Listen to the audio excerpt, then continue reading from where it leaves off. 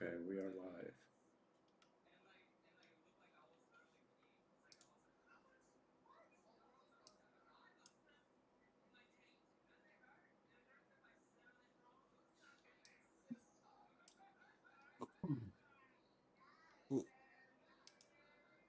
Why am I not seeing the little heads on roll 20?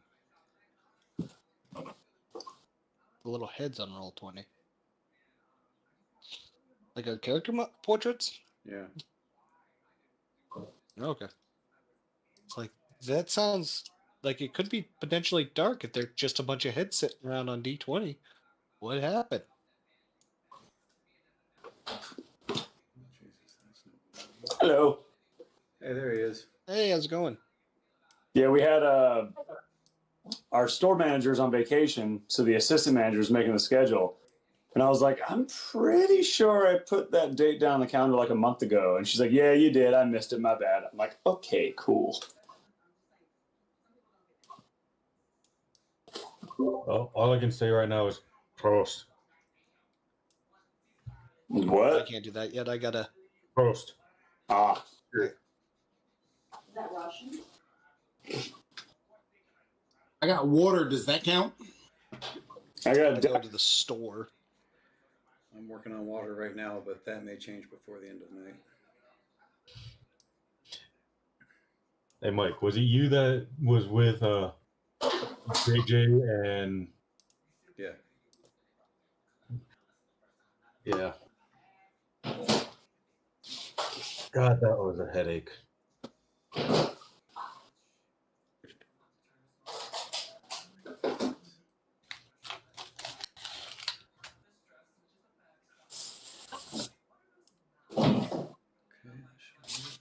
Right now, I'm I don't know if I'm going to use my dice today or not, so I'm going to make sure I have a space. I never know where my dice end up at. I swear I had them here at one point, but they are not now. Yeah.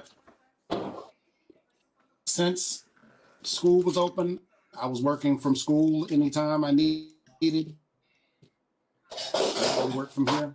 But since I have summer classes I'm teaching, I need to clean my desk off more often than.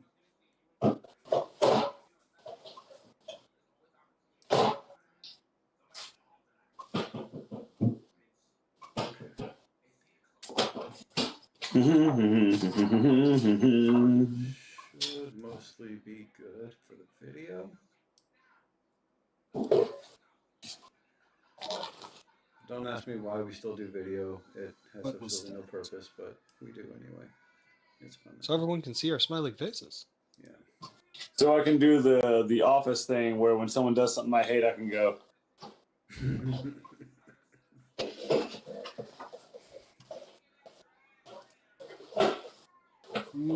All right, so you guys know the big web page I did for Goldhaven? Yeah. Yeah, that would be great to do for Valcoria, and I have not. So, just so you're aware that that is not a thing right now. Shame. I mean, it could just be Shame. the forests.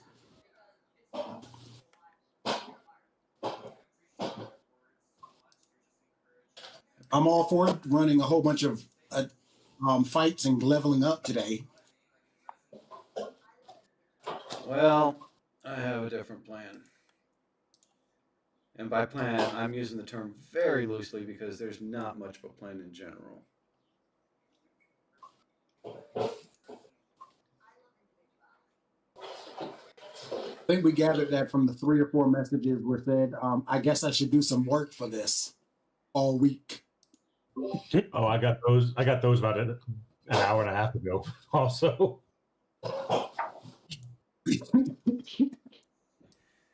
Yeah, at some point I probably should have. Although, like I told Merlot, I was looking at my text that I've built out for this campaign, and it's currently built out at about 950 pages. Good Lord. Yeah, You just wrote a fantasy novel, basically. The fancy problem is he smaller. can't anticipate the shenanigans we kind of go into. Yeah. So I know that anything I have built out is not going to have anything to do with what you guys end up doing today. I mean, someone got covered Always in our paint. fault. The tape cloth. So we're just going to do the best we That- can. It's now been passed on to a new victim. See you, Jessica. No. Wait, yeah, doesn't Gore have the tank cloth now? I thought we packed it up because that's what the captain told us to do. They did. And we got a letter to, so if it ever a guard tries to search it, we could be like, "Hey, you're not allowed to look in there. I've got orders. No. I got a paper that says I'm special." You're special. It's an inspection. And then we break out into the Into Peter song. Griffin. You can't touch me. You know, Mike had a month to prepare for this session, and he didn't.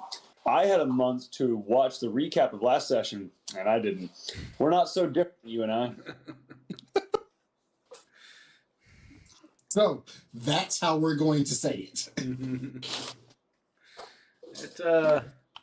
It makes sense. I have a rough idea of what we might end up seeing today.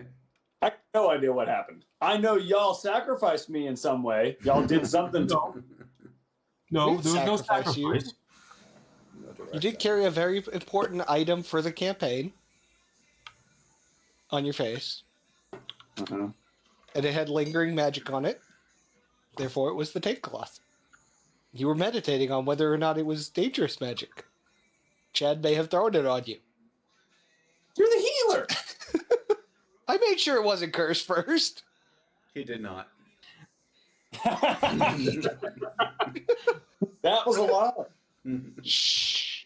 I tried. The rolls may not have been good enough.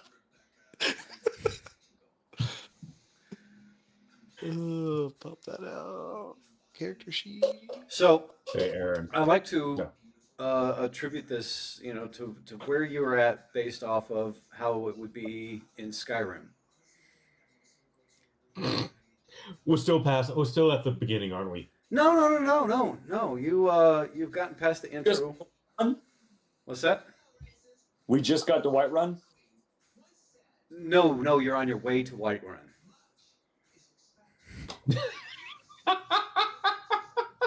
Are we at that first village where we get the friend that teaches us how to do professions? That's Whiterun. But you're past the cave. You've gone beyond the cave of what's that one? We're village? past the barrow. We're past the barrow. I thought there was the little logging village you could go to with No, what's that his name? Always the thing is, you get your Really? professions in Whiterun. Like you can learn all those in Whiterun.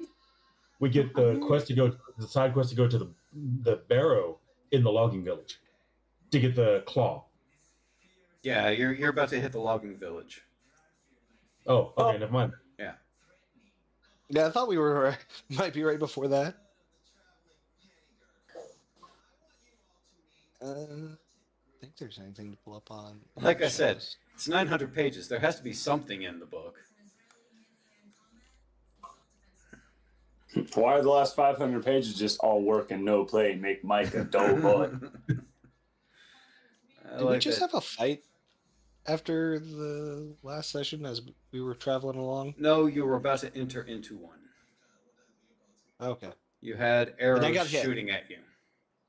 Yeah, That's that's why I right. have 17 health. Because you got hit. Mm-hmm. Yeah, Bless you. because Chad has 0 protection. Chad is raw dogging life today. Chad is getting raw dogged by life today. Oh yeah. Oh man, you Wait. get Oh no. Michael. You should have been here for I don't know why you would have been here for this one, but a friend of ours made some fun peanut butter cookies, and Jessica didn't get the job that she was up for, and so I was like, "Hey, you want a cookie?" And so she ate a whole cookie, and then we smoked a lot of jerky. and I saw this woman basically devolve into madness because she could not handle her high. Oh, she made special cookies. That's They were fine. leaded. Oh man, I wish I recorded because Michael would have been dying. I'm still embarrassed that I couldn't hold my liquor that one board game night. I still know what happened there. It was like that. Mine was funny. Yeah, yours was funnier because you didn't throw up. Yeah. I don't know what happened then. I did this. I drank the same thing I always drink at your house.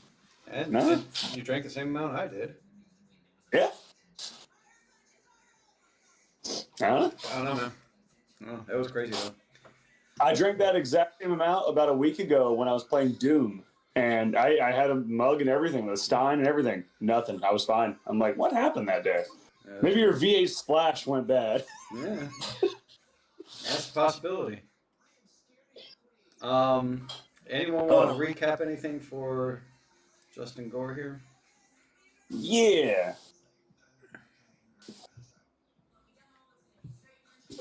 Trying to remember. Aaron sat there and performed the Magnum. Yeah. Chad pulled off the Magnum. Okay. Zula, I won't. Okay, well, I did put the notes in the chat. There they are. Yeah. oh, you've seen the movie Zoolander, right there, Justin? Yeah, the first one. That's the one. Yeah. So This went this back to was town. Aaron when we got to the village. Excuse me. So we went back to town. Chains and Rothus noticed a cloak person at the edge of the people as they were celebrating us, but they couldn't find a trail of them. They went looking for that person, see if they could find anything, while everyone else went to the mayor. We got our rewards for the entry fee and free food and drink for the night. All right. There was an inspection going on, so we were told to quit our shenanigans from the mayor. It was by the Valcoria guard. We turned in the 25 gold, or the 25 years for 25 gold. Oh, okay. And then we got 5 more for the head of the monster. And we split What was the that monster? between the party. I keep calling it a mosquito, but it's not a mosquito. I Fucking remember.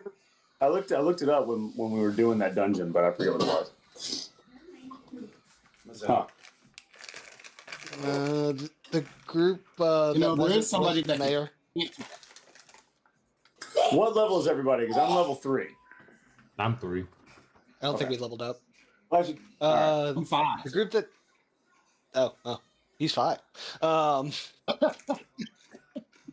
The group that didn't head to the mayor went to the tavern and they talked to the dwarf elf and a gnome about the mine that I guess they were in there if I'm reading my notes right. And one of the people that was there offered to help us get to the other village or this main town that we're on now. In a hand-to-hand The cloth was on you for this long time. You were just sitting there with it again on your face, just sitting by the cart of the inn. So we went back, grabbed the cloth to head to the guild hall because we did take that with us to the mayor's office. And then we ran into Illyrian Thorn, and I'm probably pronouncing that wrong. The captain of the Valcorian guard, who told us to find her sister, Cousin. Can you guys put cousin. a link to our Shadows of the Realm, whatever it's called, the website? It's not in my bookmark. It's in the OCC chat, right below where I'm reading, actually. Cousin You put this up. Illyria Thorn, a sergeant in the guard for Valcoria, to continue the investigation. She gave us a letter saying that we can have this cloth because she's like, where did you get this? And was like interrogating us, and we're like, we just found it on this guy's dead body. Gotcha. Okay, I see everything now. Don't wave it around. We were told to forget about the miners and head there. The group. We wanted to take this merchant. He agreed to. We wanted a 12 gold flat rate with 6 gold per fight, but that's not what we came to. I forgot to write down what it was. It was like 100 gold if someone dies. So Chad's going to be running into the fray for everyone. Gotcha. And seeing as the opening salvo already hit Chad, there's a good possibility there might be a Chad death. Nah, you'll be fine. Michael's not gonna let us die. Da, da, da. You all do have backup characters, right? Yeah, I got the one I sent you. I just got to flush it out. but Absolutely not. I don't have one. Oh, okay. Batman always has a backup. That's kind of out of character, my dude. You should absolutely have the Owlman of Zur-En Ra. Oh, no worry. I have a backup plan, just not a backup character. My backup character is going to be a Warforged who names himself Pleasurebot. He's going to be a bard. Be allowed to do Warforged or Artificer anymore. I haven't done a Warforged before. You haven't done Warforged? What were you last time? When you were the little guy? I don't know. Oh, an Autognome. Okay. Fair enough. He got his comeuppance. He had the perfect ending and you didn't do it. I know. Oh, shit. Okay, I read it in the Discord. I thought it was in the group chats in the Discord chat, so I read it. I'm as up to speed as I can be. Oops, sorry. All right, so your mage wakes up, but your rogue goes to sleep. Yeah. Just the rain of arrows just makes him faint. Well, one of them ended up hitting him, knocked him out. He can be an adventurer just like that until he took an arrow to the head. Can you sit with me? You want to sit next to me? Yeah, you can sit next to me. They haven't seen your haircut. Well, they're probably on Facebook. But... Hey, look at that. That's nice. Hey, Good job, Diddy. good haircut. Say hi. Say hi. What did you? Got way better than mine. Yeah, I need to trim mine again. Just need to shave it all off. What do you think I'm talking about?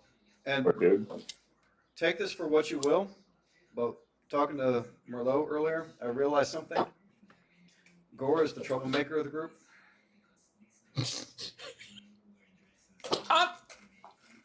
I'm sorry. I just feel like we need to establish that.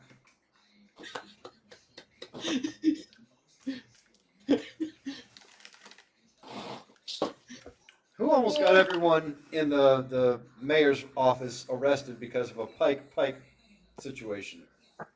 That was getting them out of the situation that they got into by fighting. Who Was it fighting or sold was it? the group? Minstrel group. The minstrel group? You're all welcome to be alive. I had a backup character. Jet did try to I was find them, already by the alive. way. That's right. Jet was trying to find them Still during alive. last session. I won't talk us out of any other situations anymore. Y'all can rob the jewelers and the magic shops and get caught and get all that shit and get in jail. What about the who did the rat? He isn't here. I didn't do the rat. No, I know. That was Merlot. I was just bringing up someone else. I got away with it. I'm the troublemaker. One of our party members robbed a waitress just for shits and giggles. But he didn't get caught. Don't forget, he also robbed a healer. Yeah. That still hasn't figured out who it is, but is now suspecting someone else. I'm sorry, After I tried to watching steal them your murder. underwear. Anyway, we can't count him No, it because was a he's murder. not even here for several sessions. So His situation does not sound fun, though. I'll say that. no, No, not it does not. at all. Hopefully. I will say, because you're about to enter combat, we may want to wait for your final person to join before we continue. Yeah. What are we fighting again? You're not sure yet. We don't know yet. Oh. We got ambushed, we and that's know why is- we had to end it. Okay. All we know is Chad took an arrow to the knee. I mean, he wasn't an adventurer already, so. He This is was what ends his not career. that much of an adventure. It might. Well, And then you guys get 100 gold. you go ahead and bring up that thing.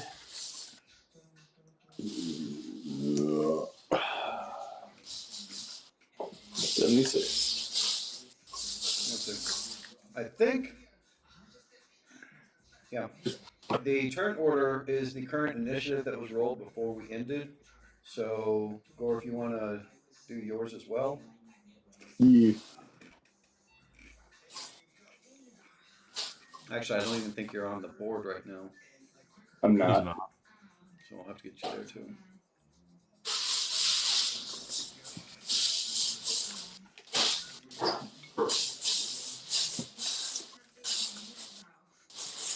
If you see my face, I'm gonna give you hell. I'm gonna give you hell. It does.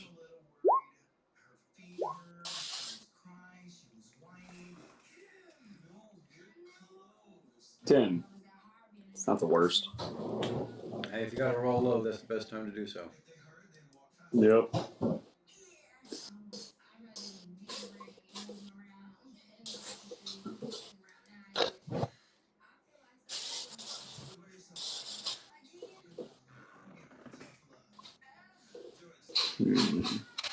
I mean, Chad was on fire last time. This time, no. Who knows? It's a brand new day. Aaron. I'm kind of glad I bought a deck back in the day when I did, because Endgames is selling the exact same deck I paid $50 for 108. Oh my god. I need to go to Target real quick. I'll be right back, guys. Oh no, this is a war. No, fuck. You won't even go into that. This one they won't have because it's a Warhammer. One of the 4 Warhammer. Like that one? Yep, actually, exactly that one. Yeah, I grabbed it. I don't know how to use it very well, but I have it. No, I I'm don't saying have time to look up magic strategies. Aaron, that exact deck is what they're selling for 180. Woo! Hey, Mike. And I already spent 500 for Friday. Ha! I'm spending nothing because we're on one income and it sucks. Yeah, Well, I gotta pay for a dog's surgery in a couple months on both knees, and then we still want to buy a car. My brother was very kind. He got me, or he bought it for himself, but then after he was finished, he gave me Doom the Dark Ages because he knows I'm a huge Doom fan, but I cannot do that right now. It is the goods. I haven't played it yet, but I have it on my shelf. I'm going to play it when I hop up here. I've only ever disliked one Doom game, so. And that was probably Doom 3. No, I love Doom 3. I don't understand why people hate it. It's a completely different genre, but it was so good for what it was. Which ironically, that doesn't fall into canon. No, well, I mean, yeah, it was supposed to be a reboot even back then. They just called it 3 for name recognition purposes, but it was a reboot back then. No, I love Doom 3. I still have my Xbox Steelbook Collector's Edition from when I bought it when I was 15? I think it came out. No, 13? Fuck, you make me feel old. When did Yeah, I get that- out? Game I don't like That is game Doom. came out a while ago. The only Doom game I don't like is Doom 64, and it's because the soundtrack is abysmal. They went for I was in my second year in the army when Doom 3 came out. If you said you were 15, yeah, it was either 15 or 13. I think it came out in 2003 or 2004, right? 4. So I was either 13 or 14, depending on what month. I was just leaving Germany the first time, going to Arizona. Yeah, it sucks. But I like that game, and I actually hate the remakes. They took out the thing that made it scary. When it first came out, you had to choose between having a weapon equipped or a flashlight. You see, and in the remakes, they made it where you have a headlight, like a headlamp that you can just turn on. It was Don't the get mod. it was the flashlight mod that they took the flashlight mod. Somebody took and just went with it. Yeah, I don't like it. I liked it better the other way. It was scarier. True in unending darkness. But no, Doom 64 is my least favorite because the soundtrack is just this atmospheric, weird, like wow. What's funny is I wasn't counting Doom 64 as canon, but apparently it is canon. And it's probably the biggest. It's probably the biggest surprise of canon because the end of that game they put you in the sarcophagus that you wake up in 2016. Well, what's funny, what's kind of ironic is this Doom, the Dark Ages, is actually a prequel to Doom 2017. It's what he was doing in between 64 and 2016. I don't know how that works yet because I haven't played it, but I do know where it fits in the timeline. Weird. Yeah, I wish he'd kept the shield the entire time after. I've heard mechanic is dope as shit. I can't wait to do it. Shield is amazing. Yes, it is. I've heard it's like they're like Doom 2016 told you got to keep moving. Doom Eternal is you got to keep moving and jumping, and Doom the Dark Ages is stand your ground. I want Not even stand your ground. It's push them back and be the tank you always were meant to be. I like it. Be the tanky Captain America. Shotgun. You're with a shotgun. I heard they nerfed the super shotgun in Dark Ages an update yesterday.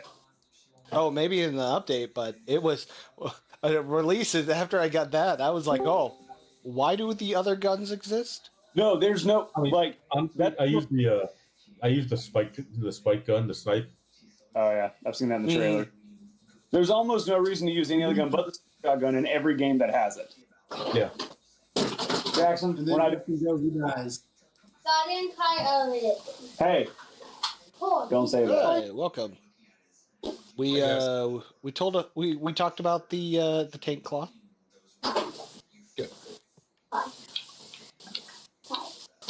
Oh wait, that means you were in Germany when the Doom movie came out. When did that come out? 2 years after Doom 3. 2005, I want to say. No, I was in Arizona. Oh, okay. I was at Fort We Gotcha. Man, what an awful but great but awful movie that is. Dad, It's good for what it is.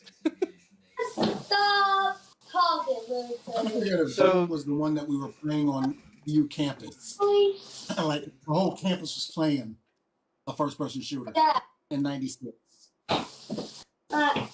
96 probably was Doom. Or Quake. Yeah. Yeah, Could have been Quake. like everyone. No, the original Doom was like 92.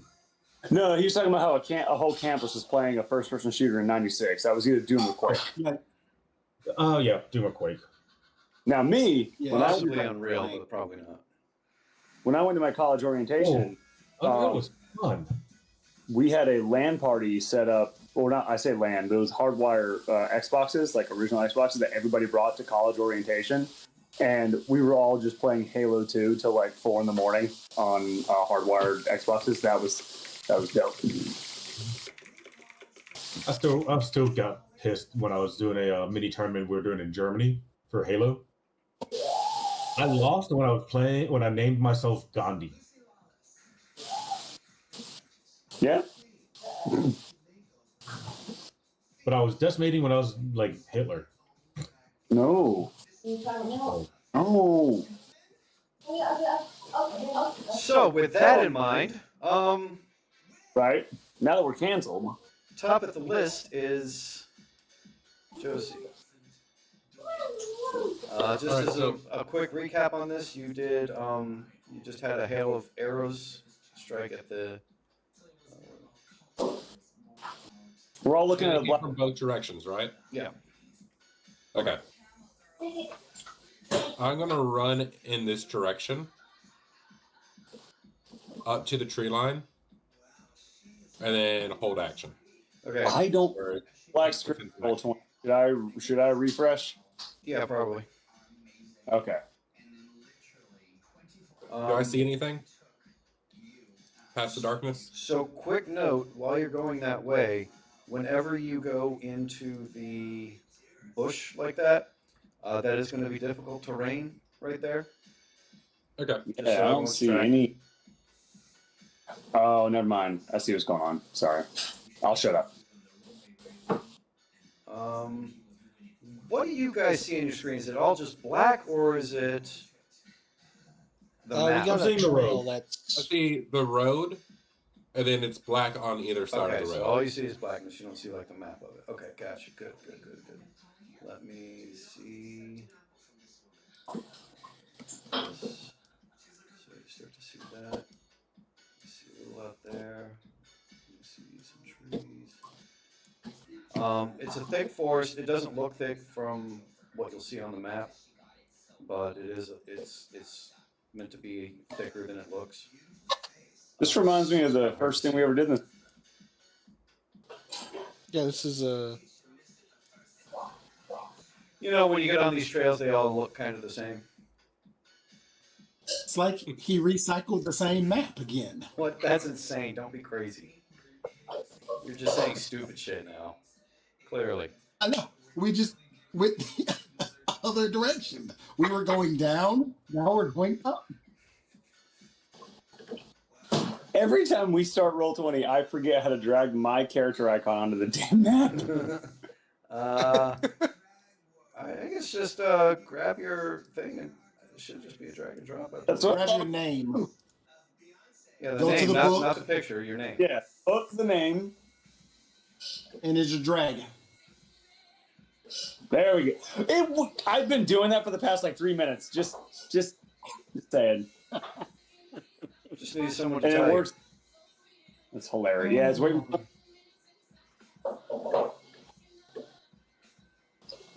if I can find that steel book. I want to show. I would love to show you guys. It's like all bent up and shit because I've had it for so long.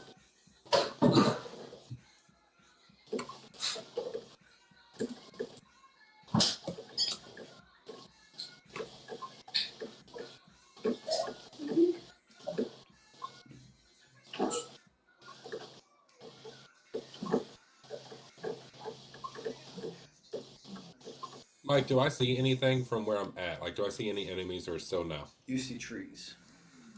All right. Cool. No. So, Lots of trees. as I'm taking my defensive action, I'm just going to relay it back to Rothis, going, all I see is trees. Fly up.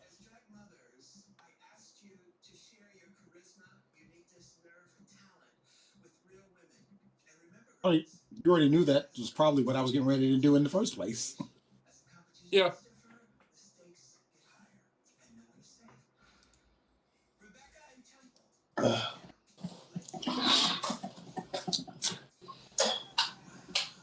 So we have yet to see what shot at us. Right. Mind you, all that's happened is that they shot at you, and then we ended for the night. And that was pretty Yeah. much it. So. Knowing Michael, it's a whole How tall bunch are the trees? of Brook High, and he's like, "Why can't you guys take them out in 2 turns?" And we're all dead. We only They did got a that little too once. big for us.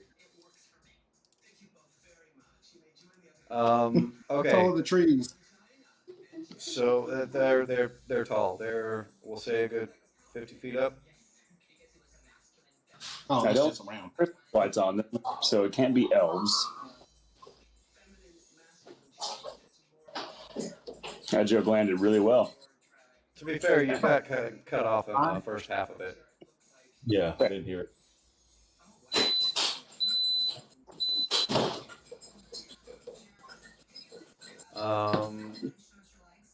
How far can you fly on one turn? Max is ×4, right? Are you going full out sprint on this? I mean, max is ×4, right? Yeah. 160 if I go max. Is that what you're doing? No. I'm gonna go. No. You said 50 feet in the air. Most people can shoot a bow. I Most mean, people can shoot a bow well gun that. yeah, I know they can go like 300 feet. yeah, Depending on the bow. and the skill. Yeah, but then they start losing range points by the farther it is. After I think 100, they lose range.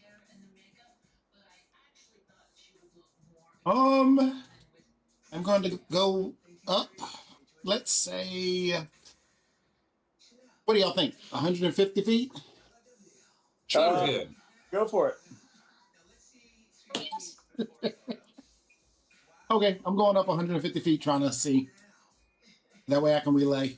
How fast are you moving? What time of day is it right now? We say it's about midday. Midday? Cool. Yeah. Actually, I'll go max, which is what, 160. I'm just going that. Okay, so quick question, hypothetical, purely hypothetical. If you're going max at your flight and you were to hit like some sort of invisible glass barrier or something, how much damage would that do to you? I don't know. Okay, Stephen King, are we under the dome? I mean, It wouldn't be the first time.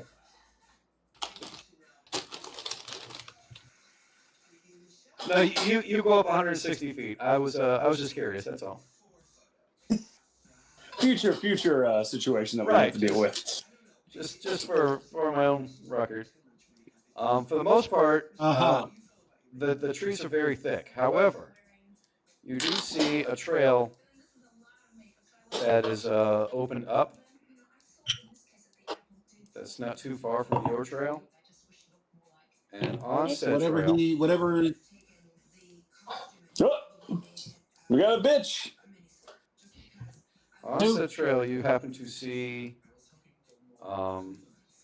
humanoid figures. I see some bitches. right? I relay what I see to whoever has the telepathic abilities with me. That's me. As long as Chad can see you, he can be talking with you. Chad's got an arrow in his knee, apparently. Yeah, I'm going straight up. Y'all will be able to see me.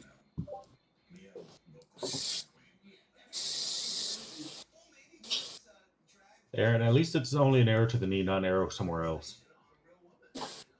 That's why I'm glad I still got underwear. You're sure to wear your brown pants, all right?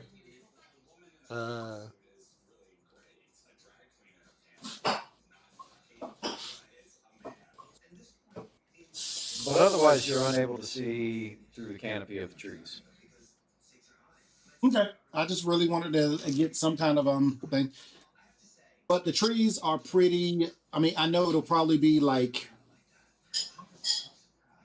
slow down, but I can fly through the trees, right? Yes, yeah. You Actually, have it's to take not too slow down because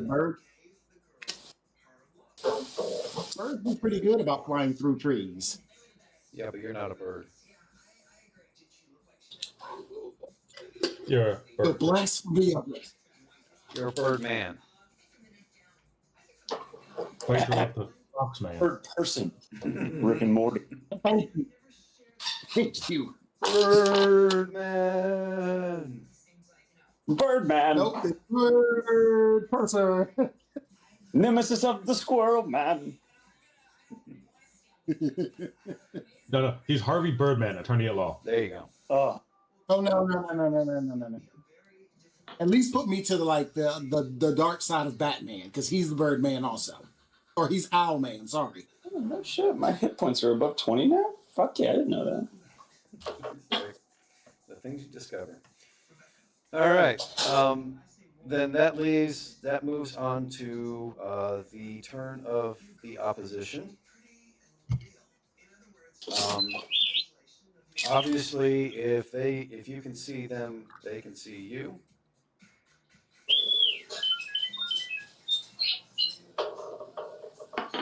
It's my toaster. Sorry. Okay. Wait, what? That's my toaster. Okay. I don't know why I questioned that. Fine.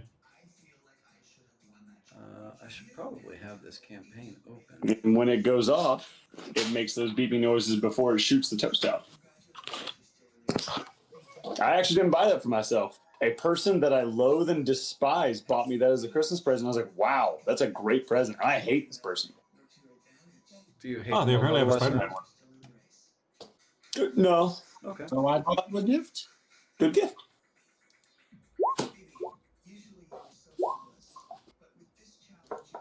Going for $69 right now. Yeah, it's not bad. And it's actually a really good toaster that's really easy to clean. So, honestly, Let me see the toaster. Yeah, nice. I think it's about to go off, too. Let's see. I'm making toast.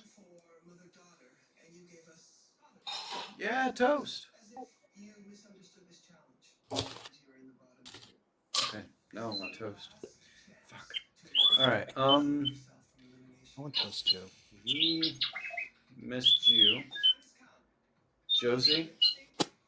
Yes. You see a guy kind of stick out. You can kind of see him on the northern end there. You see Okay. him stick out of the tree as he shoots at you, and then he ducks back under. That's good.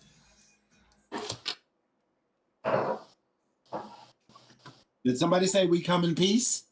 But we don't, though. I mean, Chad got shot at. Yeah, I mean, you I don't got want her. to, you don't want to lie.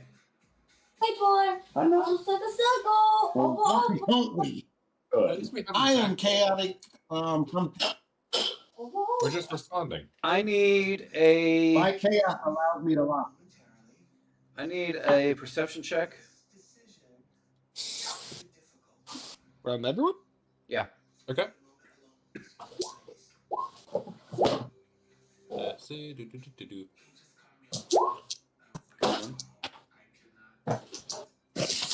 You're on the floor. Who's daddy? Even better.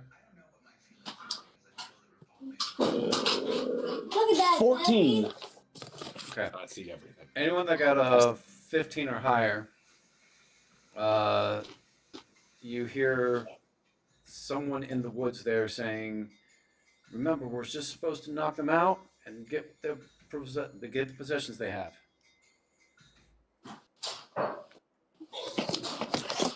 They're Chad bitching. will relay this around with his mind link to people. Hey, they're trying to take advantage of us like the goblins. Chad doesn't want to repeat that one.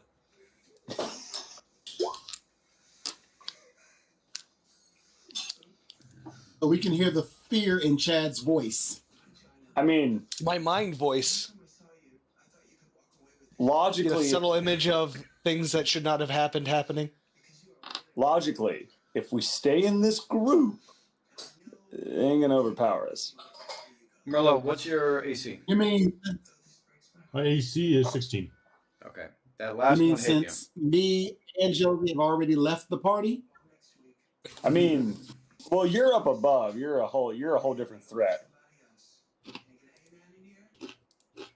Josie, however, yes, Josie has.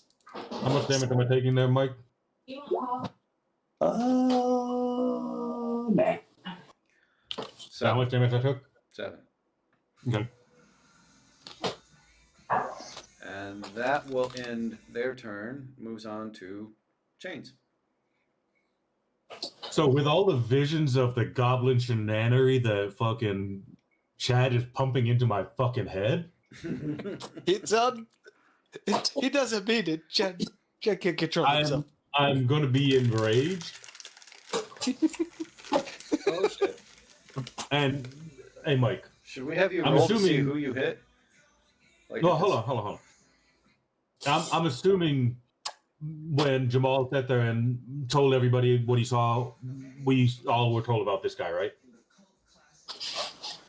Loosely, you have kind of vague idea of the direction because you got to remember, he relayed it to He didn't- Chad. he- Chad relayed it to. So you're playing a game Everyone of that he telephone, saw. and it's over a very Vagueness is good enough. yeah. Like if you look up and you see Owlman, you see the direction he's looking and pointing. Vagueness is good enough. Yeah. I'm gonna go ahead and, with my bow out, come out this way. And do I see anything? You see. Let me get the right tool.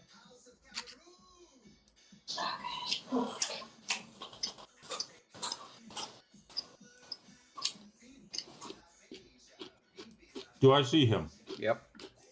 You see, Good. I opened it up there for you. Yeah. Go ahead and roll your damage. He does not look to be doing well. Was that? I said he does not look to be doing well. You hit him right in the chest, although it doesn't look like it was a critical spot, but it does look like it was detrimental to him. He's not down, but he kind of And looks I'm like he just should be. screaming. I'm just screaming in Elvish. Not again. Never again.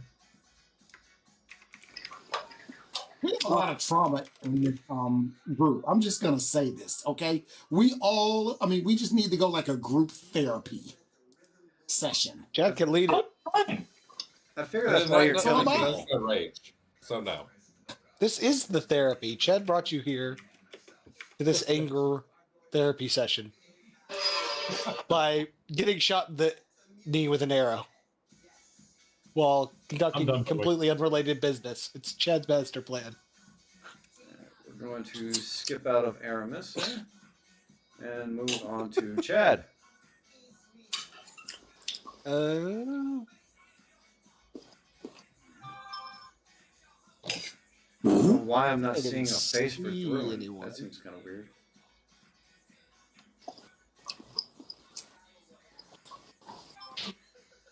And Chad will move up. I'll be right back. I gotta go get mail. Don't hit my door.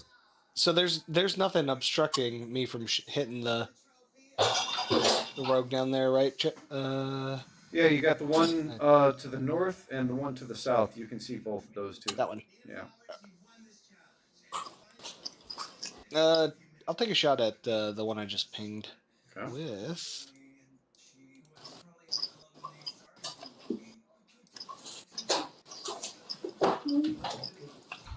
We'll go with Firebolt. 20 dirty.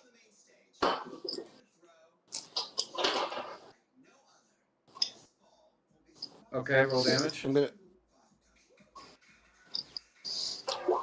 8. Okay. You hit him in the side.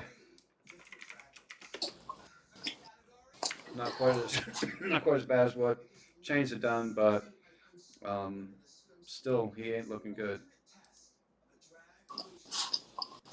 Chad will just say, "Never again." Wait. Chad's not. You're not taking Chad without a fight. Bam. I saw what you did to Bubba. Bam. No one's got the reference. Ah. Forrest Gump. Mage Pain. The trade story. The Choo, choo. wasn't tell Charlie. It wasn't choo. It was toot toot. Oh yeah. We used to watch that all the time in fucking JRPC. No, I still say the funniest scene in that movie is when he shoots into the closet and goes, "If he's still in there, he ain't happy." He ain't happy. There's a lot of them, especially when he shaves the blind guy. I mean, and his dog at the end. Yeah. Like into the closet might be the most. Oh, that would totally It's such an extreme solution, but it is a solution.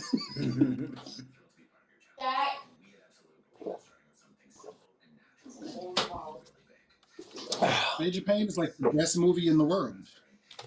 Major Pain is hilarious. It is a good movie. It is a movie that is proof that if the movie succeeds completely because of Damon Wayans, and if it was anybody else, it probably wouldn't have been near. No, you're right. You should tell them about my soft wars. Oh, I'll get to that. It is your turn. Yeah, so I just sort of wake up and shit has kicked off, and I wake up in time to see Chad Broski over there throw a firebolt at that one bitch from Mortal Kombat. So I'm going to Melina.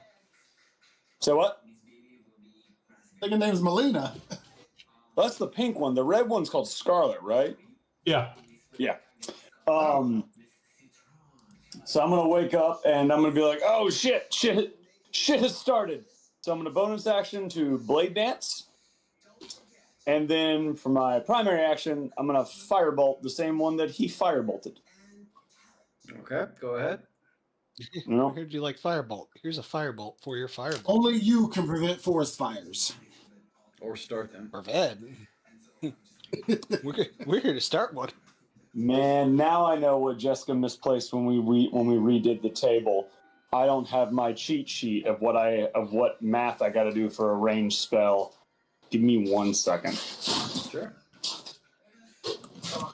I usually have a cheat sheet of that.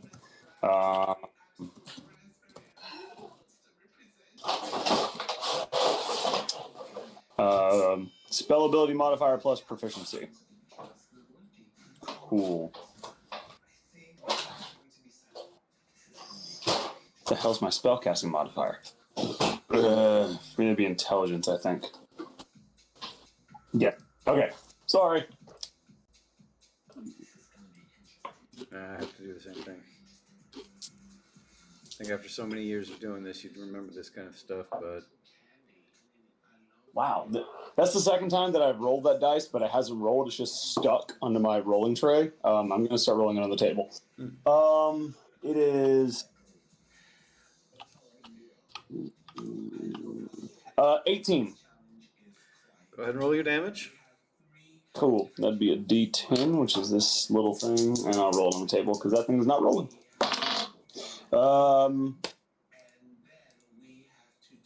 Do you plus anything to damage?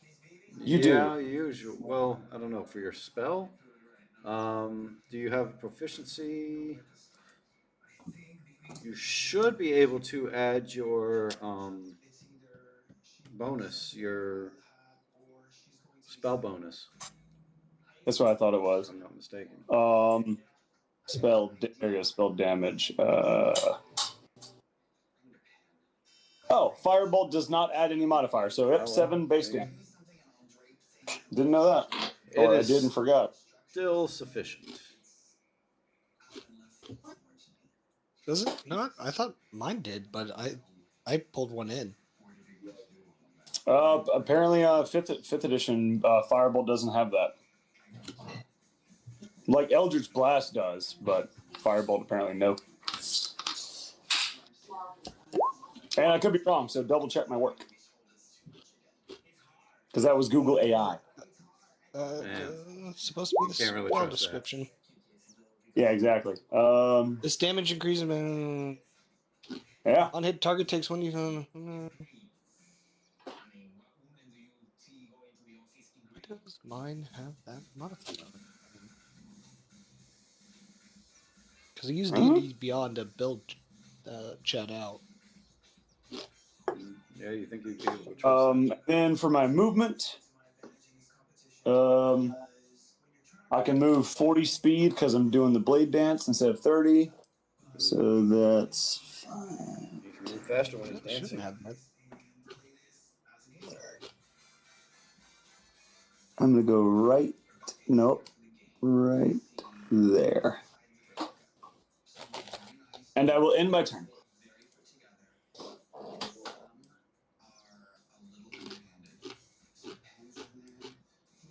Son of a... Yeah, okay. Hey, guys, there's another one. What part of hail of arrows did you not understand? I was asleep, you owl bitch. Nope. I woke up, Dad, and go, whoa, fireball. So that But that's still... That means, Thorn, Yes. your turn. All right. I'm going to just try to use my turn. I know I'm in difficult terrain at the moment. Yes. Get behind this tree. Yeah, that's fine. And then take defensive action again. So, behind is a relative term. Are you behind to... Compared to the guy who was sticking out to him. So, the one you were up here on. So, you'd be more like here. Okay. Yeah. Okay. That's right. That's no problem. And then, I'm just taking defensive action, okay, so you're just I'm good. Gotcha. All right. Birdman. Flying into the tree.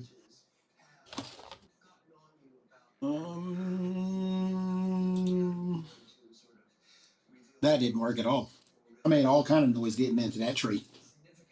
I saw you move, but I don't see where you moved to. Where are you? He's at black. Oh, I see why I didn't see where you were. Yeah. No, I see that. And you're gonna see why I didn't see you.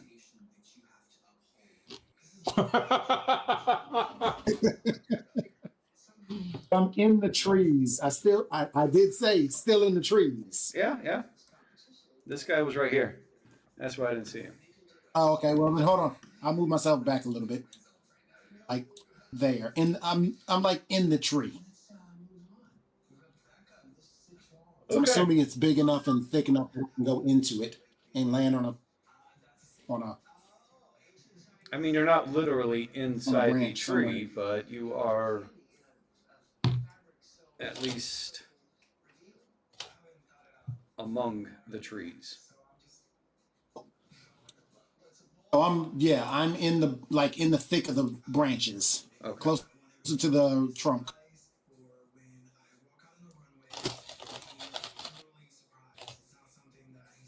And now, Josie can see why I was curious as to which side of the tree he was on. Yeah. Yeah, I can't. That'll get me close enough, but I can't do an action because of how far I was up. Yeah, you were quite a ways up.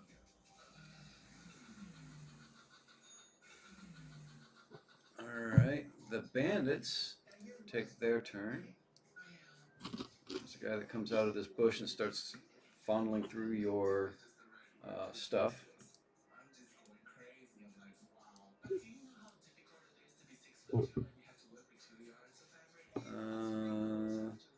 This one runs up to the mage as he gets into an open area.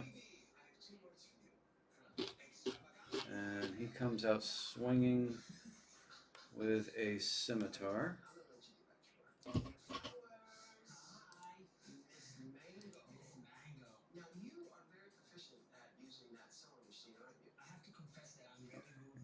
Sorry, looking at something. Making sure I get you guys the right stuff. Okay. Alright. That's his first strike. And then he does a second. Gore, what is your AC?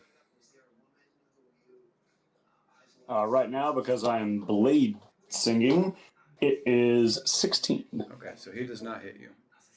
Nope. He would have, though. That's why I'm blade singing.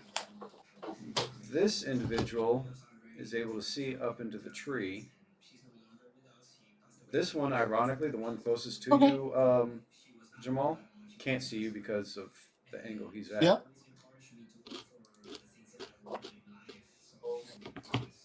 Okay.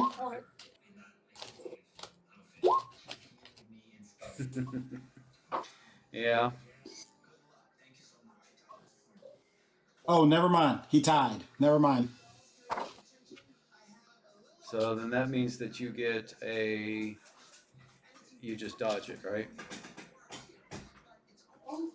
Well, technically, I just dodged it, so no, because he tied my AC. Oh. Okay. All that does is if he would have hit, I roll that, and then I take that damage from it. Yeah.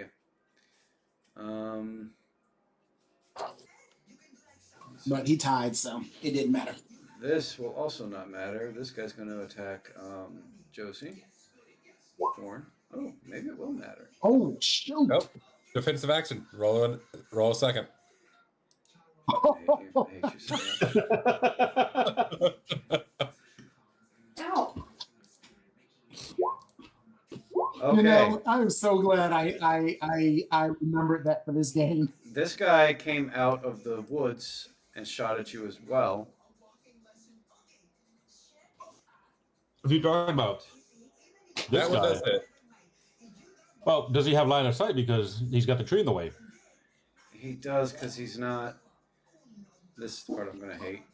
He does have line of sight because he's still poking out to. He's just undercover, but that does give him a +5 to defense, which makes him not hit. That's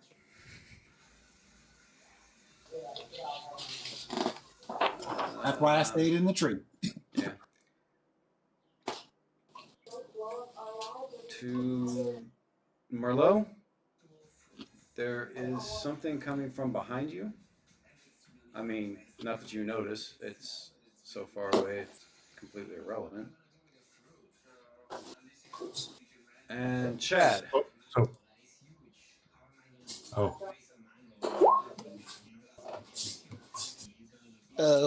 Was that a 15 to hit? Yeah. Yeah, that hits. Yeah, we're really gonna have to get him some defense. Not proficient in armor yet. I need a feat for that. When I get light armor, which I'm proficient in due to being a blade singer, I'll have an AC of almost 20 when I'm blade singing, and that's my goal. Okay. And that's all the bandits. They win.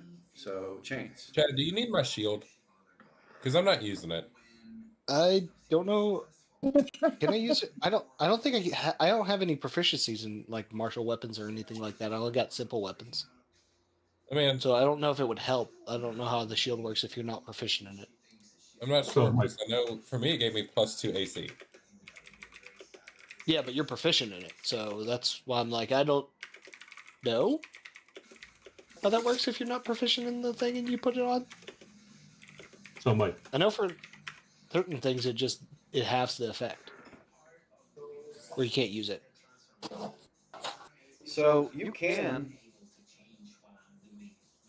Oh, but well, you can and you can't. It's considered a type of armor for proficiency purposes.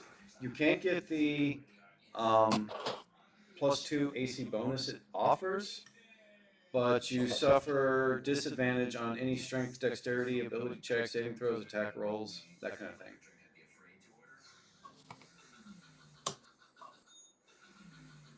Disadvantage, of course, is the thing where you roll twice and take the lesser of the two. yeah. Now, after I get a feat, I can take some armor feats to become proficient in them, so I don't. Which is next level, I think.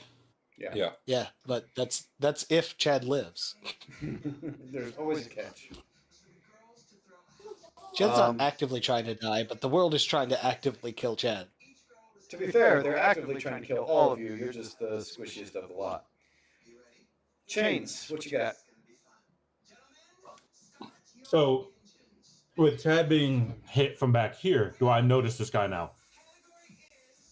Oh no. Roll me a perception check, because you're kind of focused on the guys in front of you. And Chad is behind you.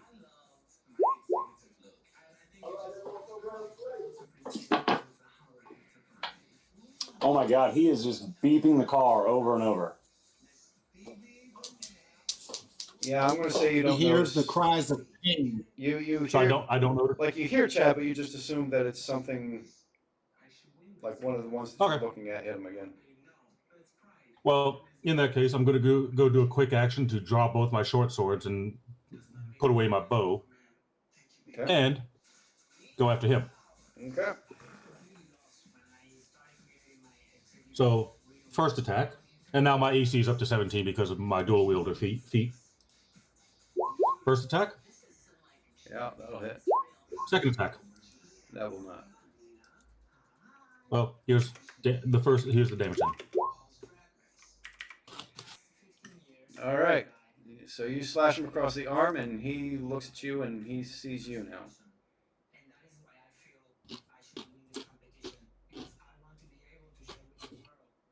I'm just going to continue cussing him out in Elvish. You caught his attention. I'm done. Which brings us to Chad. Chad, gonna do something about him being hurt. Is anyone else hurt? Just No. chat. No. Just Chad? Just Chad's my being pride. Chad?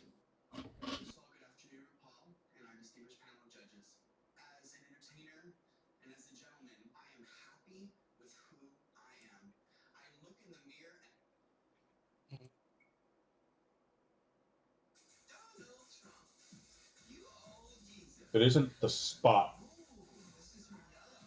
I'm reading on my meta magic stuff. It says attack, so I can't use that one. Chad is going to use Why does Chad go before me? Chad rolled better at that time. No, he actually Chad, did not. Yeah. It's just because I had them in the wrong order. I didn't reorganize that order there. Because you came in after the fact. Dude. I had it all laid out Want him to go properly first? last time. Yeah. We can keep looking at your stuff while Thruin takes his turn. I know what I'm doing. I was just making sure to click on the right stuff. That wasn't me trying to be. That was me because I want to help you. I was going to help myself with a spell. Well, no, I'm going to help you with a spell. Okay. Yep. All right. You are within range. So I'm going to bless myself, Chains, and Chad. Blessings are had by all. And me. Huh? He said because fuck Why you, not that's me? You never We don't need need it. my help. You are annoyingly, not even annoyingly, you are absolutely persistent in being okay. This is a concentration. This is a concentration, and it does count as my action. So Okay. that was like helping everybody.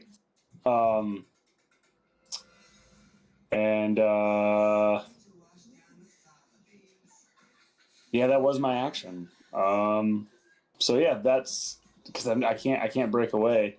So that anticlimactic as hell, but that's my turn. That's fine. Sometimes that's what you got to do. Now, Chad, go ahead and do your thing. Chad is going to do Cure Oh. Wounds. Sorry, I did not know this. When you're using that as a spell slot of 2 or higher, you can target an additional creature. I did not know that. So yeah, go ahead and bless Owlman. Hey, what does it do again? So, whenever a target makes an attack roll or a saving throw, you can add a D4 to the results. It's not the greatest thing, but it will help.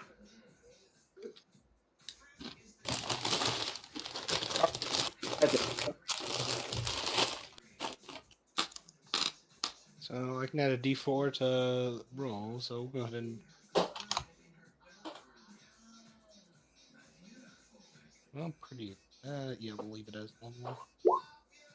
And then I'll go ahead and use the blessed. Yeah, you use it indefinitely, so use it every 14. time. Nice.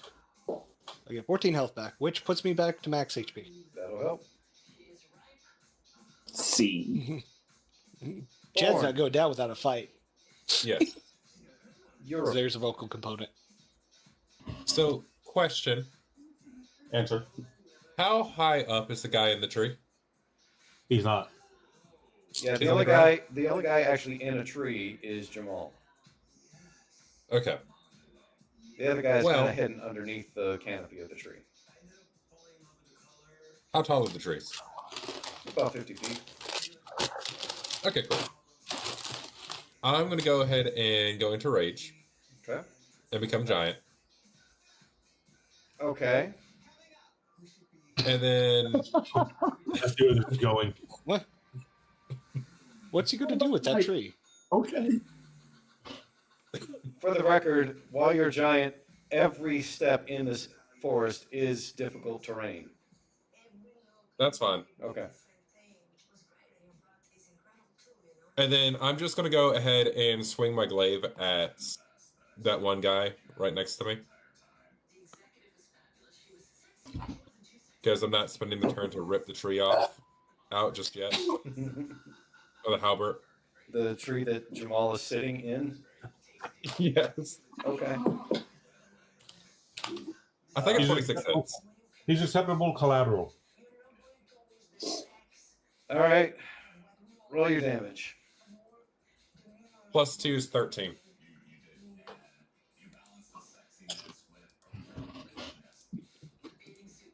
Yay! And I yell out as I kill him. So much for knocking us out. Well, that's the bitch probably not good. Okay, Jamal. Yep. Well then, what is this guy doing? Which one? Oh, he seems How do you go to be. here? He seems to be rifling through your stuff. Okay.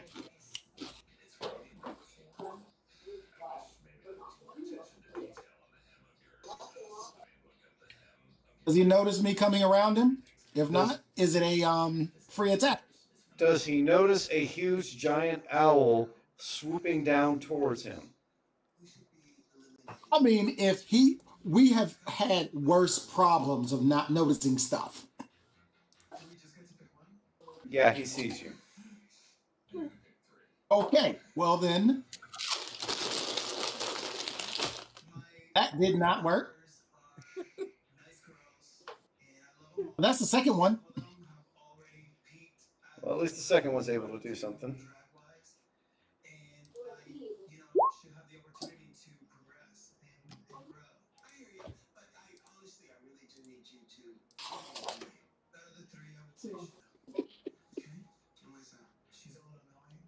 He saw you, but it didn't really help him much.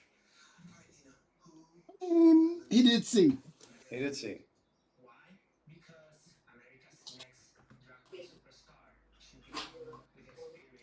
Okay, that makes it their turn.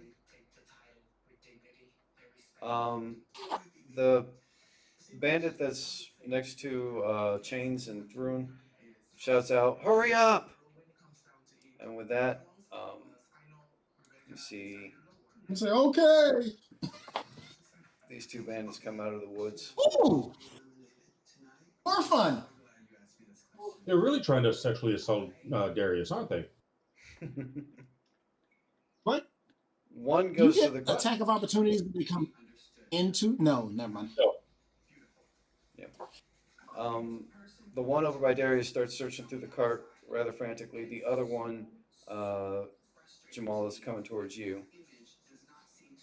Yeah, I figured. Nope. No.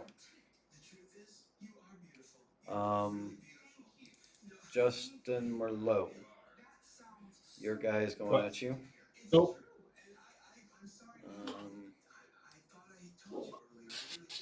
This guy seems very hesitant to do so, but he is heading towards the giant. That hits. Of course it hits. It's a critical. What kind of that's about the But I'm only only going to take half damage from it, so... And he does that. Oh, that sucks. Okay.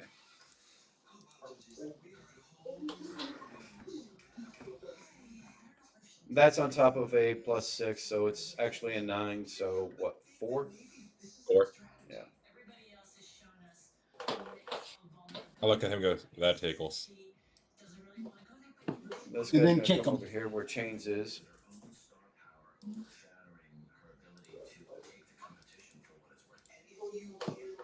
And does nothing. And then this guy comes out from the woods where Thrun is.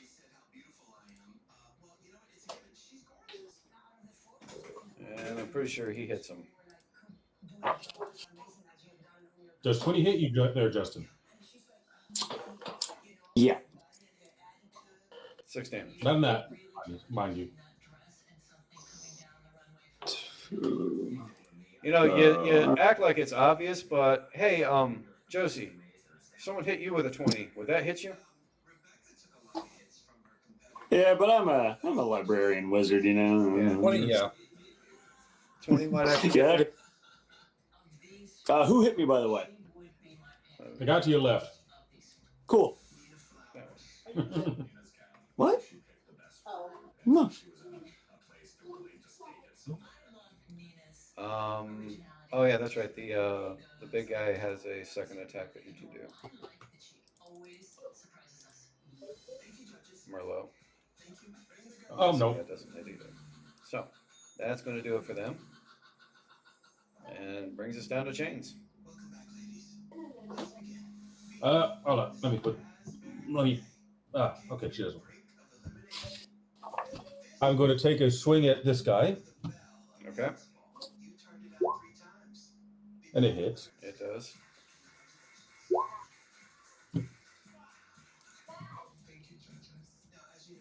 Is he dead?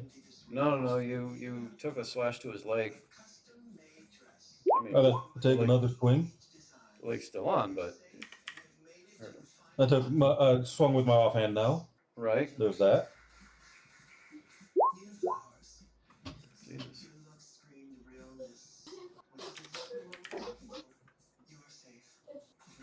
And then you hammer on that same leg again.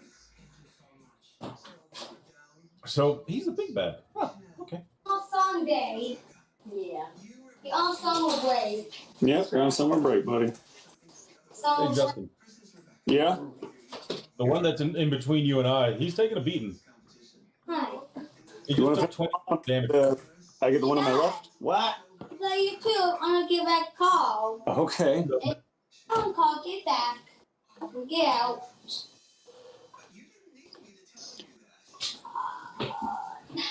The one in between me and you, that's probably the leader, right? Yeah, he's just taking over. He's just taking an additional 20 points. Okay. And we're going to. Okay, yeah. Let's just hammer that one. I'm done, Mike. Yep. It's through. I really hate that cheat sheet is missing. It had a lot of stuff on it. Yeah. Yeah, I don't know where Jessica put it. Hold on. Keep all my shit digital.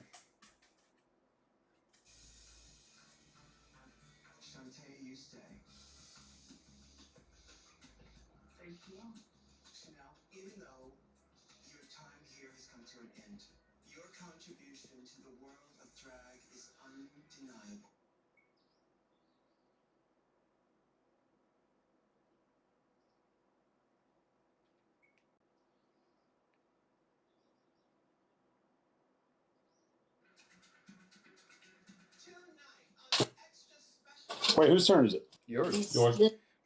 Oh, Jesus. So, yeah. All right. Well, we found it, so that's good. Oh, good. Okay, so. Just in time. Sorry. No, we have a lot of different Justins. Time is not one of them. Yeah, that's true. Wow. Mike, at least we don't have other Justin. I'm going to cast. I'm going to pull out my longsword, cast Booming Blade on it, and smack leader in the face. Okay. No, wait, I'm thinking of it. So first, my longsword has to hit for the spell to go off. Okay. And that is.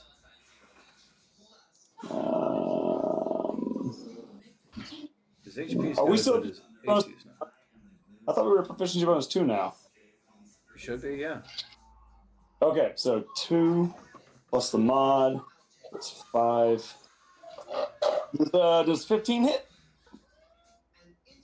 No. Damn it! That's right. Damn it. Okay. That's it. That's all I can do. Sorry. Oh, wait. Oh, do I have a hold on? I might have bonus shit. I usually have bonus action bullshit.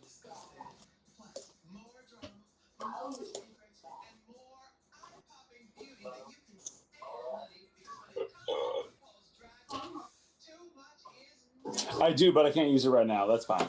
Fair enough. Chad.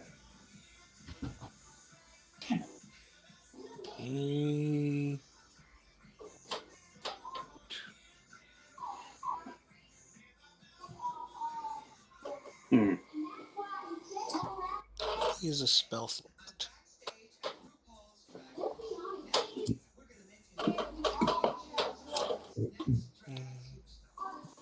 I know what I can probably do, but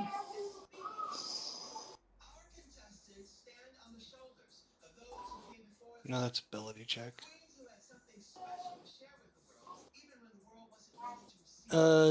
Shed will move slightly here and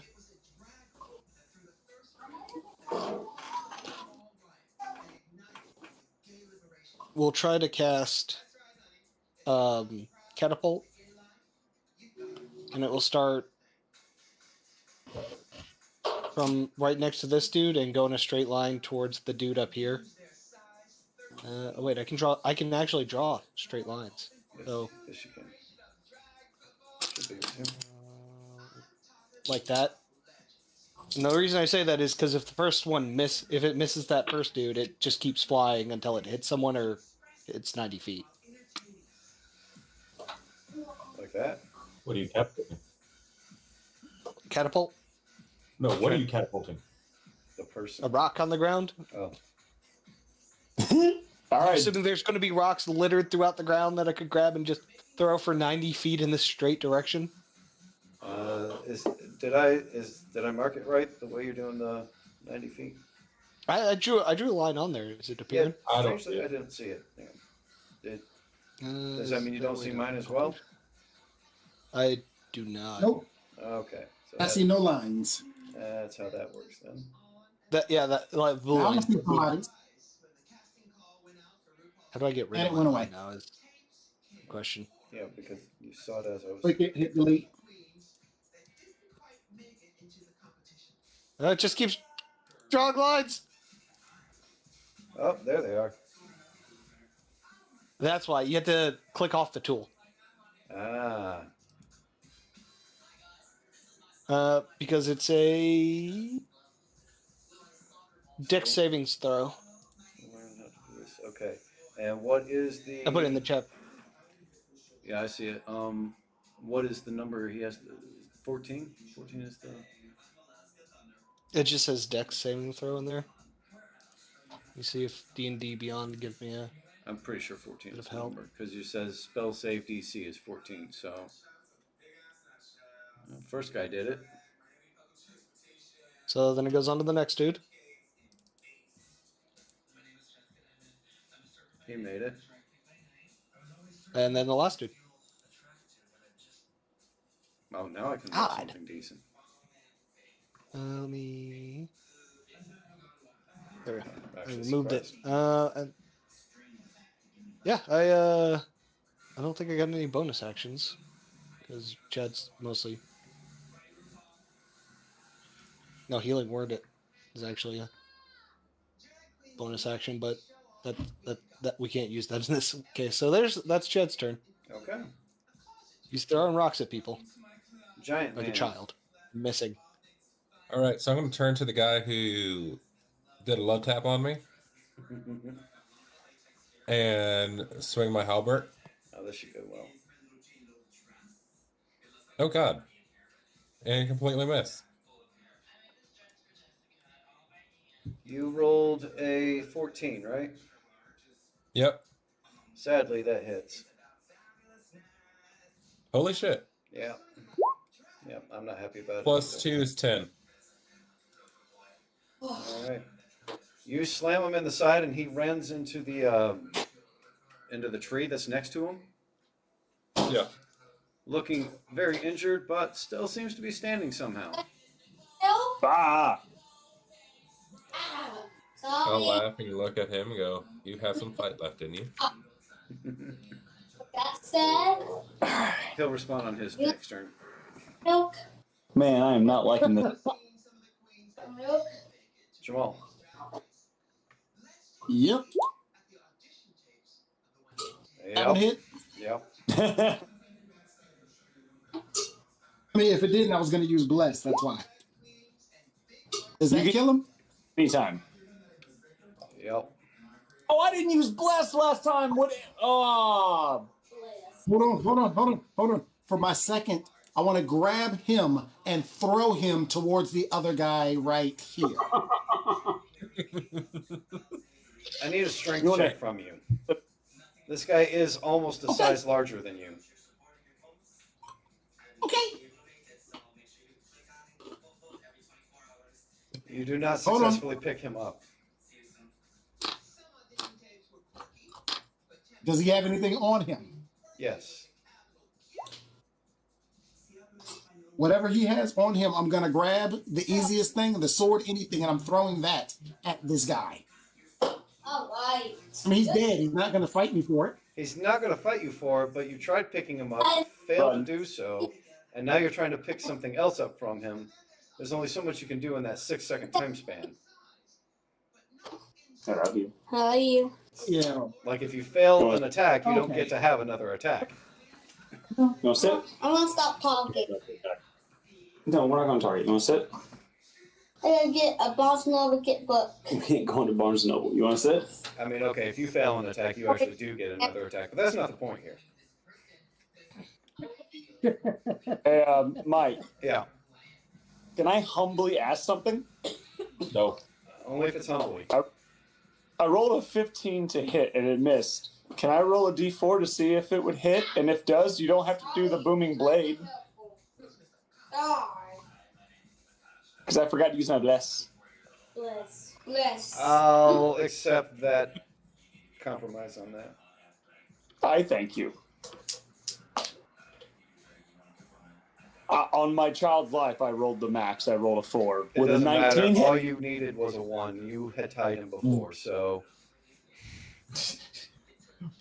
Damage is 1d8. There we go. 2. Amazing, but you know. Well, wait. What do I add to that? I have a modifier. What type of weapon you're using? Is it a finesse weapon? It's longsword, so it's strength. So I hit him for 3. Okay. But I thank you because I keep forgetting to use bless. Oh, now you remember. That's not Yes. true. But Just say it every you'd hope. Until next time. Yeah.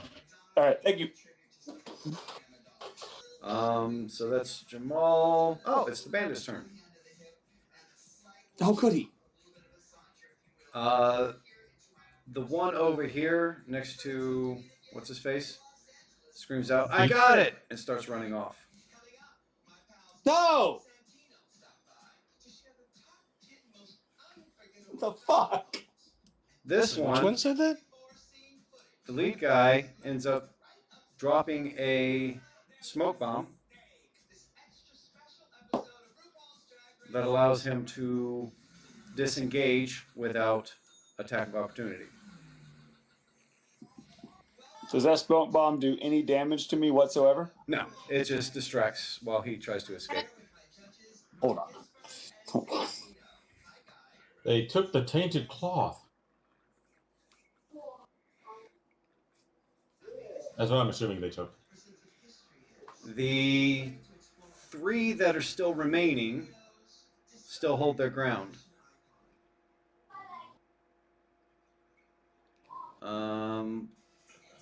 Chains?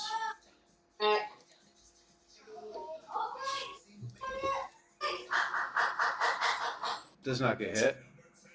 Nope. Thorn does not get hit. Thrun does not get hit. So all of you got swung on, but none of you got hit.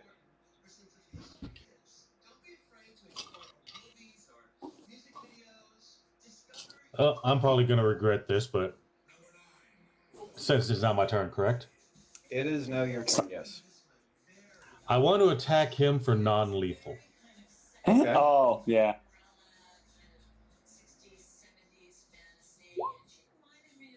You definitely hit. On both of them. Yeah. Damn. Ha, nice. So this illustrates a point as to why, God damn it, why you do one strike at a time. I just killed him doing non-lethal, didn't I? Because you knocked him out with the first hit, and then you hit him again. He's double fine. knocked out. He's my bitch. So he double knocked. He He's my didn't. Shit, he's fine. We'll Well, have to yeah, I'm determine done. later if he actually survives or not.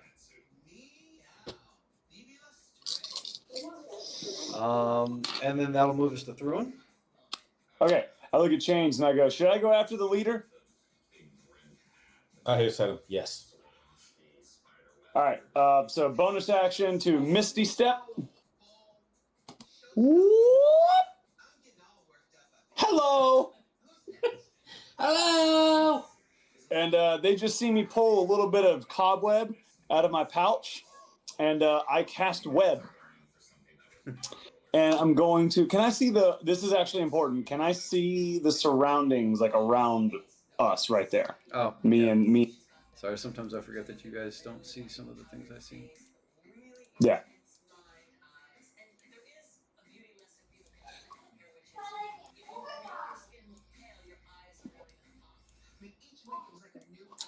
Yes. Oh, hilarious. You see that rock above them and that tree below them?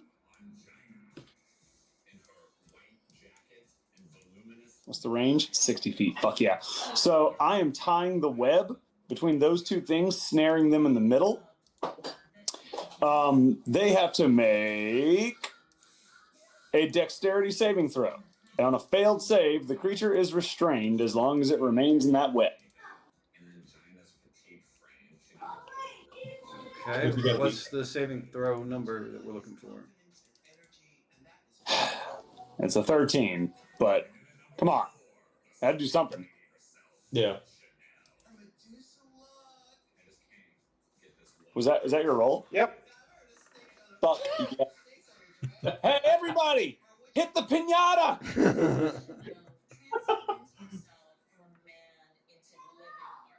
Is it a male, female, race? Like what's the race? What's up? What am I looking at? Well, he seems to be about the size of a human, but he's very hooded, so it's very difficult to tell of any race or even gender at this point. I reach up and pull the hood down because, I mean, they ain't going nowhere. Yeah.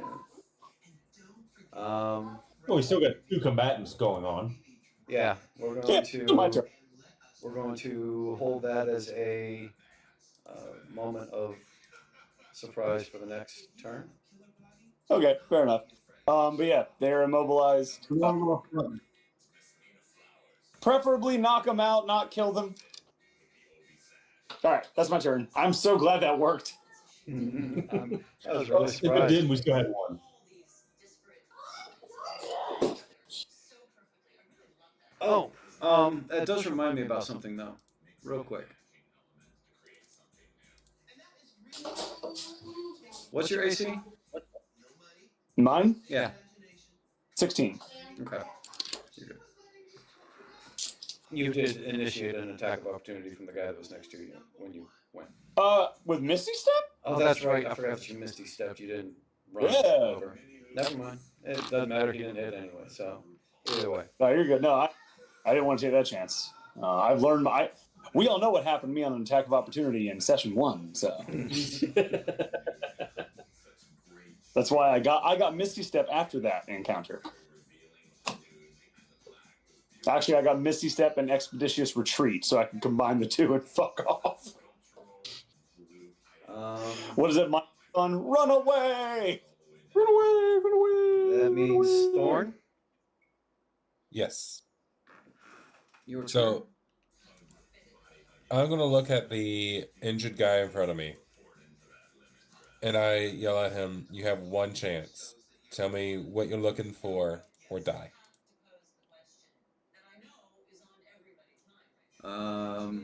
He says, let me get this right. Just a second. Screw you guys. I'm going home. Screw you again. I'm going home. I should really know. Oh, this.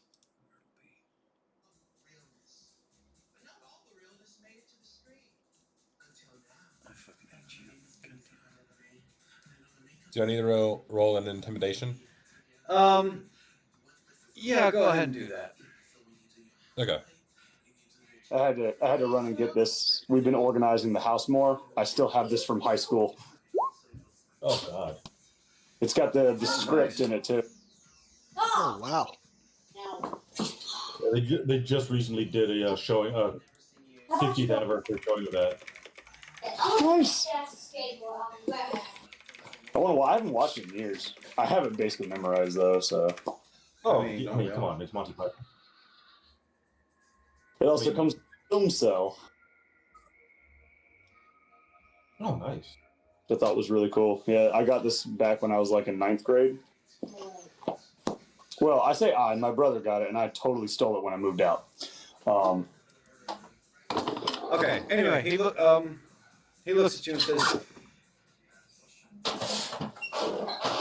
"You will never stop the Black Dagger Syndicate."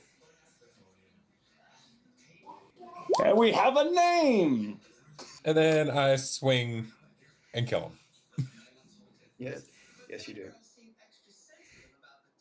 I didn't even need that. You had 1 point left. Yeah. I can't wait until Thursday. Fucking Dogma. They're gonna do a Steelbook 4K release for it too. All because a fangirl of Kevin Smith sat there and bought the rights from Weinstein. I thought he bought the rights from Weinstein. He tried to. Nope. He tried to 3 different times. Yeah, but I thought that's what happened is that he finally relented and gave it to him. Someone else bought it. So Weinstein this didn't woman even sat there. relent. This woman bought the rights of 10 of the movies Weinstein held. Yeah. Sold 9 of them, and the 10th one was Dogma. Wow. So she's not giving up the rights, but she's giving him full control of the rights. Oh, because she's going to make bank off of the tour he's doing. Yeah. But the fact that she's also a fangirl of his and wanted to help him out in any way, shape, form she could. Well, at least that's what she said so far. We'll see how it goes. Well, I mean, I'm glad because that is his second best movie, and it's my favorite movie of his. Jamal, what did you do? I'm going after the guy that ran away. Yeah? Yeah. So that means he... Oh, my young on it back. I'm trying to. I went towards that area because I'm assuming that he's right there, but I'm going to move myself depending on where he located. Well, that's kind of the problem. Is as soon as he disappeared into the woods, you kind of lost track of which way he went. Really? If I was looking at him the whole time? I mean, if I go behind a tree, are you seeing me? Like, you can look at him. That doesn't mean that you can see him. Mm-hmm.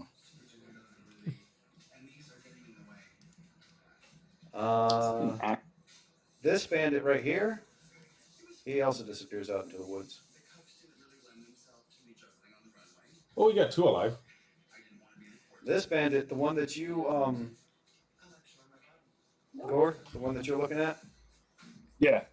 You hear him crunch his teeth and grit at you as he says, "You will never stop the cult of the Black Dagger Syndicate."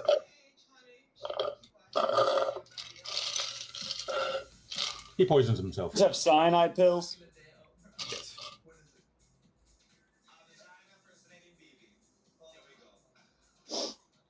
Well, at least...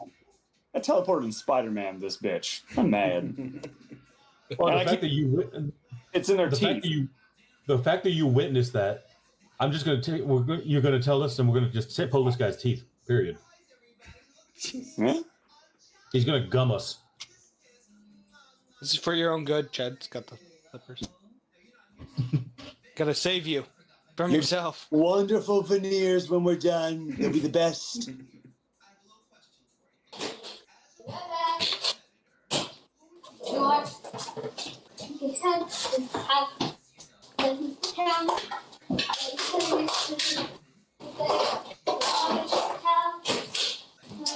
Well, damn. Whose turn is it? Well, that ends the bandit's turn and presence. And there's only none still standing. At least none present.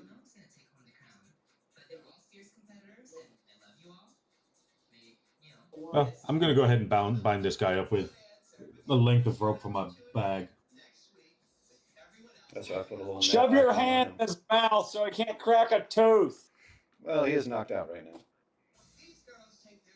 Possibly Shove dead, something we're in not there. You're a I'm gonna start dentist, right? sucking the bodies. Hey, Thorn, I got something you need to stick in his mouth. You're a giant right now, so.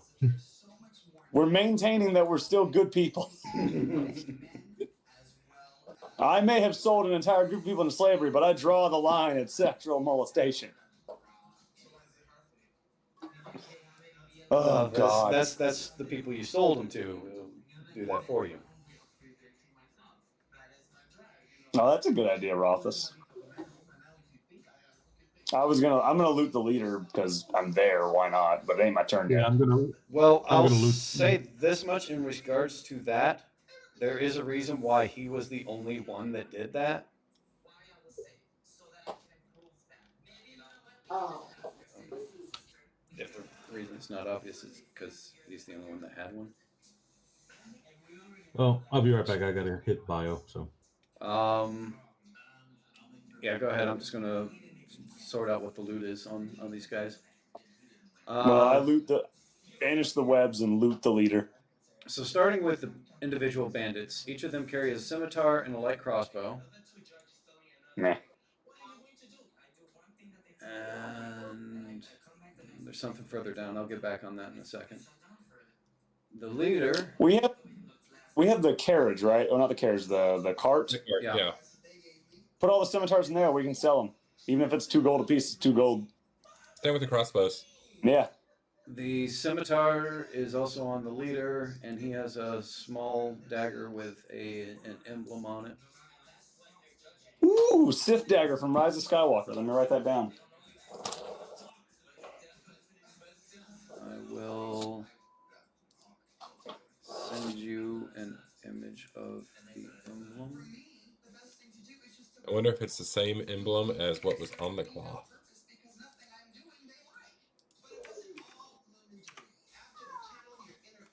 Why is Jackson so loud today? Got that. Yeah, what else was there? There was. These bandits have no gold, no. Hang on, I'm going back through. You find jewels and like a couple of gold coins and a lot of jewels that they seem to have picked up. In total, once you disband all of the bodies, you got about 25 gold in total on all of that. 10 of which was just from the bandit leader himself. Cool. I'll add that to mine because I'm low as shit on gold. Or we could just have a group one. I literally have 9 silver pieces and 2 gold pieces. So I'm gonna take the 10, but we'll count it as 1. I'm just gonna have it on my person. There is there's light leather armor for each of them. Oh, I got light armor finally. Hey, congratulations! You don't have bandit armor. Hey. And there seems to be a letter that also has that same symbol as the seal on it.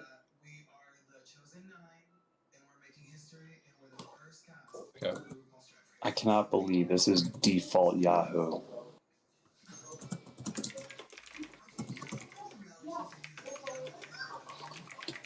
And that's basically what you found.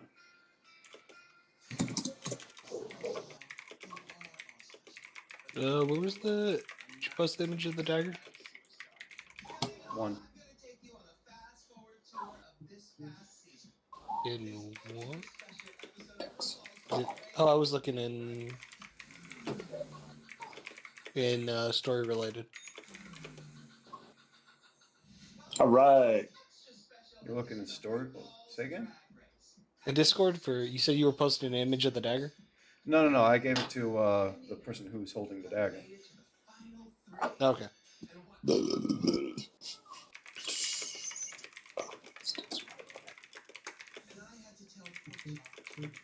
My AC went up by 1. What? Hey, but that's better than nothing. You just see the wizard over there changing out of his library attire and putting on the leather armor, like, finally.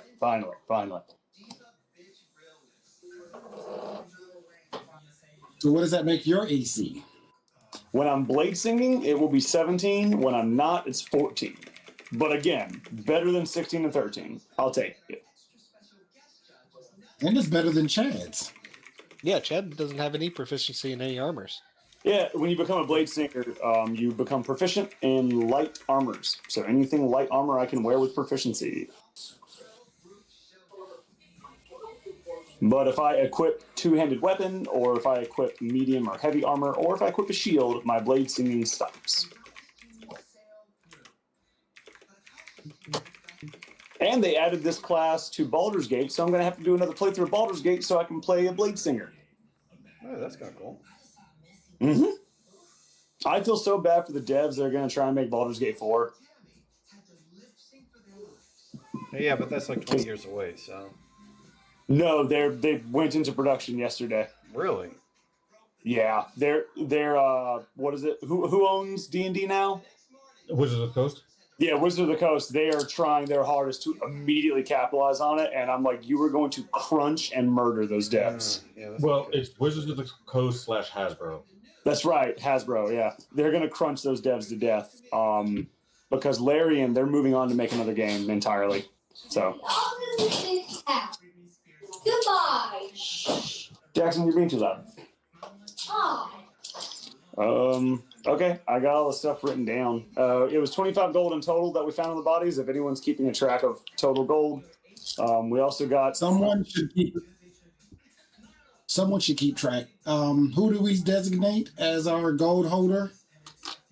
What, me? You don't trust me. I don't think we designated. Chad doesn't trust. We didn't designate someone last time because Chad saw someone stealing. Right now, I From have a all merchant, the gold and he knows that someone stole from him. I think it was Josie. Yeah. Did Rothus find any smoke bombs? No. Damn. But I need to buy some. I need to buy some now. Where were we on the way to? Valcoria? That's right. Okay. All right, so am I getting the full 25 just to hold on to at the moment, or... Yeah, Chad will agree to that. Because Chad doesn't have anything fancy at the moment. Does Thruin agree to that? He was saying something otherwise a few minutes ago. I will agree to it, but just don't spend all the money. Hey, I have everything I need, so I don't plan on buying anything else. I want smoke bombs. Okay, Why do I feel like we're a bunch of kids at McDonald's telling mom what we want from the menu? I mean, has he shrunk yet? He is the biggest one of us, so that could be bad. And all we hear from him is wah, wah, wah, wah, wah, wah, wah. Okay, so I only used one spell slot that whole time because Bless and Misty Step are given to me because of my being Fey touched. They don't take up a spell slot. So I've actually only used one spell slot that was level 2. So, yeah. It's not too bad. But it would go well with dinner. Chad used up too. His I rocks and healing. I tried to use it too, but no, Booming Blade's a cantrip. No, I only use one.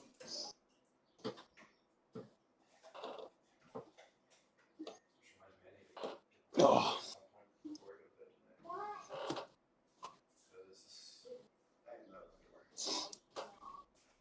Well, I got DM, if it's good with you, since we're going back to town, I'm gonna go into the cart and refocus or whatever on my spell book to change my spells around.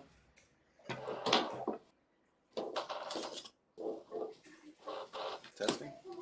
Yeah, you'll have time to meditate on everything and rest Switch up. out to Everyone will be able to. Do you know what we're missing? Oh, so long rest. Yeah, it'll be a long rest after this. Long rest? Fuck yeah. Back to full health and Full spell slots. full spell slots. That is correct. And since we're going to town, it's always good to have comprehend languages. I So need did we get into two things. First thing I need is Gore, give me a, let's say, an intelligence check. Intelligence check? Or Yeah, perception check, either one. Intelligence. Whichever's higher? Yeah. Okay. Just to reiterate, just in case you didn't hear me the first time, you also found a letter on the bandit leader? Did not hear. I walked in when you said we found a letter that had the same emblem as the. Should we read the Hello, letter? heard it. That is a 12 on perception or intelligence. Okay, actually, you're good on that now, but I need everyone else to roll a perception as well. Gotcha.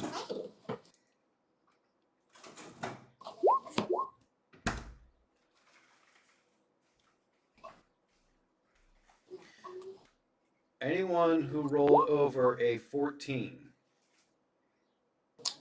You see a dark figure cloaked in tattered robes that stand among the trees at the edge of the clearing where you're at. The figure does not move and has only been watching this whole time. However, the moment anyone turns their gaze directly toward it, the figure vanishes without a sound, leaving only behind the unsettling feeling of being watched.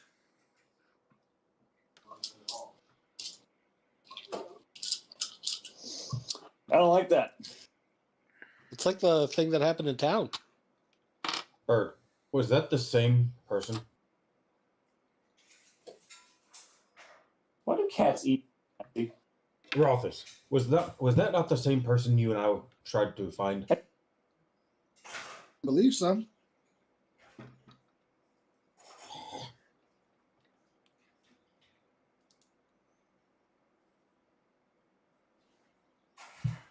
We need to go. That encounter and okay. Anything else anyone else is doing before you move on? Did we check to see what was missing from the cart? Not yet. We haven't checked the letter and we haven't checked the card as far as I have been. Because I'm checking my dog because that's where I put the taint cloth. Yes, that is what is missing. Okay.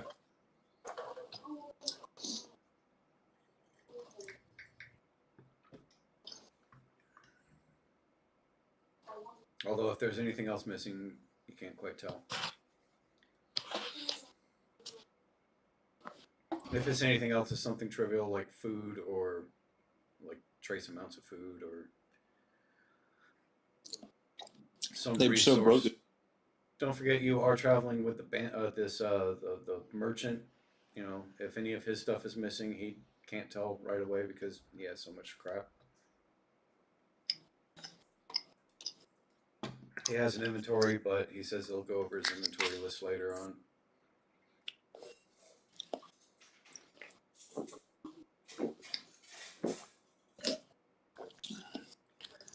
All right, everyone good? Yeah. Yep. Okay. Believe so. This is where shit starts getting read heavy. So bear with me for a moment. The cart, God damn it. The cart continues to move down the road, down the path. You notice that the paths become less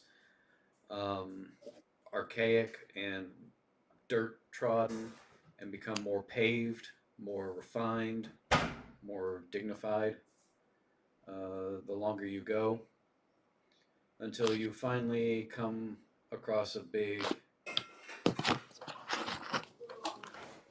stone wall. As you crest the final hill along the trade road, the vast expanse of Valcoria comes into view. The city sprawls before you. its high stone walls stretching far into the east and west, encompassing the bustling heart of the kingdom. Known as the largest city of the Ten Kingdoms, Valcoria is a hub of commerce, politics, and power. The air smells of industry mixed with distant smell of fresh bread, exotic spices, and a hint of sea breeze from the eastern ports. Towering over the... Sorry, that's supposed to be southern ports. Fix that real quick.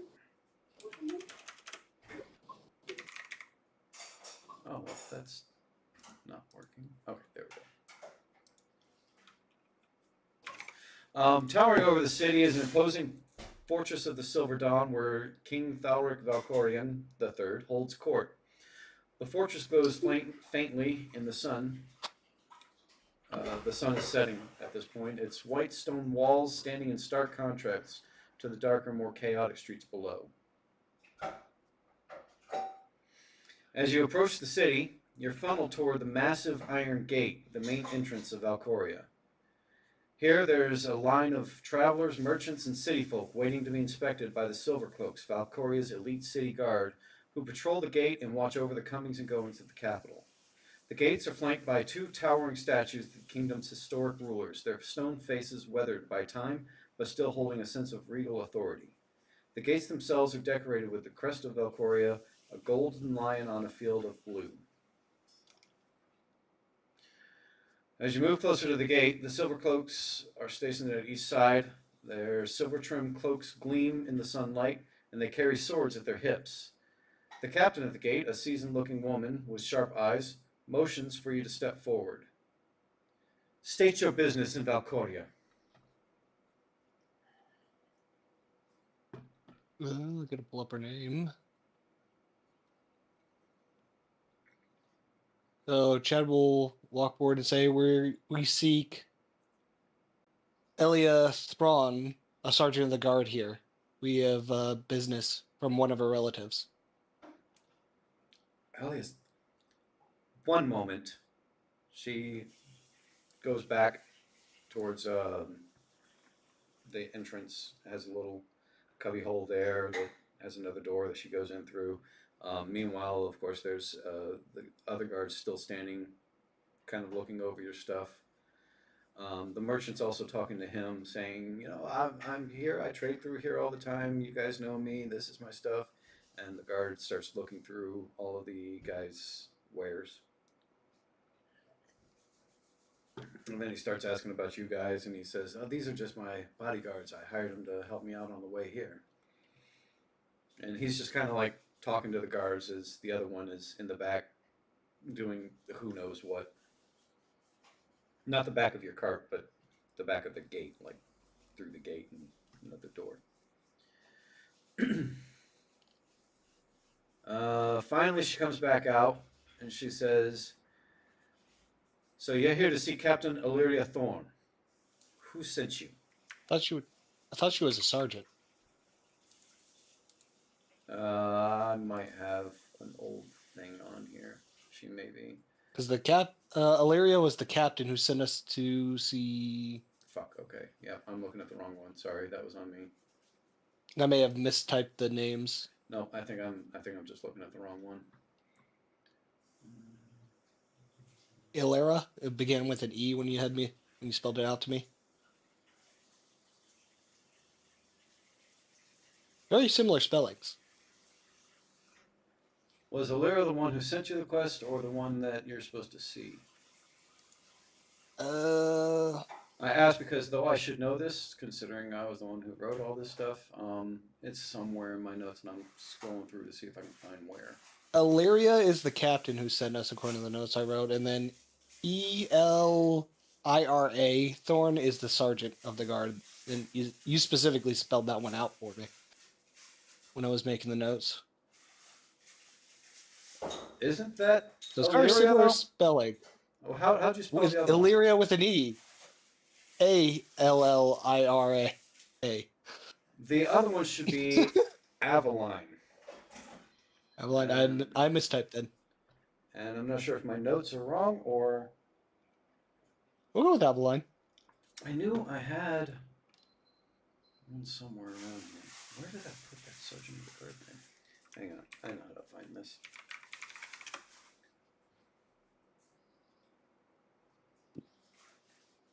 Okay, that does not help me at all.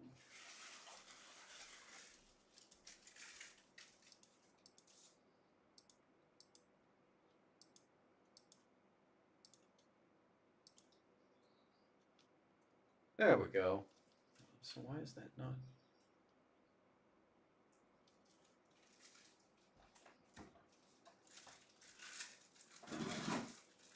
Sorry, at this point now I'm trying to figure out why I'm seeing two different sets of notes here.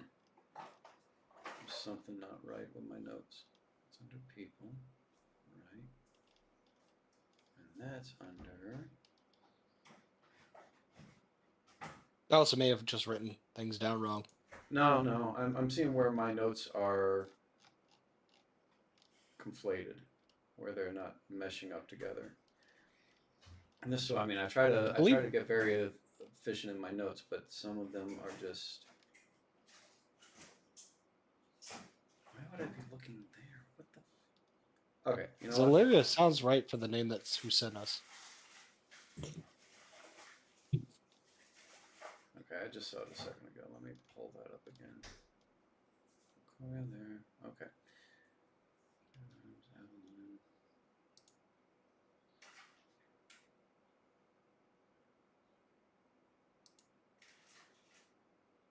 Ah, okay. I see what I did wrong. Yep, it's there, but I put it underneath a different section, and I didn't make it its own section like it was supposed to be, so I didn't notice. Hang on, let me fix that real quick so that I don't have this problem again. Yeah, Sergeant of the Arms, Aveline Thorn is who you were supposed to go see. Illyria was the one that you, Captain Illyria was the one that you talked to. So yeah, we're here to see her. Okay. We were sent by Illyria. I was looking at that earlier and I was like... a letter of introduction. Say again? We have a letter of introduction. Just leave it at that. She looks at it and says, "Let me see your letter." I don't think we had that with the cloth, didn't we? I thought we had that separate.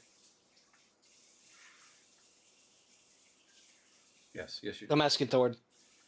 Well, then we'll pull it out and show it to her. Yeah, I was waiting for someone else to answer, but without another answer, yes, it was separate. So you show her the letter. She looks it over. Why didn't you lead with this? Come on. And the merchant's like, wait, what about my stuff? I'm still... And the guards start saying, you're fine, continue through. And so you and the merchant start to part ways. And we weaken at Darius's character. Who's got the music? Does the merchant pay us before we part ways? See, that's what I was waiting for. I was waiting for someone to ask that question. I was like, wait, did we get money? I've been talking to the guard. Who was supposed to get paid?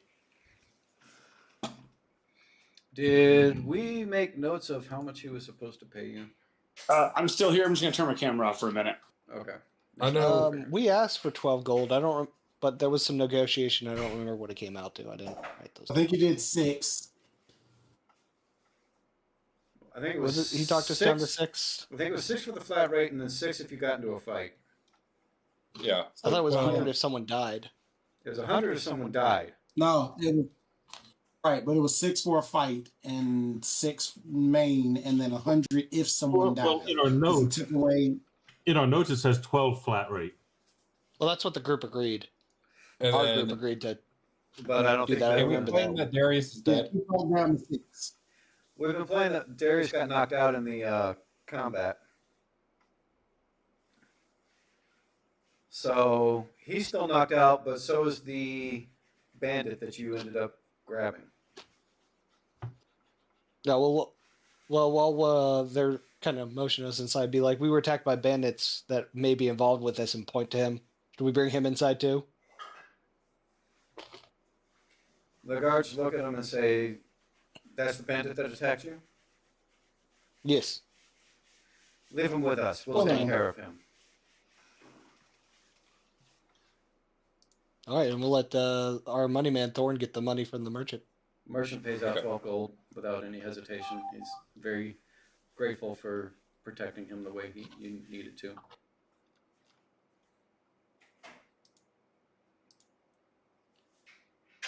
And so I guess. there's a couple guards that come out and grab the bandit and drag him off. And the cart guy moves on. What are you doing with Darius? I thought we were weakened and burning with them. Fair Bring enough. him along. Unless someone else has an idea. I would just drag him. The So we're dragging him. the person who the guard that has been talking to you says we'll get one of our horses. We'll just lay him on the horse and you can walk him in. All right. Although you really immediately after seeing the sergeant of the arms, you probably should go see one of the healers to help him out. He does not look in good condition. No, he'll be okay, and Cat will just cast healing word as he's saying this. Except it won't really work because Darius still isn't here. He'll so still he's be still knocked not- out, but he'll be Yeah. healed. He didn't lose any hit points to begin with. He just got knocked out. Yeah. Somehow. I just solved his concussion. Oh, sure. You gotta monitor They hit those him with a things. smoke.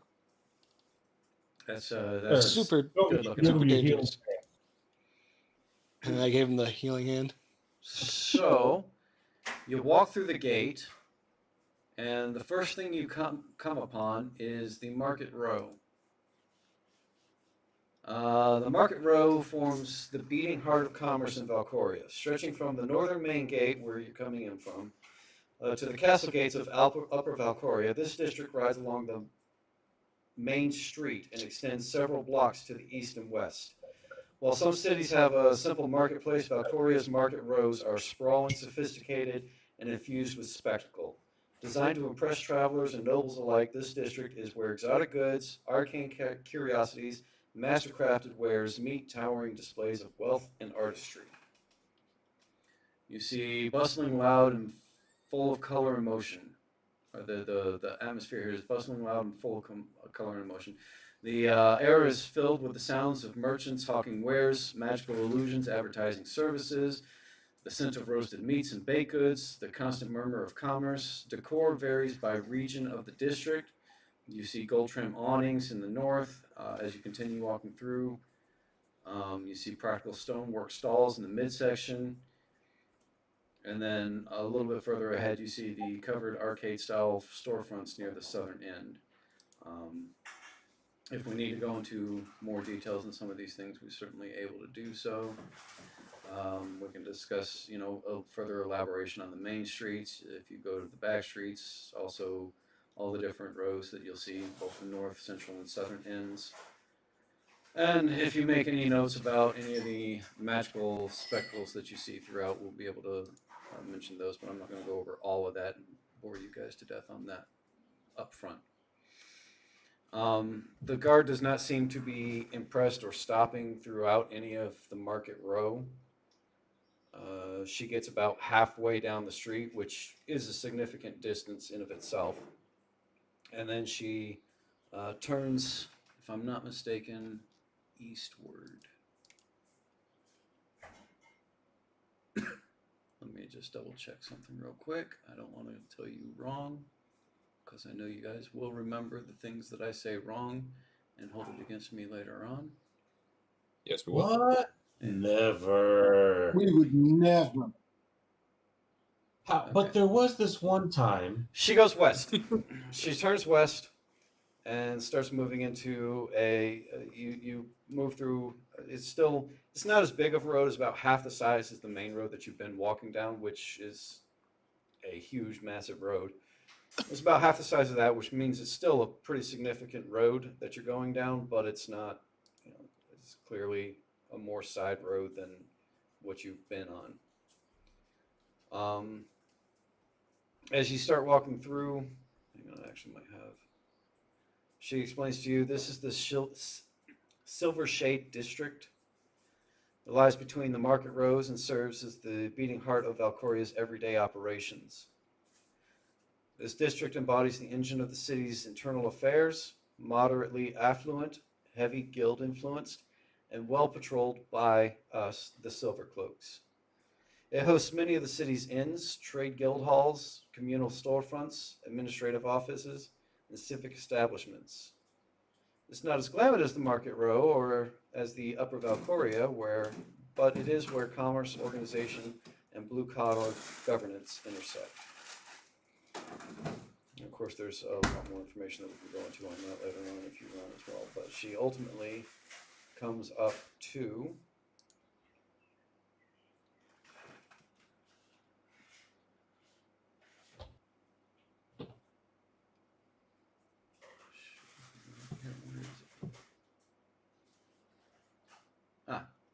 sitting here staring right at it.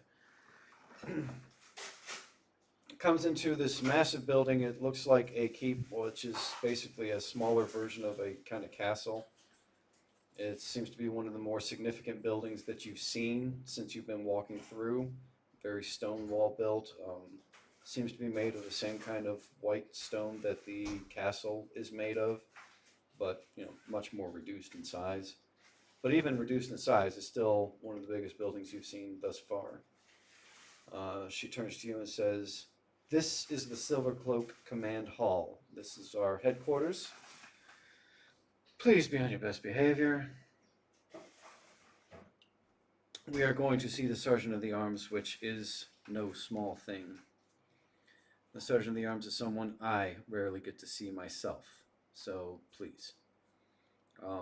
As she starts to walk up, there's another guard there, basically interviewing her the same way she was interviewing you guys. What are you here for? What do you need? Why are you here? She turns to Chad and says, "Show him the letter." So Chad the letter, or I thought we gave it the letter to her, and she already still had it. No. So, she only looked at it. She didn't. I mean, she looked at it long enough and then gave it back to you. I may not have mentioned that she gave it back to you, but she gave it back to you. All right. It is your letter. She did All right, not want to be accused of stealing it or anything. I'll walk up and show the letter. Hopefully, everyone else is following and not touching things on the wall. We do have some people, like a cat, that Chad has seen do things. So the guard at the front of the entrance there looks at it and says, oh, I see. Right away, yes. Go on in." And then the guard that's been leading you this whole time, kind of explaining some of the little intricacies that you see of the village that you've been moving through, continues to go in. And you're kind of reminded of the guild hall back in Goldhaven with the different rooms, but it's not a bunch of adventurers. All you see in here are guards. In fact, you might feel a little out of place because you are the only civilians that are seen in this place. But here's where they're training. Here's where you see, just everyone seems to be moving, constantly doing something. It's a very busy place. And you're just walking straight through it. People are giving you strange looks, wondering why you're there. But they see who's leading you, and there doesn't seem to be any questions directed at you. You make your way to the back room, and you see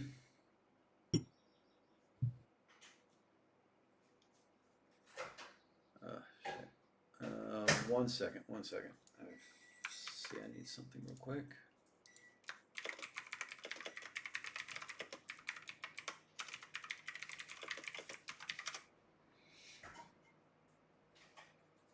So behind one of the desks, you see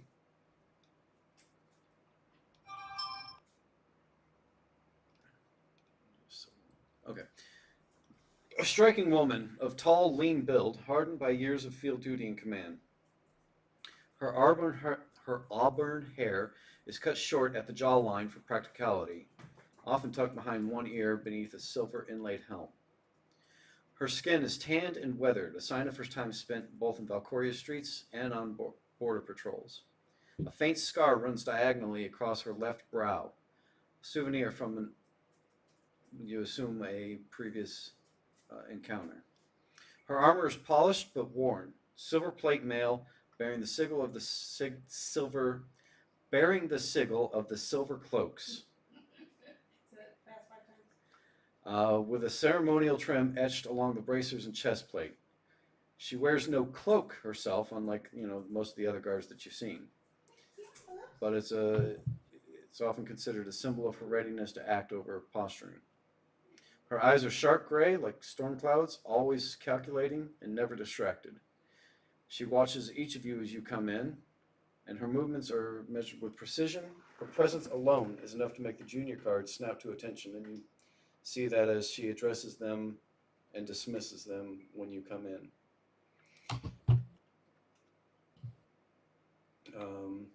The guard that brought you in says, she bows before the Master of Arms and says, these gentlemen were sent by your cousin. And yes, there is a female cat. I'm acknowledging that, but she doesn't. These gentlemen were sent by your cousin, apparently on some business of urgent import. I will let them discuss their part. And then she steps off to the side, leaving you guys completely exposed to the Sergeant at Arms. Who then looks at you, each of you, and says, "May I see this letter?" Should I walk up and present the letter? She once again takes the letter, much as the one before you had, looks it over. This is legitimate. This is definitely my cousin's handwriting. She says you have something of importance to show me. Unfortunately, we were attacked on the road, and it was a shawl with a symbol stolen on us. But we were able to capture one of the thieves who's in the possession of your guards, and they had this letter on him. At which point, Also, yes. I was gonna say also, I have this, and I pull the dagger out, but I hold it close to me. Apparently, he really likes that dagger. I do. The guard that brought you in also steps forward and says, "I can confirm we do have the bandit in custody. He will be questioned immediately, Ruthlessly. ruthlessly." The Master of Arms, which at this point I'm just going to refer to as Sergeant. The Sergeant then looks at the dagger's handle. Says, "Oh, you encountered them." You know what? And who is them? They told us their name, but Justin forgot it. The Black Dagger Syndicate is a local organization that has caused us no end of problems. We eliminate them and arrest them and prison them as we can, but they are a stealthy group. They hide in the shadows. They run through the underbelly of our town. I don't know how familiar you are with Valcoria, but there is a large underground section that we just do not have the manpower to offer any jurisdiction over. And that's where they end up reading. Okay, but they're so serious that they killed themselves upon being captured? That's Typically, pretty rough. yes. It depends. There are several different organizations of them. If you ran into some that were killing themselves upon capture, those aren't your typical bandits that we deal with normally around here. Yeah, I wouldn't think so. They're not unheard of, but they're usually reserved for more, shall we say, difficult tasks. Things that need to be handled, but don't want to be associated with their leaders. The person that sent them meant that they would have paid him a great deal of money to remain anonymous. So that's They seem to know what they were looking for. May I see And they knew we the were coming. May I see the letter that you managed to get off of them? I thought I already presented it, so we'll No, give you it. I forget who's actually carrying it. you presented Me. the letter that came from the cousin. I thought Gore we, had we mentioned, said when we lost it, we also had this other letter from the Gore had dudes. mentioned the other letter, but that was after you had already presented the cousin's letter. Yeah. Okay. I hand the letter over, but as a librarian, I'm like, I want back. So she breaks like the you seal. She says, the seal is the same as the dagger. Let's see. Yeah. She Was Tell it you- a black seal? I thought it was a red seal. If you're wondering why I didn't open it, pretty sure it could have been poisoned. Or cursed. Yeah. Real reason is Justin didn't ask about the letter, but we'll see. She looks at you as you explain, and she says, I'll take the chance. She breaks the seal. She dies immediately. She And we pauses. get arrested. No. The entire room all is filled with a green smoke, and then but she does pause for a moment because your words gave her you had a reason for thinking it, and she's a little cautious. But when nothing happens, she finalizes opening up the letter and reads it for a moment, and then she closes it, hands it back to you, and says, "What was on that cloth?" My face, apparently, while I was unconscious. I don't know. Ask them. So I speak up and go, Did it- it was this weird symbol. I got chewed out for just holding it by your cousin. It was. And I guess you're describing the kinda symbol his that's in style. the story related. Oh yeah, that would have been I think that one. that's the one that the story related Chad had Yeah, the but- actual symbol you're describing. In case we need a reference. I'm going to. I want to see how this plays out, so I'm going to send in the OOC chat. No, I'm going to send it in story related. No, it is in story related. It's in story related. You can describe it. Yeah, the symbol. Yeah.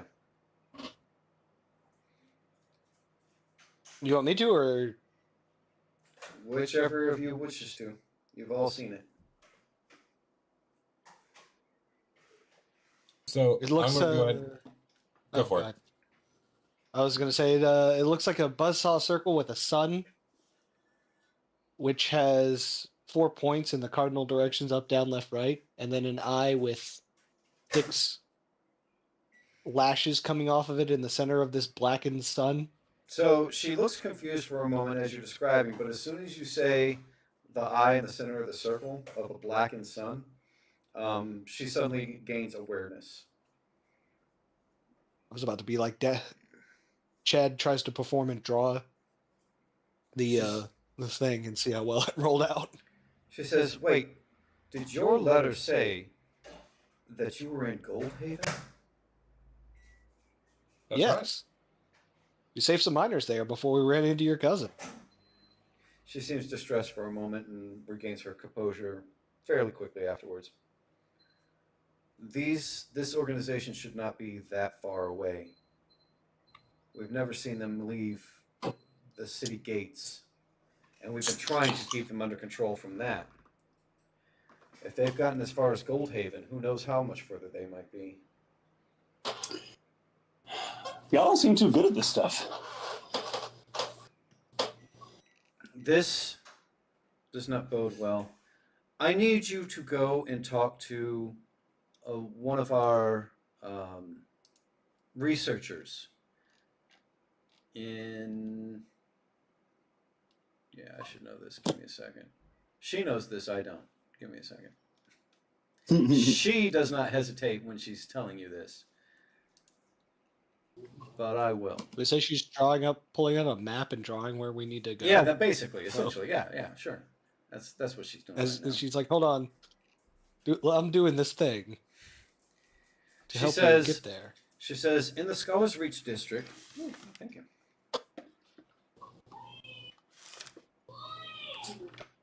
Was that with the... Oh, okay. Well, I mean, it does with that, yes, but it was. She says, within the Sculler's Reach district, there is the Dragon Spire Enclave of Inquiry. Within there, you will meet. There's a researcher.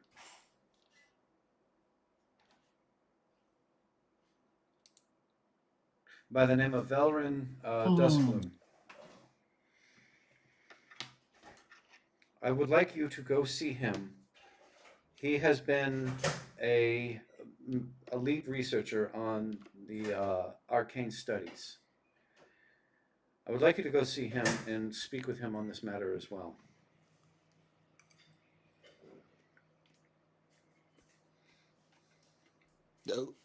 Jed's like, okay, yeah. I'm letting the other people and see if they want to have anything to say. I'm like, okay. I'll just speak up going, if we can help solve this crime syndicate issue, is there a monetary reward? She says, if what you're saying is true, the crime syndicate is the least of our problems here. I demand a fiefdom. However, do you have any evidence of the bandits that you were able to kill? We brought weapons back from them. Where are those weapons? That's the only thing I can think of. They're oh yeah, they were with the merchant, weren't they? No, they're on the cart. We have our own cart. The merchant's cart, right? Or our cart? No, we have our own cart. I thought you only had the merchant's cart. No, we had our own. We picked that up during one of the goblin raids. Yeah, we did, as well as a donkey. Okay. Yep. Then I'm going to retcon a little bit of the storyline up to this point because I forgot about that. So did I. Apparently everyone I did. as well. Otherwise, the whole question of how we were going to carry Darius wouldn't have been a problem. So I'm going to assume we all forgot that point.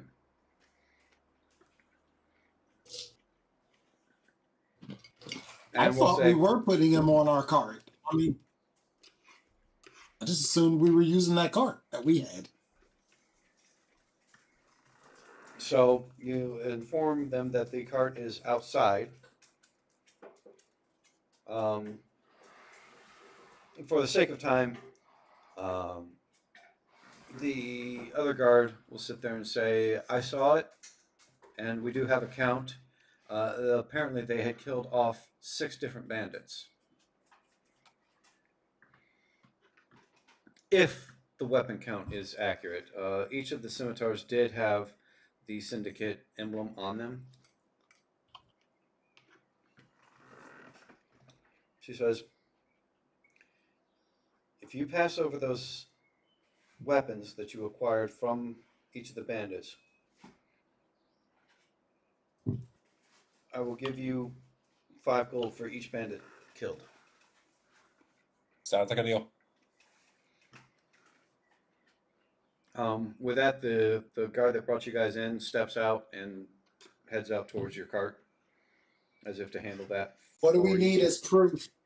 Is that an ongoing fee or is it just now? I think it's just now. Because it sounds like we're going to be dealing with bigger issues later on. I'm assuming you ask her that. Is that what Yeah. you're In the asking? future, what do we need? She looks at you and she says, normally I don't deal with people who are just killing off Dark Sun. And typically, we do not approve of killing random bandits. We try to capture them and bring them to justice. You are not Okay. the judge, jury, and executioner of these things. We brought one. That We were said, able to save one. we will say that out in the woods, things happen. As that's the case, we will look the other way on your relentless murder. Hold on. They attacked us. They attacked us, and also the leader killed themselves.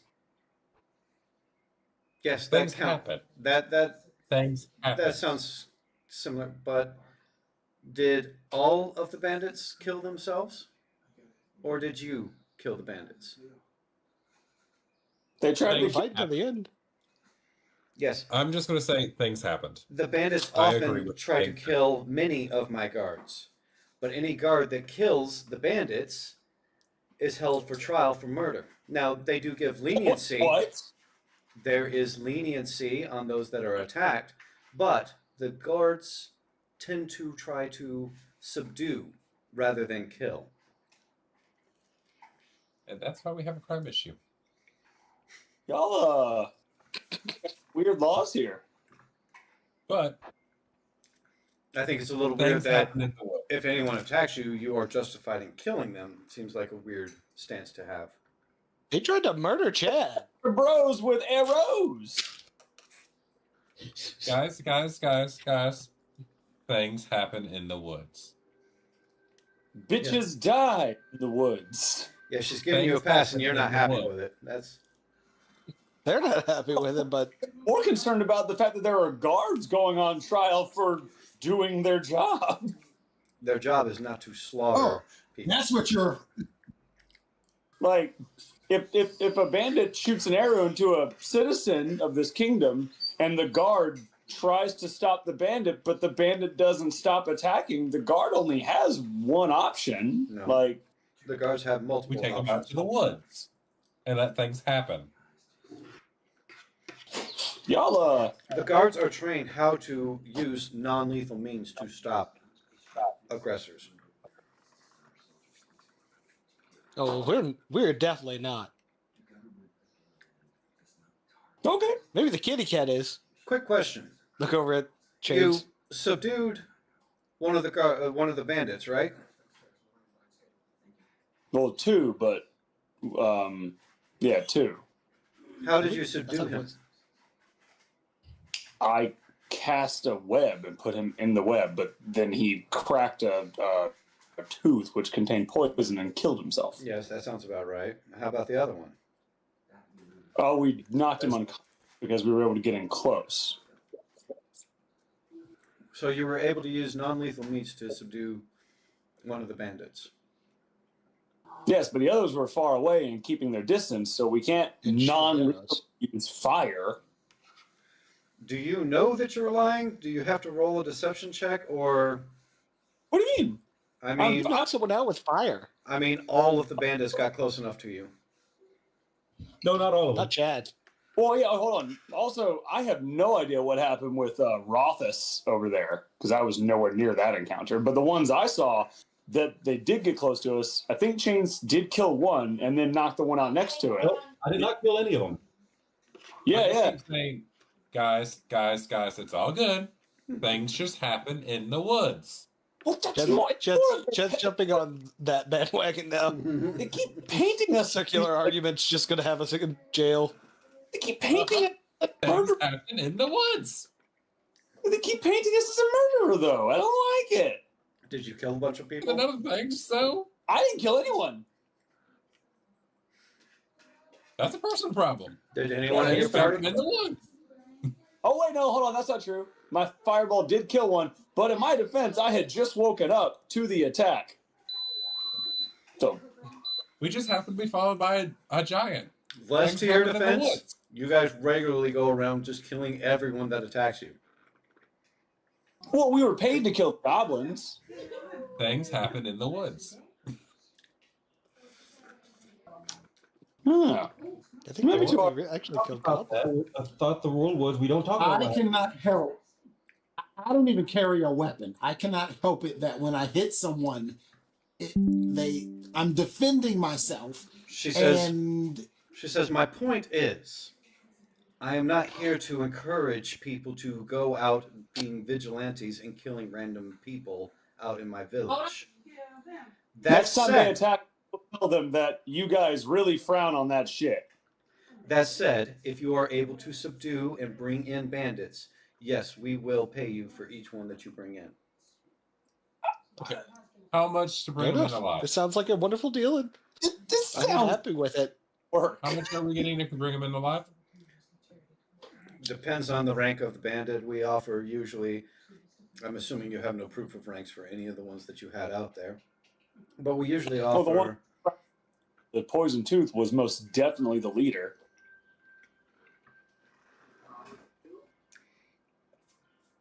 And the only proof I have of that one is the dagger, That you would have to turn in to get money for. which I'm not doing because it's a sick ass knife. The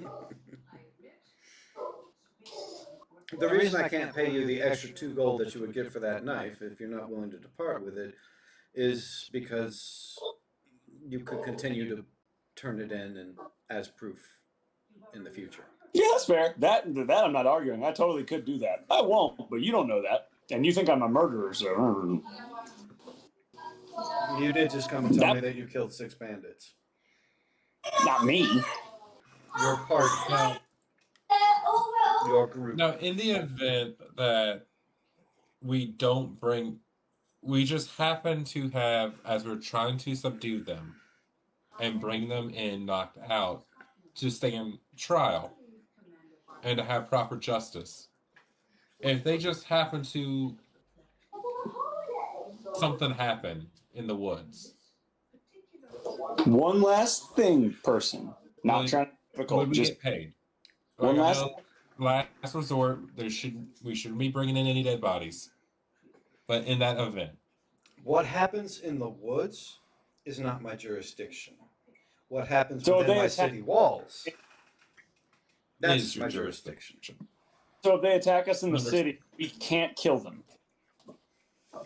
If they attack you in the city and something happens and they end up dead from their direct attack, there will be an investigation. And if it is proven that there was no other option but for their death, then you'll be fine. understood. Not saying this in character, saying this to the group. I legitimately believe either this person is affiliated with that group or this city fucking sucks.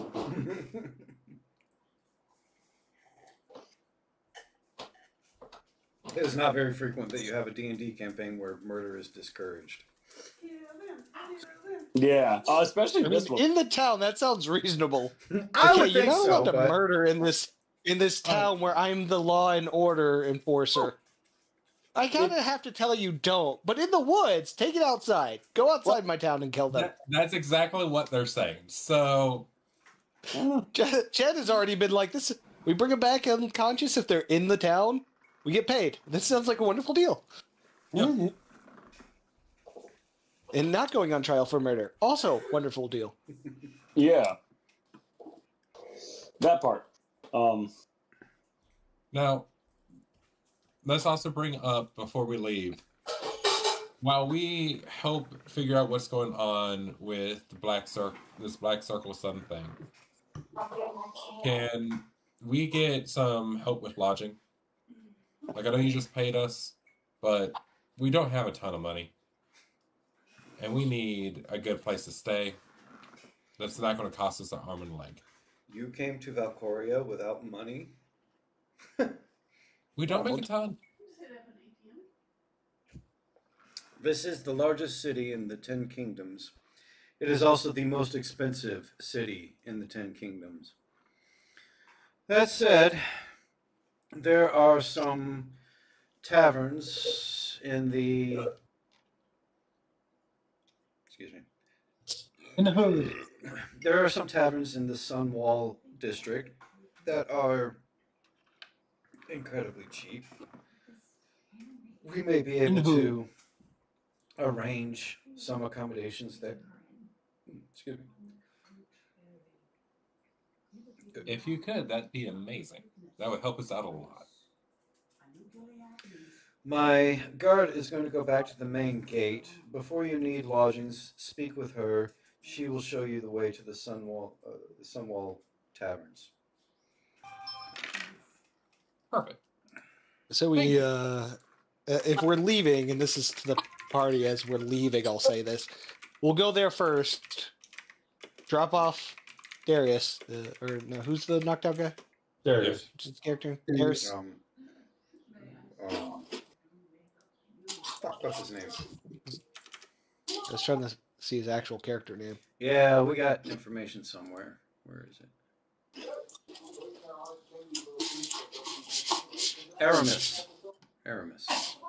We'll drop Aramis off there, and then we go to the Scholar District if we're not, it's not midnight.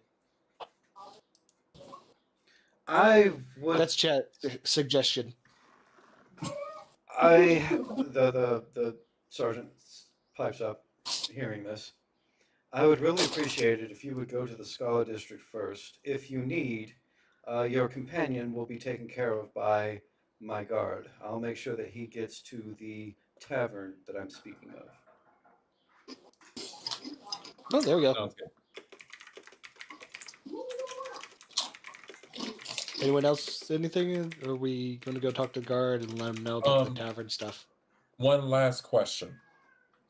About murder. For our weapons, I know since murder is very, very frowned upon here, Self-defense. is it okay for us to travel around town with our weapons, or do they need to stay with the cart at the tavern? I look at Thor and utter disgust at him for suggesting this. I Agreed. just have a walking staff. Same. I don't have anything but a bow. She looks at you and says, "We understand that Valcoria is a very large town, and we only have so many guards. There is a crime element. Typically, as long as you're not targeted by the crime element, it's not usually much of a problem, but it seems like they've already targeted you. For this reason, in most areas of Valcoria, there is an open weapons permission. It's not generally worried about. You might, however, have a little bit more problem in Upper Valcoria, which is where the Scholars District is. Usually, before entering through their gate, they take your weapons from you. But, that said, the Upper Valcoria is also far more strictly guarded, and you're less likely to run into any problems there. Question. Yes. Just thought about this. This is a sick-ass knife, and I really like it. Yeah. However, because I have it in my possession, am I going to be assumed to be affiliated with said group? You covered up.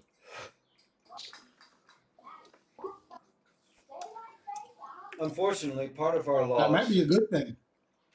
Part of our laws indicate that just because you are a part of the syndicate does not mean that we can immediately arrest you. You have to actually be involved in a crime for us to arrest you. Okay, fair enough. I'll keep it then. Thank you for all your clarification. I'd say if you have any further questions, feel free to ask me, but I'm hoping this is the last time we meet. There are guards all throughout the city. I'm sure if you have any problems, they will be happy to assist. That means shut up and leave. Okay.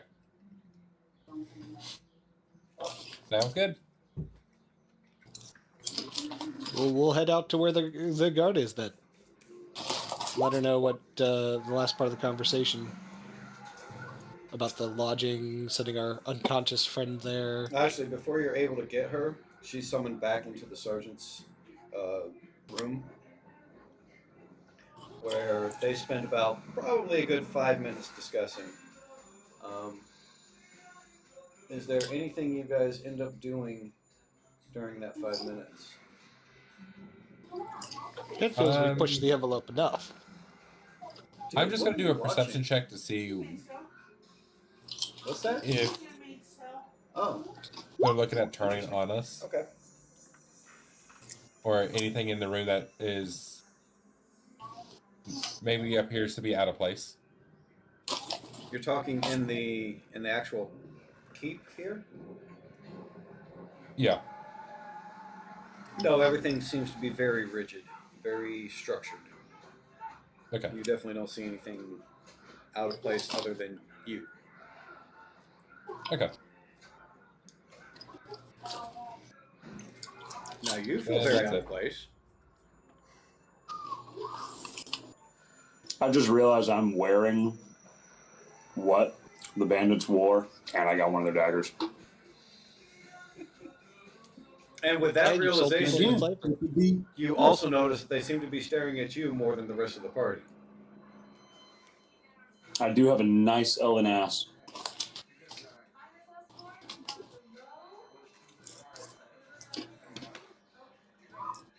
Are you even wearing the headgear for it, with hides your full identity and everything? No, the hood's down, and I'm definitely wearing my cloak over the leathers, but I'm still wearing their stuff. Okay. And if you're wearing a cloak, your dagger is likely to be hidden underneath the cloak as well. Dagger is hidden. Yeah. Paranoid about that. Yeah, rightfully so. Longsword and longbow and short blade, not hidden.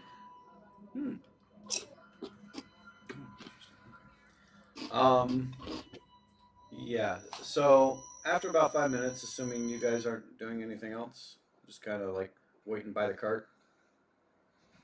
I'm staying with me to do, really.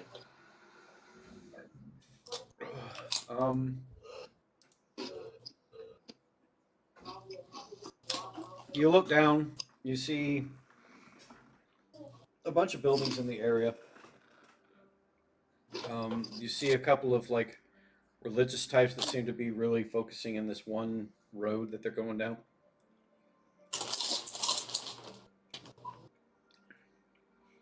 A lot of travel. It's definitely a busy area. Guards are going in and out of this place frequently. But even apart from the guards, just in the area in general, you see a lot of people just walking around, seeming very busy, very almost like they think themselves important.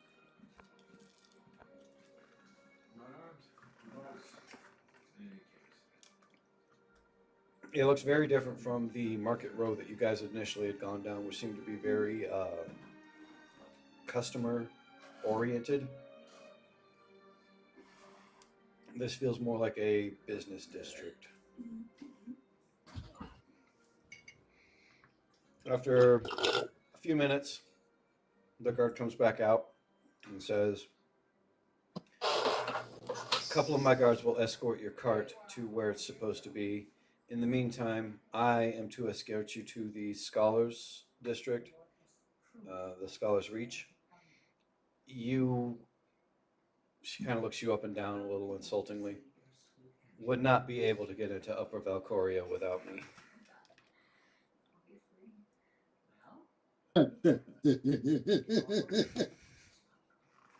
My lady, you are right. You are most definitely right. As she's speaking, No disagreement.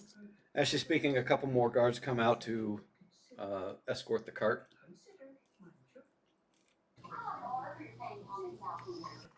And she says, "Shall we?" Lead on. So she heads back towards the market row. And, I read the description of that already. You're pretty familiar with what's going on there. You see a lot of commerce going on. Even though the sun was setting when you came into the village, so by now it's like getting dark. The place still seems just as lively as you expect it to be during the day. Gore, if you're talking to us, you're on mute. Just so you know. Okay. He's not talking to us. So she continues to go down, and you see another gate that's kind of similar to the one you went through earlier. Another wall similar to the one you went through earlier, but downscaled. It's like half the size, both the gate and the wall. But you see just as many guards surrounding this gate as you saw the main gate. The guard that's been escorting you talks to one of the guards. You can't quite make out what she's saying, but they open up the portcullis to let you in. That's probably the biggest difference that you notice between the main gate and this one, is that this one was actually closed and seems to open for every visitor, whereas the main gate seemed to be just open and could be closed if necessary. And so you walk in, and you're still on the market row, but it feels a lot more high class. Like the market row originally was very customer oriented. It looked very nice. It was very upscale to begin with, but this just has a whole different feel to it. Like you're not even supposed to be there. Like there's nothing in this area that you are going to be able to afford, and it feels expensive just walking down this street. You finally go about halfway down and turn. I think it's west again. So this whole process feels very familiar. And you end up not there. There. You end up there. You end up in the district of Scholar Reach, which is one of the northernmost districts of Valcoria.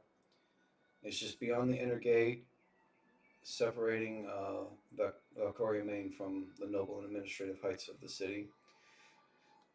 She explains to you, as she explained to some of the other districts that you visited, that this is revered as the intellectual heart of the kingdom, and is this district that is a haven for scholars, wizards, historians, and inventors.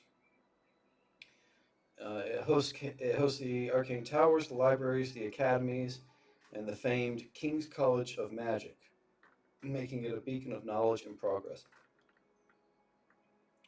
She takes you to this domed spire of shadow glass and blackstone.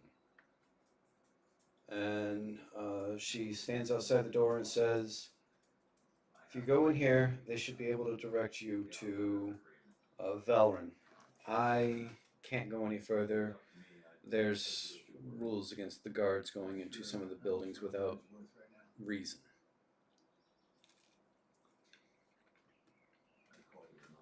So I just look at her and go, but isn't helping us find what's going on with this symbol reason enough for you to join us?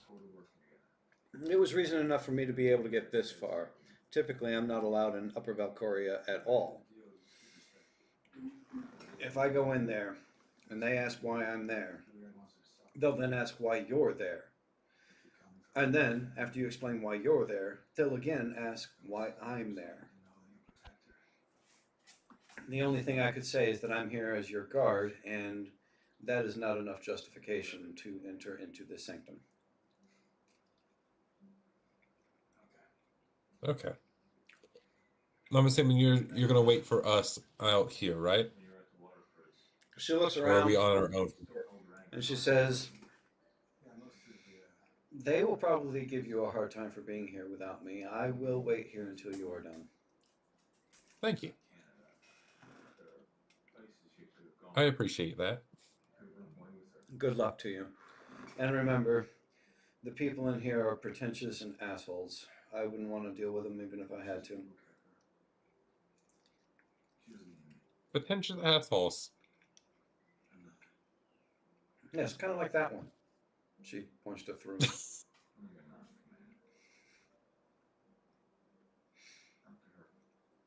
So, I say let's head on in, guys. Chad's up for it. He's doing the Sure. Yep. like right up your alley, going towards the knowledge center.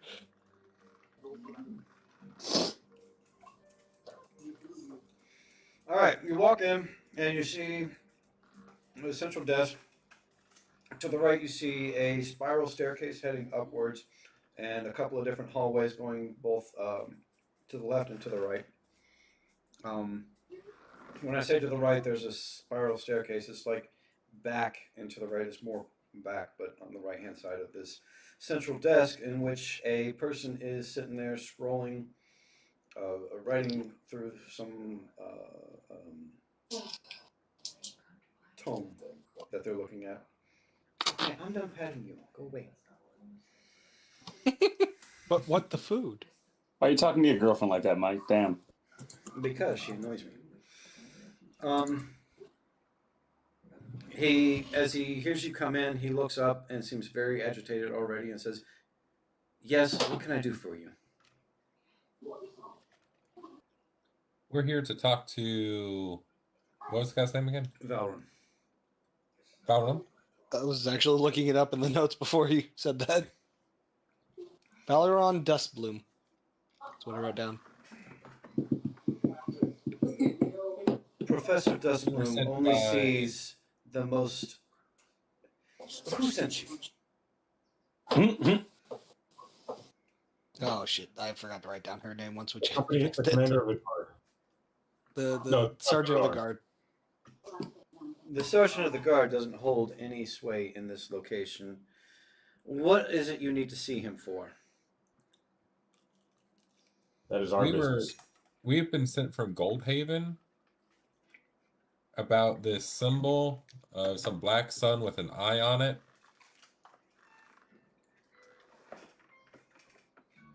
It's a surprise inspection.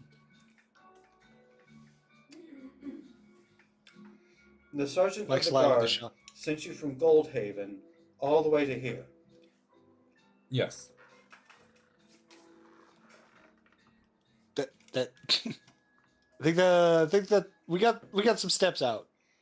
Illyria, the captain of the guard, sent us to the sergeant of the guard. The sergeant of the guard sent us here to investigate the Black Dagger Syndicate and their involvement with this symbol.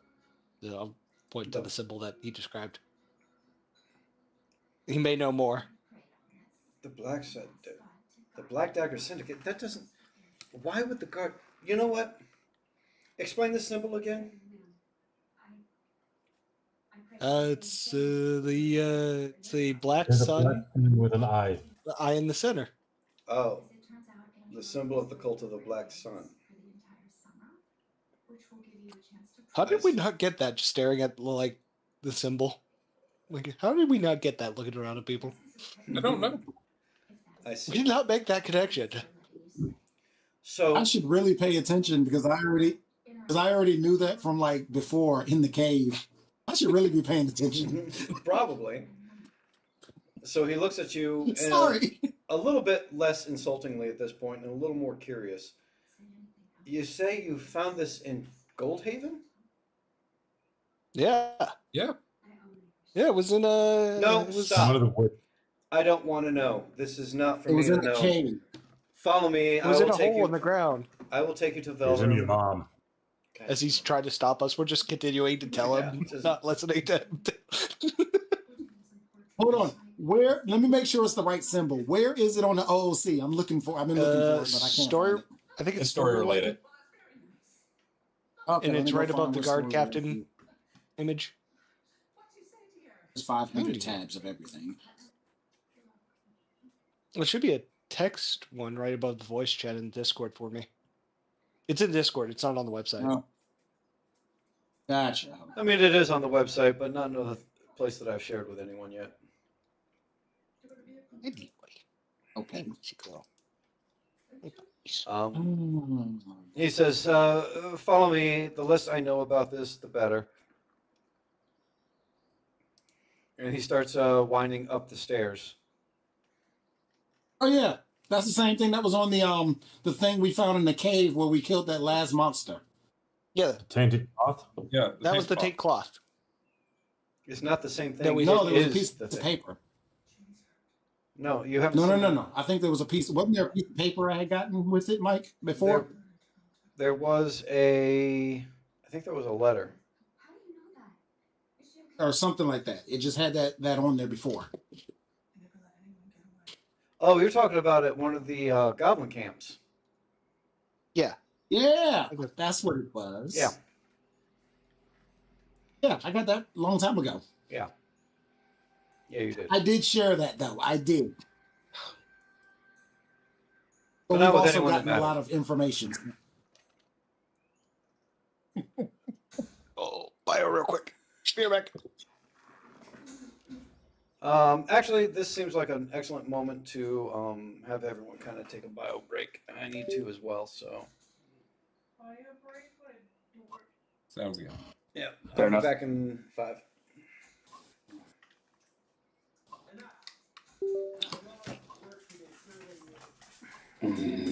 I want it. I only have to find the boots, I think. For my headphones so that they don't. Oh, you guys want to see? So Jessica got me a Father's Day gift, but it came in early, and I saw it. Do you guys want to see what it is? Everybody's gone. Or Lord. Is anyone there? I'm still here. Oh, okay, you'll like it. Yes, I'm here. Cool. Oh, back is still hurting from the dump. First, didn't hurt you.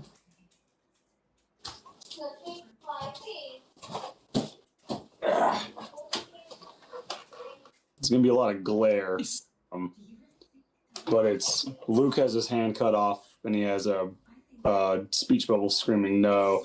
And Vader's "I am your father." Love it. That's nice. I want to get that Star I need to Wars. get one with Darth Maul. Say what? I need to find one with Darth Maul. That might actually have just gotten a recent release. They're doing a bunch of Funko releases of famous duels, and I think there's an Obi-Wan, Qui-Gon, Darth Maul Funko set. I've got every KOTOR Funko except for Nihilus and Malik. I need to find those. But I've got Revan, Bastila, Darth Treya, and yeah, that's all I've got right now. Those. Oh.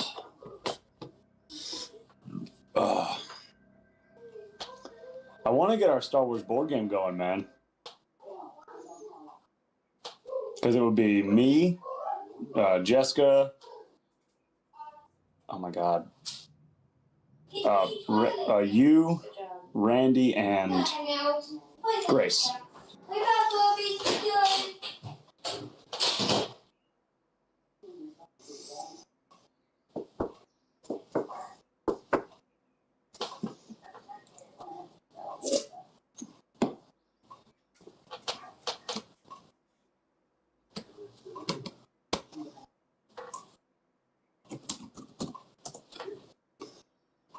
Yeah, I'm also reading the stuff for Palladium's Heroes Unlimited to doing that whole superhero campaign. Ah. Yeah, to give Mike a chance to have a break. That's fair. I do miss Mike, man, because I'm playing Imperial Assault. So I've already got a game going, but it's not at my house. It's at Jessica's cousin's Chris's house, and I want to have one at my house because I love the game and I love playing it. They made such a big mistake. So one of the rules in the game is if the Empire wins, you get influence. You use your influence for many different ways. One of the ways is, so after a main mission is done, the rebels get to choose the next side mission. So they shuffle their side mission deck, they draw 2, and they pick which one they want to do. I can use my influence to be like, hey, for what I did this time is I want Vader. So I use 3 influence. There's this mission. I want Vader. And the way it works is they can choose to do their side quest. And if they win, they get their reward from that side quest, but I get Vader because they didn't play my mission. Or they can choose to play my mission, potentially win, and stop me from getting my reward, which is Vader. Those crazy mofos are going to try to stop me from getting Vader. And I'm like, that ain't happening. That is not happening. Guessing run a quick bio. Say what? I'm guessing we're on a quick bio. Yeah, we're taking a quick break. Yeah. Violently whenever there's no windows. Yeah, Open. we were just talking about different things. Like I was talking about, I'm still getting my campaign to get well. I'm still reading the second book about the prison for superheroes and the whole thing. Gotcha. That's cool. No, I mean, Cool. This has got a little bit of damage from when my kid dropped it, but I don't know if you. This is potatoes. one of the Disney from Galaxy's Edge. I haven't been there. And who went and I was like, buy this for me, and then I gave him the money. It's got a little bit of damage from my kid dropping it right there and right there, but How's the quality on that thing? oh, it's pretty fucking awesome, dude. Honestly, I'm not even kidding. The way the blade works is there's these notches, one big, one small. The blade goes in, you twist it, and it locks it into place. So if the blade gets damaged, like it did when my kid dropped it, it broke the blade and the bulbs inside. You just take it out and you go buy a replacement one and put that in. So, yeah, it also comes with a protector that you can put in here. That got lost in the move, but there's these protectors that you put inside here so nothing gets in there to mess up with things. I love it. It is heavy. Like you can tell this thing is nice. Hey, I like it. Jamal, where'd you get the dark saber? Justin. Oh, you got a dark saber? Yeah, Merlot. We I bought it from him. Oh, I do want one, big time. And it's so nice. See, It's my third favorite saber. Third? What are you the say other your two? what? Favorite is this. I truly do love the classic, the first ever lightsaber. I think it is. I think I have that one. It's really. I love it. No, my this is my favorite, and then my second will probably be Darth Maul's, the double one. Darth Maul's is my fourth. I do love it. So it goes this, and then I'm probably gonna get shit for this, but hear me out. I love the crossguard Inquisitor. So no, I don't like those. I love What? So I love Kylo Okay, no, lightsaber. no. And you picked that over the Inquisitors? Yeah, dude, I'm not a fan of. Look, I press button and it spins. I don't like that. Still kind of cool. I guess, but it reminds me of when General Grievous goes, "I was trained by Count Dooku," and then he just spins two of them, and I was like, "Okay." How did Count Dooku train you to do that?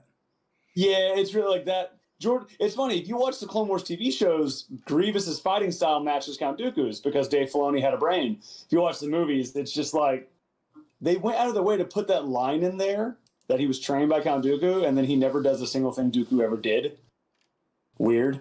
But no, I love Kylo Ren's lightsaber. I know his is not a traditional crossguard because it's an unstable kyber crystal venting out the excess energy, but as it's the only crossguard lightsaber in the films, it is my favorite. However, if I'm currently reading the High Republic series, I'm in phase 2, and Elzar Mann's saber, the way it's drawn, that would, if they put that in live action, that would be my favorite. It's his crossguard is not saber; it's made of Beskar, so it truly does block a lightsaber. And so one of the things that he does, because they never fight, because you got to remember they haven't fought another Dark Force user in thousands of years, so they're not really like worried about it. So when the main villain of the High Republic gets a lightsaber and goes to fight him, he's like, I can finally test some shit that I've been doing in training that I don't want to kill Padawans, obviously, so let me see if it works. And what he does is he pins their lightsaber to his crossguard and twists it to disarm him. And I'm like, I like that. Darksaber is my favorite, and then, like I said, when in not Clone Wars, was it Clone Wars? When Darth Maul got it, who is also my favorite, Darth Maul, when he got it, I was like, that's the best. Yeah, Darksaber has always been my favorite. Darksaber is third favorite, and we're talking like the top 3 are like the top 5 are 10 out of 10 for me. No. When I scrumped when I forget his name. He's played by Gus from Breaking Bad, but when he cut himself, Moff Gideon. When Moff Gideon cut himself out at the end of Mandalorian season 1 with the darksaber, I lost my whole entire shit. Oh yeah. So I was like, oh my god, they're bringing the darksaber into live action. And yeah. Also, I'm glad Disney got rid of the whole unless you're trained, you can't use a lightsaber. I'm like, no, it should be Jedis are trained, so they're really good with them, but it's still just a damn sword, so you can use it. You're not going to be as good as them, but you can use it. I never got that whole, like, if you use it, you're going to end up killing yourself. I'm like, that's the same with any weapon. Yeah, but a lightsaber, if you accidentally hit your hand with a sword, you're going to be fine. If you accidentally vibroblade, you're going to take your hand off. Vibroblades are used by everybody. That's fair. Those have been canon since the Phantom. So like, I never got that whole, like, I get it. It's because the lightsaber you can really mess up, and I get this. The odds are much higher, but I never got the whole no one can use them. I'm like, no, they can't make them because they're made with the Force. You have to be able to use the Force to make a lightsaber. That part I get, but yeah. Because I love the idea of Mando having a lightsaber. I thought it was awesome. And then everybody lost their shit when he gave it to Bo-Katan. I'm like, did you not see that coming?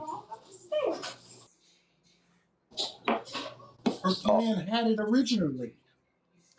Yeah, Bo-Katan got it originally, and then I remember watching Mando. Clan, it wasn't Bo-Katan. It was it Bo-Katan had it? No, it was her clan, and then it got lost, or the other group had it. Then Sabine got it, and then it went. Yeah, Sabine lost it. I was trying to remember. So, but didn't Sabine lose it to Maul and then get it back? Yeah, Sabine lost it to Maul, but before Sabine had it, the other group.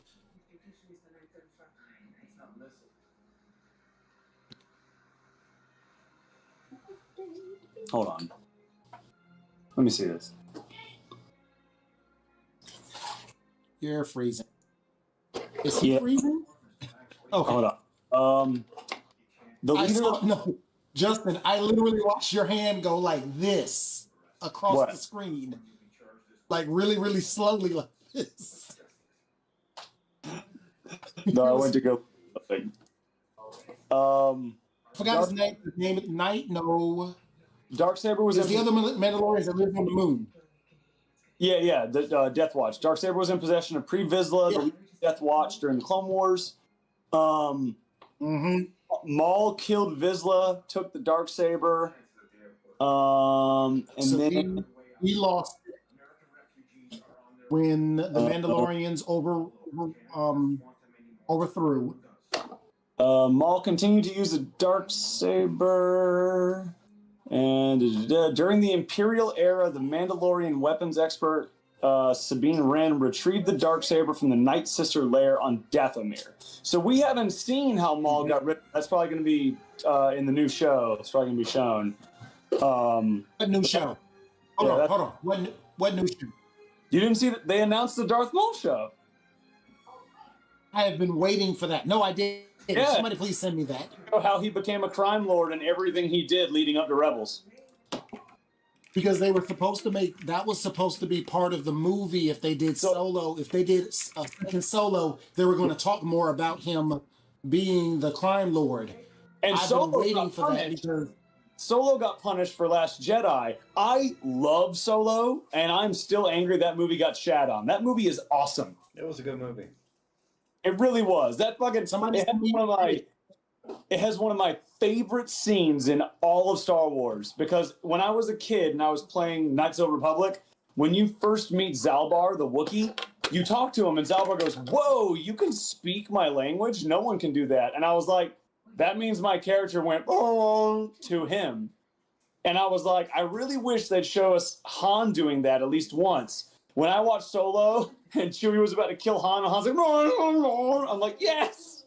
Yes! Like, yeah, no, I also love at the end when him and Lando are looking at the ship and Han's all proud and Lando goes, "I'm gonna go to my ship and rest in my captain's quarters." And he leaves and he goes like, what is it? He says, "I hate you," and he goes, "I know." Oh, loved it. No, Solo got punished for no damn reason. I think that movie's awesome. Well, Also, no one hates Star Wars more than a Star Wars fan. No one hates Star Wars more than a Star Wars fan. You're right. I saw a TikTok that summed it up. It said fake Star. Oh, it was a TikTok that said fake Star Wars fan, and it was someone going, "I like a lot of aspects of the sequel trilogy. It wasn't, perfectly coherent, but there's a lot of good parts of it too. But I really like this part of it." And then it goes, "Real Star Wars fan." It goes, "I fucking hate Star Wars." I was like, "Yeah, that's about right." So, a couple of notes about the Mall TV show. It's coming out in 2026, so it's over a year away, and it's going to be an animated show. Yeah, animated show. Sam Witwer, Emilia Clarke, who played Kira in Solo.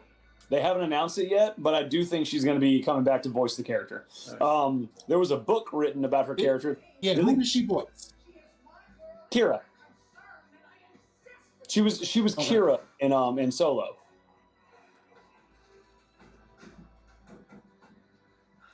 Do we know is Merlot coming back? I mean, he's on his bed sleeping. What? Probably not a good sign. Yeah, we see him right there. Yep, he's sleeping on the bed. Hey, wake up! I can't see anyone's camera. I'm gonna drive over to your apartment and come knock on your door. Hold on. Chad needs you. Yell it so loud your neighbors hear. Chad needs you to come back. Can't see anyone's camera but my own. I didn't know you guys were. Hold on. On the app, on the voice channel, I can see all the cameras. Hold on. Well, let me leave. Yeah, but are you on a computer or on a phone? I'm on my phone, but computer. Yeah, so that's on the phone. Yeah, it's different. Yeah, that's what I'm saying. He's on a phone. Yeah. So I honestly did not expect the bandits to get away with the cloth, so I have to adjust some of. I mean, he kind of we took it and left in a turn, and we chased after him, and he was just gone. That's weird. It's not turning on the videos. Well, you're on the phone. That's why. No. I've never had this. I've never had this be a problem before. So I had an interesting thing. Are you in the text chat or the video chat? The voice chat. Hold on. Like when I started the recording for YouTube on this one today, it kept showing all the boxes from Discord down on the actual program. But I've never seen that before. It was really annoying because it made it very difficult to push all the buttons because it would cover the buttons.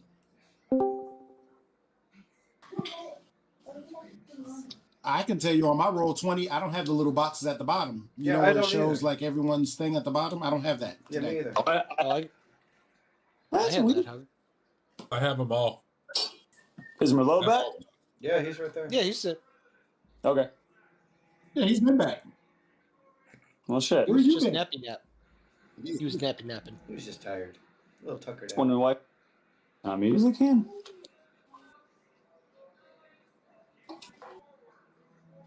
Weird. Okay. Okay, I think Merlot is tied.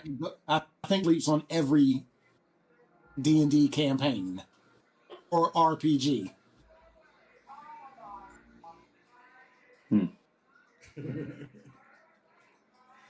Okay.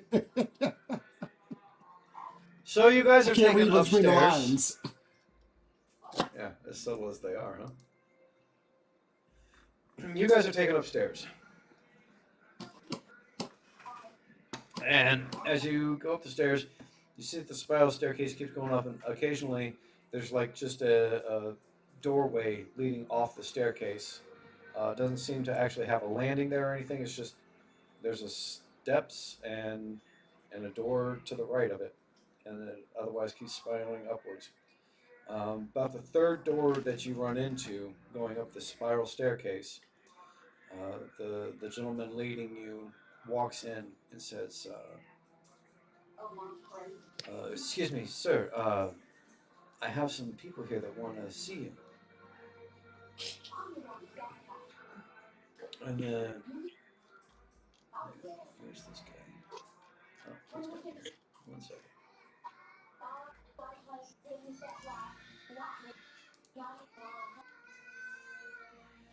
And there is a high elf that he ends up bringing you into,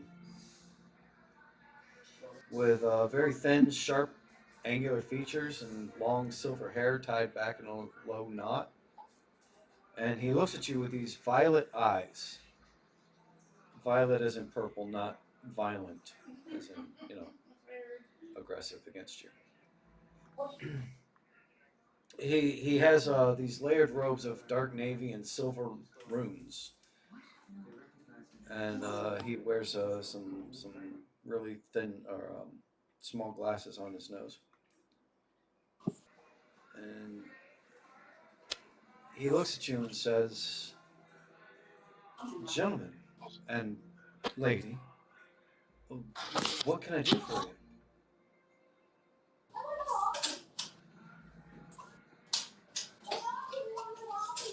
We were sent to see you by the sergeant of the guard because of your involvement with the investigation into the Black Dagger Syndicate and the Eye of the Black Sun. I think this is the name of the thing. The cult of the Black symbol. Sun. Cult of the Black Sun. Yeah, that thing. What you said. See, you're the expert on it. That's why we're here. Done extensive research on the cult of the Black Sun. They are this twisted group that seems to think that there's this dark god that they're hoping to summon. It's almost amusing. Great deal is done in the undergrounds. The Ville I Steps got a district. question. Yes. Got a question. This cult and their dark god. Any mention of a shadowy figure that doesn't quite stay when you focus on it? A shadowy figure. You've just expressed basically the entire Dark Sun cult, and the all of the Black Dagger Syndicate. Well, the reason I ask, we've been our entire trip here, and maybe a few times before. Every time we see someone watching us, dark figure, but when we focus, they disappear. They disappear, like just float out of the thin air? Yeah. Just thin air, going. Interesting. Yep. Well, the to elaborate a little bit further, the syndicate, the Black Dagger Syndicate, is more just ruffians and assassins, and they're the what you would call a more physical aspect. And I don't really do a whole lot of research about them, but who doesn't know about the Black Dagger Syndicate in Valcoria? But I have done a great deal of research into the Dark Sun cult, and they are a more evolved organization. They're more thoughtful. They're the mages, the spiritualist type people. So it's not unheard of that one of them might know Misty Step or something of a similar nature. Although the fact that they're watching you is very fascinating. They're perverts. I'm pretty proficient in Misty Step, and I don't see them doing the necessary components for that. Really? Yeah. Interesting. So, that being the case, I'm curious about you now.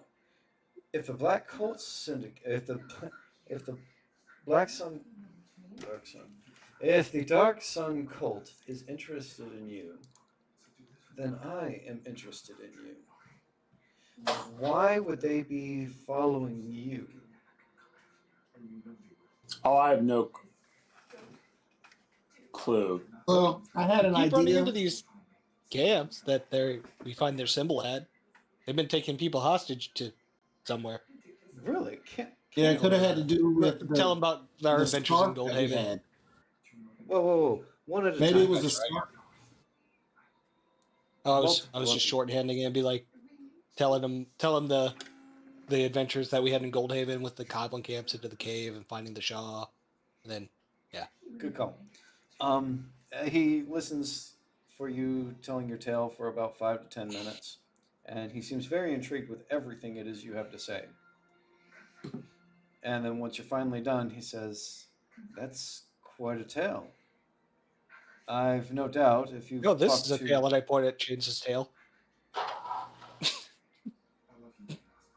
have to get one pun a session. He then looks over to Jamal and says, "If this is all true, I'm sure that you've been told before me that it is interesting that this cult would arrive before Goldhaven." Yeah. We were told. I'm sure. If you've already seen the captain of the guards and the sergeant of the arms, I have no doubt that they would have informed you of what little they would actually know. The problem is they are hard to find. I've been trying to locate them. Near as I've been able to find, they are in our underground, what we call Old Valcoria, or as it's more commonly or more officially known as the Veiled Steppes district. To get there is not too difficult. You can pretty much go through any section, but it's just about as large as the modern Valcoria, but much harder to navigate. So finding their location, where they originate from, where they host from, has been more than challenging. Best I'm able to find little remnants of them, some scraps or some magical aura from them. Just about anything I've ever seen with their symbol has some sort of magical aura to it. Oh, I would have loved to have been able to see what you had in your possession before the bandits took it.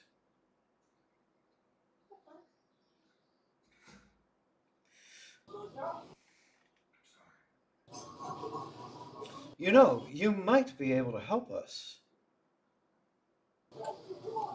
I don't know if you've been told this, or if this has been even a thing that possibly was happening in Goldhaven, but some of my scholars have turned up missing in this area. I personally suspect that cult has something to do with it. And not just from my personnel, but also I've heard reports throughout all of Valcoria of people. Well, to be clear, because of the syndicate, people turning up missing is nothing unusual, but there's been some sort of mysticism. Anyone with any form of magic awareness has been able to sense this magical presence in a lot of these missing cases. Someone who was a tavern owner, for example, turns up missing and they inspect his room and there's some dark magic presence. Someone is taken off the street and they find that there's this dark magic presence. And this has led me to believe that the cult might have something to do with this. I don't know how much you are into research and investigation, but anyone that can assist in this matter or provide any information can be very valuable both to my research and to the greater Valcoria in general.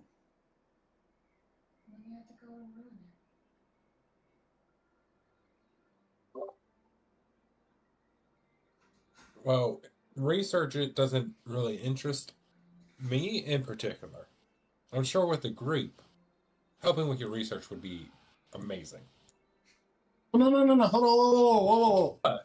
We like to help with the research, but you also mean there's something else that we want both. So that's not, Yeah. You're not just saying Just one. Yeah. So yeah, we want to be a part of the research, because the more we're a part of the research, I'm telling him this like mint or whatever, not out in front of everyone.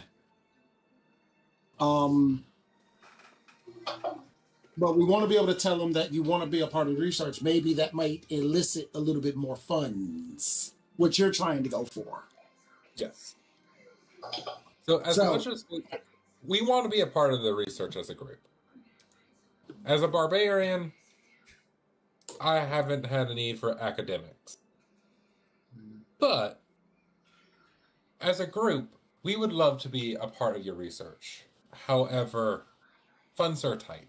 Valcoria is very expensive. Yes, it is. Especially this area of Valcoria. You know, it's funny that you mention it. The syndication also works on the same principle.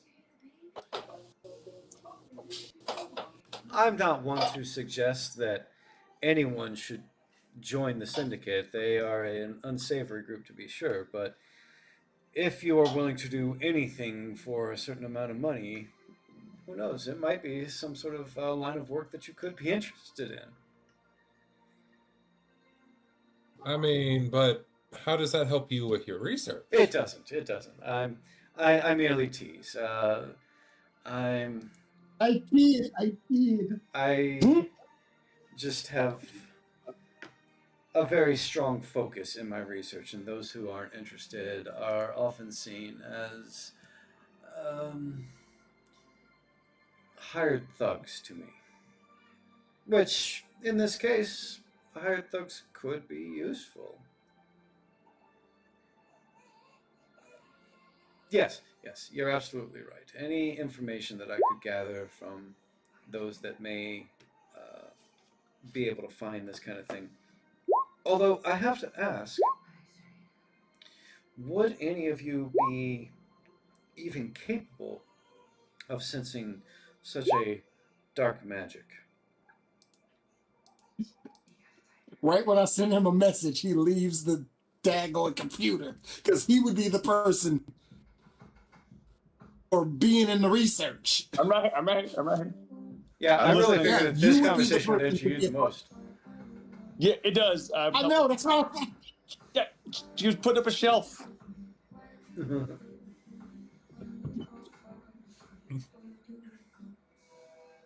was gonna send him messages.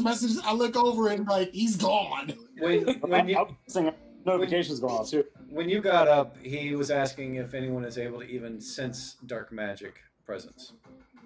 So that's the thing. I think I am, because of a certain thing, but that goddamn dice is gonna say otherwise.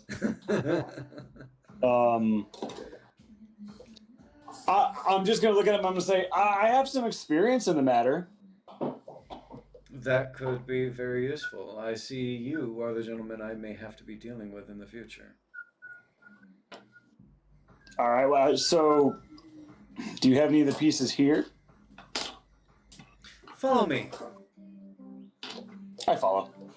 He starts walking, and he walks out of his room and just walks straight across to the pillar that the stairs are going around, and he presses it in a certain kind of pattern, and another doorway opens up within that pillar.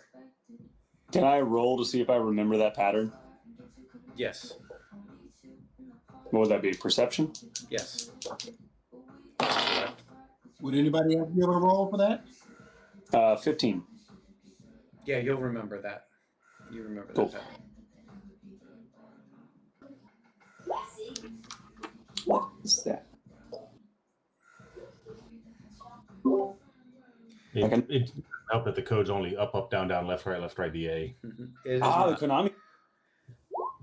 Select start. But anyone who does get a 15 is at least able to remember the pattern in which he moves his hands. You would be interested in his research. I mean, He left his screen. I was like 2 feet away. Just in gore. So he walks in, and as you guys follow him, it opens up into this room, and it's much bigger than the room that you guys had just left. And if you sit there and you pay attention to what it looks like on one side versus the other of the doorway, it doesn't quite mesh up the way you would expect it to. Ah, it's bigger on the inside. I don't know if I would say bigger because you can't really see how She far said- that way goes, but yeah, like the wall goes straight to the left, whereas if you look outside, it's a downward slope for the stairway, that kind of thing. It just doesn't seem to Yeah. quite mesh up the same way. And so you walk in and you have all of these cases and displays and a couple of bookshelves. And within the casings, you see several different, some of them are cloth, some of them are paper, some of them you see a couple of different types of weapons. But one thing, everything that's in here seems to have in common is that you see the dark sun symbol on it. Gotcha. So he walks in and he says, every time I get one of these, it gives me a little bit more piece to the overall puzzle. Every single one of these feels a little bit different, with various exceptions. In this case over here, he shows a display case of several different parchments, and most of them are written in a writing that none of you are able to read. One of them at the bottom, it's in common, and it says, "Do what has to be done," and then at the bottom there's a dash S, and then the symbol. I mean, I can read any of those. I mean, if you cast the spell, yes. No. I'm gonna ask him. Like, I'm assuming you've already translated these languages and know what they mean, and I don't have to do that for you. Of course. Yes, we do understand all of the different writings that are here, except for this one. We have one here that is all just random symbols. We've had some of our greatest scholars and spellcasters in here trying to divine what this one means, but it's continued to elude us for the most part. But the rest of them are mostly just letters saying to different races, I suppose, about some simple job. Ultimately, it seems to be something along the lines of whatever it is you would hire the syndicate for. Very brute force kind of work. Yeah. Not all of them, mind you, but the majority. The majority seem to be. He walks over to another display case that has just a few different parchments in it.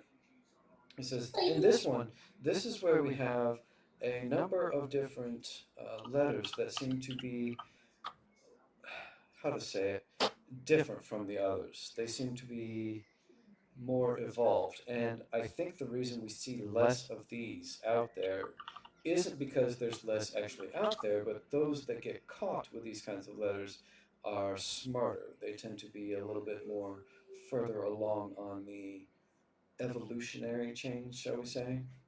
No offense to you, dear barbarian, but When Max met at Jenny and Jenny walks through the hallways and Max is like, nobody say anything, and Press goes, hey Jenny. So I look at the guy and I go, okay, aren't I, hold on. Did I really not write that down? No, you didn't. That pisses me off. Am I a high elf? you don't know what I kind of elf mean, you are? you've been known to spoke. You've been known to I spoke a little. mean, you are high quite often. I'm fairly certain. Yes, I'm a high elf. I remember I did a whole build for this. Okay, anyway, I had to write that down. That's stupid. I turned to You're him and normally high. I mean, you always carry okay. around a pipe of I'm with looking a at- very fragrant. I'm looking at the website, and yes, it does confirm that you are a high elf wizard. So I turned to him and I'm like, the one that none of you can get anything on. Can I see it? Absolutely, and he's to the display case that has just a few letters, and you see one in there. It doesn't actually look like a writing so much as it looks like if you took a Microsoft Word document and translated it to wingdings. Hmm. It looks more hieroglyphic than anything else. Okay. So I pick it up, and you got the message on Facebook Messenger. Oh, so that's assuming I Well- open up Facebook Messenger. I'm assuming. And while Gore is starting to look at it and starting to read, I just look over his shoulder and go, "It's pretty pictures."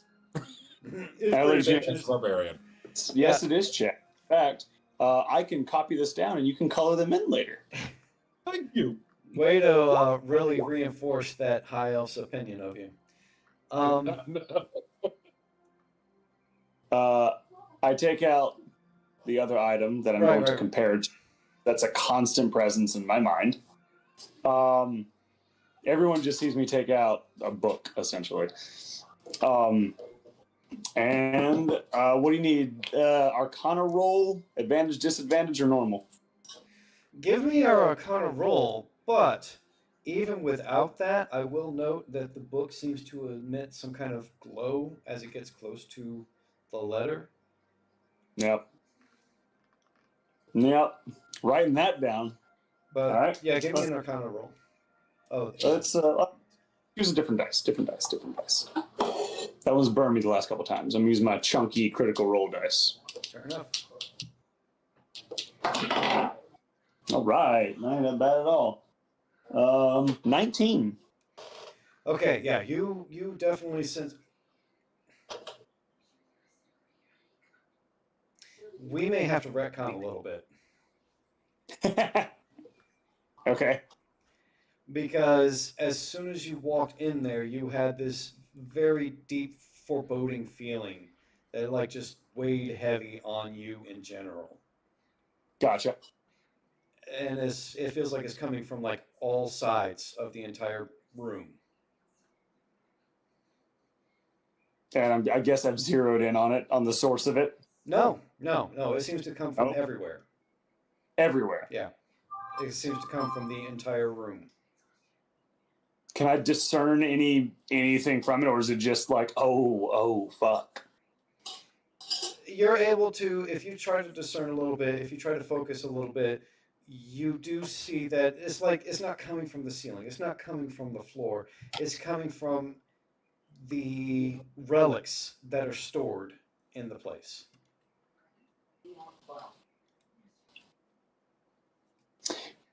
This may be an odd question. Can you give me all of these letters? Not give, but like, can I hold all of them at once? He looks at you like you're the barbarian. I'm aware of how strange it sounds, but I'm getting. He says, "No, it's not only that. Some of these items are very fragile, very rare, they're close to falling apart if they get taken out of their case. I'm able to hand you this one because it's one that we've recently picked up and we were able to find it in fairly good condition. But keep in mind, we have a number of different types of objects, from weapons to, in the back, I have an anvil that has this symbol on it. The very idea of you being able to hold everything that's in here with this symbol is unreal." Okay. I can help hold it. Nope. Actually, better idea. Everybody except me and I forget the dude's name. Valrin. Valrin. I was gonna call him something else. Can everybody except me and him? You all leave for a minute. Everybody. He looks at you skeptically for a moment, but he's curious as to see where you're going with it. So he says, if you are willing to humor this, you are welcome to address to my study for the moment. Just please do not touch anything. Nope. No touching. I let her back. As he says that, he seems to look specifically at the barbarian. Yeah. Are they all No gone? promises. I don't need pretty books. Yeah, that's. Yeah, but you did see some shiny gems in his room, in his study. Money. Ooh, pretty. What is this? As they escort themselves out, he looks back to you and says, "Okay, now what?" I take that book, I lay it down flat on the floor to a blank page. I pull a quill and some ink out from it, and I go, I'm spitballing here, but every single thing in this room is not just connected by obviously the organization and whatever. Everything in this room is connected by the same type of dark magic that is emanating from this book. So I'm curious. He says, I'm going. Do you mind if I have a look at that book?" I do not recommend that. Sadly, I don't know if it's safe for anyone but me to touch, and I don't want to find out because of what happened to the last person who touched it. What happened to the last person who touched it? That's what I'm trying to find out. Says, So- I have been very open and forthcoming with you with much of my study here. Most people aren't even allowed in this building. Your This reluctance to share as much doesn't bode well for our mutual trust and relationship here. The reluctance comes from this part, and I show him the front where it has written by, and it has a name, which he doesn't know my name yet. And this is written by, and I'm like, that's my name. But I didn't write this book. Interesting. And everybody that I know, or knew at the time, is inside this book. Everybody. Because of the nature of what we're dealing with, I understand how ridiculous this question is, but please humor me for a moment. When you say that everybody is inside that book, are you referring simply to their names, or are there literal essences within that book? An entire town and village, the entire populace, was sucked into this book the day after I found it. Okay, less of a ridiculous question than I expected then. Mm-hmm. And That's why. much more. That's why no one. I don't know what's going to happen if they do. However, when I walked into this room, this book both visibly changed, and I felt it. So I'm going to try and see, because I've never written in this book, I'm going to try and see if I can discern a message from being in this room and write it down. Interesting. Do what you must then. Let's see what happens. Fair enough. All right, what am I rolling for that? Arcana? Yeah. Come on, dice, be nice. Hell yes. That is a nat 20 plus 5, so 25. Okay, and what is it you're doing? Trying to... I'm literally like, think of it, remember Beautiful Mind? You trying to get Mira Sorvino covered in flowers and letting make it in a room for you? That is not a Beautiful Mind. That's American Beauty. Beauty is in the eye of the beholder. But I'm fine with that.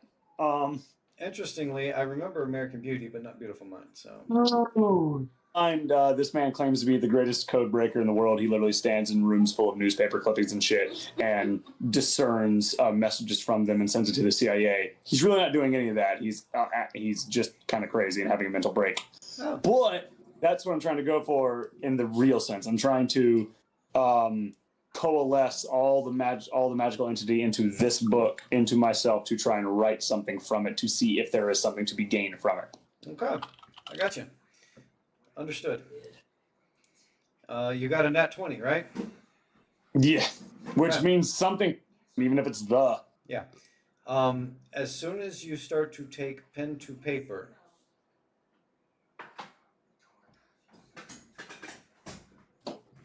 hold that thought for just a second. Yep. For the rest of you, you're in his study, right? Yeah. Yeah. You hear a cry from across the hall, and I use hall very loosely because it's really just a stairway. You hear a cry from across the stairway where you had just come from, let's say about 2 to 3 minutes earlier, saying, "Hey, come back here. I need your assistance." Oh man, am I in the book?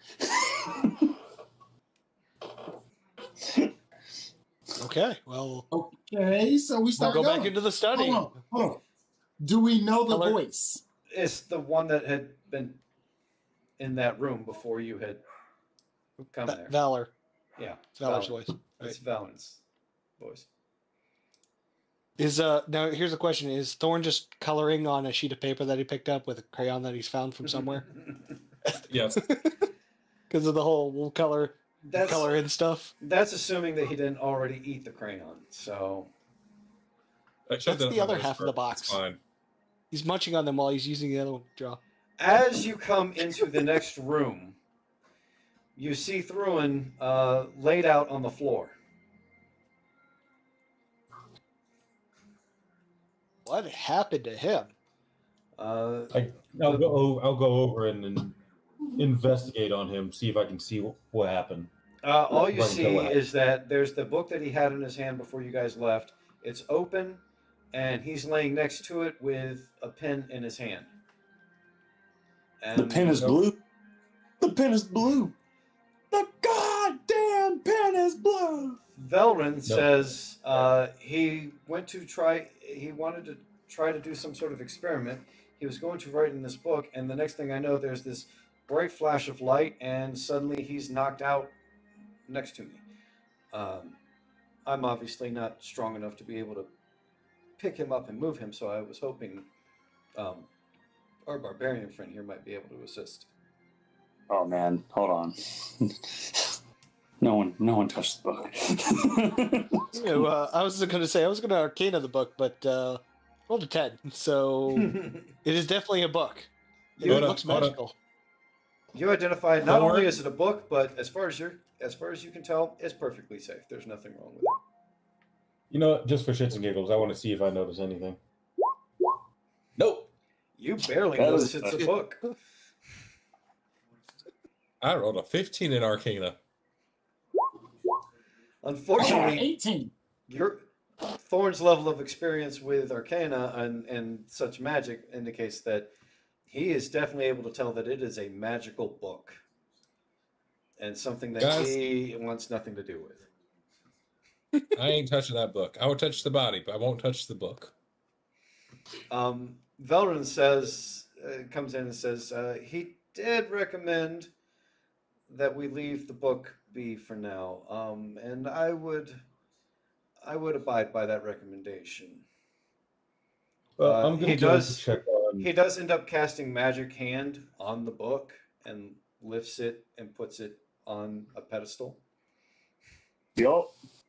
Doesn't seem to have any go issue with that. on the well-being of Justin. He's breathing. You're pretty sure he is, but not 100%. Chad will try. See if he can tell. And he knows that he might be breathing. Ooh, I bet he's got lungs.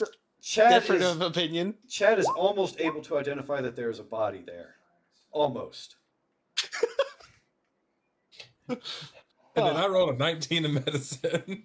Thorn not only is able to pick up the body, but he knows that he needs to pick it up in a specific way so as to not cause further injury. I got you, buddy. Hold on. I think I have that. Let's see. Hold on. Let me see. I am not helping. Rothus knows exactly what needs to be done. He is right there, and he slaps Thruin across the face. And is genuinely surprised when Thruin doesn't wake up. Rothus says, I really thought that was going to work. D&D always evolves into my Python every time. Slaps him for a second time just to make sure. Nah, he's Let's slap again. Hold on. Now, this is the slap. Hold on. Can I I? was gonna laugh if it was a 1. Do I have to be conscious to hellish rebuke? Like,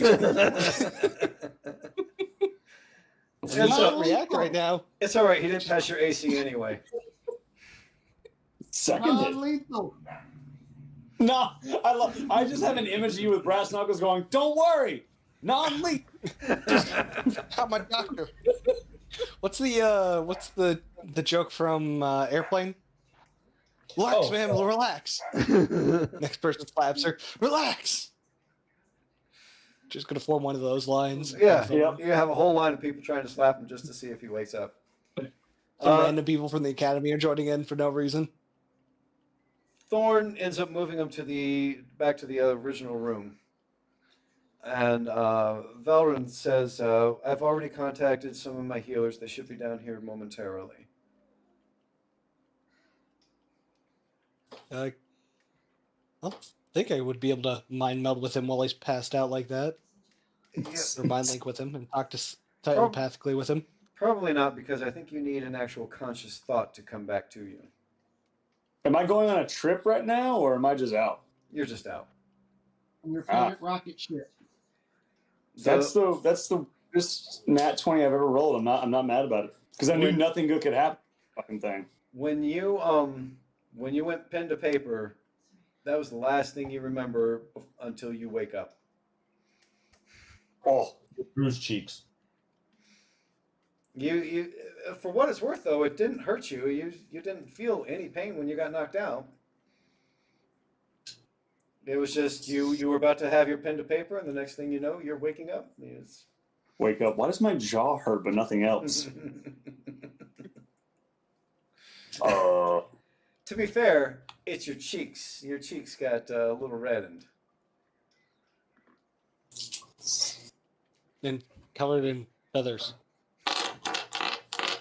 It smells of bird seed. Shit. After a few minutes, human with long blonde hair, male human with long blonde hair comes in. Kind of reminds you a little bit if Aeolus was a human. Kind of looks like that. Comes in and does a lay on hands and says, there's nothing physically wrong with him. So after the lay on hands, he still doesn't wake up.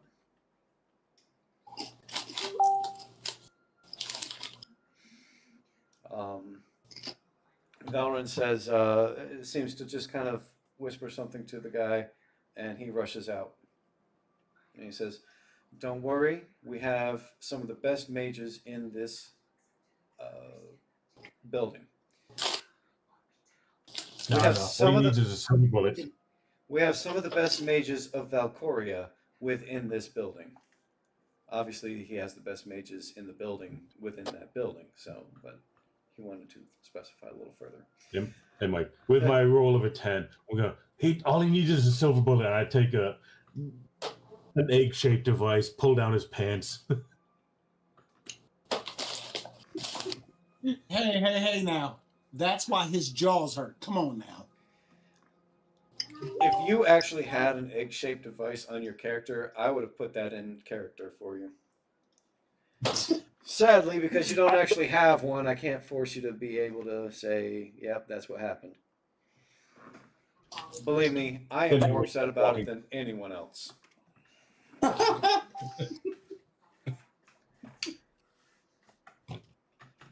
One moment.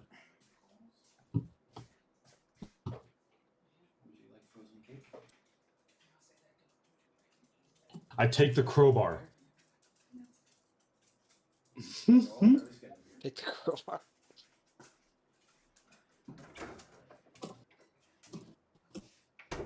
Do I have a bottle opener over here? I don't know, man. We have bottle openers all over the place. And Mike, I was going to mention earlier, even over there, you seem not to be able to have an unoccupied, empty house.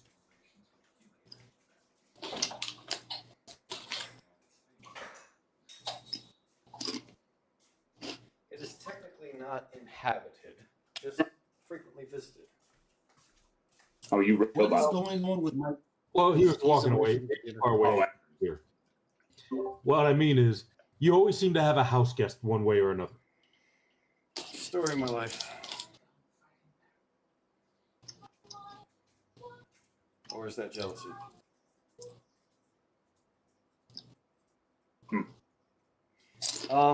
After, I'd say, probably a good 15, 20 minutes, which brings me to the point of, what do you guys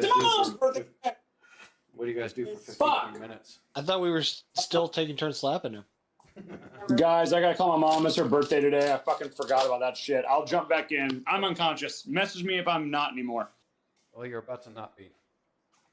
I mean, when Mike just said that you're getting ready to wake up, Fuck. Okay. go ahead, call your mom. Yeah, I gotta call him. I'll be right back. Yeah, we'll take a break for a second. Actually, while he's calling his mom, you guys can decide. Like I said, you got 15, 20 minutes before there's any change in his condition. What are you doing during this time period? I was going to look around at the pretty books and try to figure out if I could steal one, but my sleight of hand is definitely not there. I was going to look for some pretty jewels. Well, you I definitely was going see. to talk to the dude about I'm gonna the keep trying cult to of the make- Black Sun and see what he can tell us about the cult's involvement with other organizations and magical beasts. See, now that Yeah, may be that something part. worthwhile. Seeing as we had to kill I forget the name of the damn thing. I always call it mosquito. Mazel. The Mazel. Yeah, let's tell him about that thing that we had to fight. That and the dragon. Don't forget about the dragon. The dragon wasn't anything about him. I know, but The dragon was just a black. the dragon has some magic. So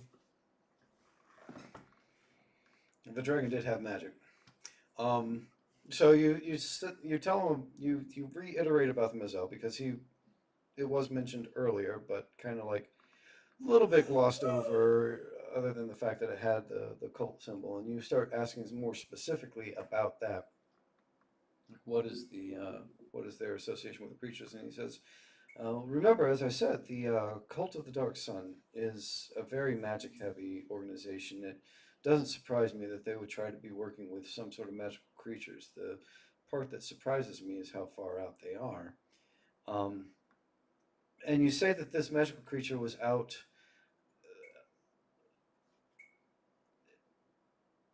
directing goblins in capturing people.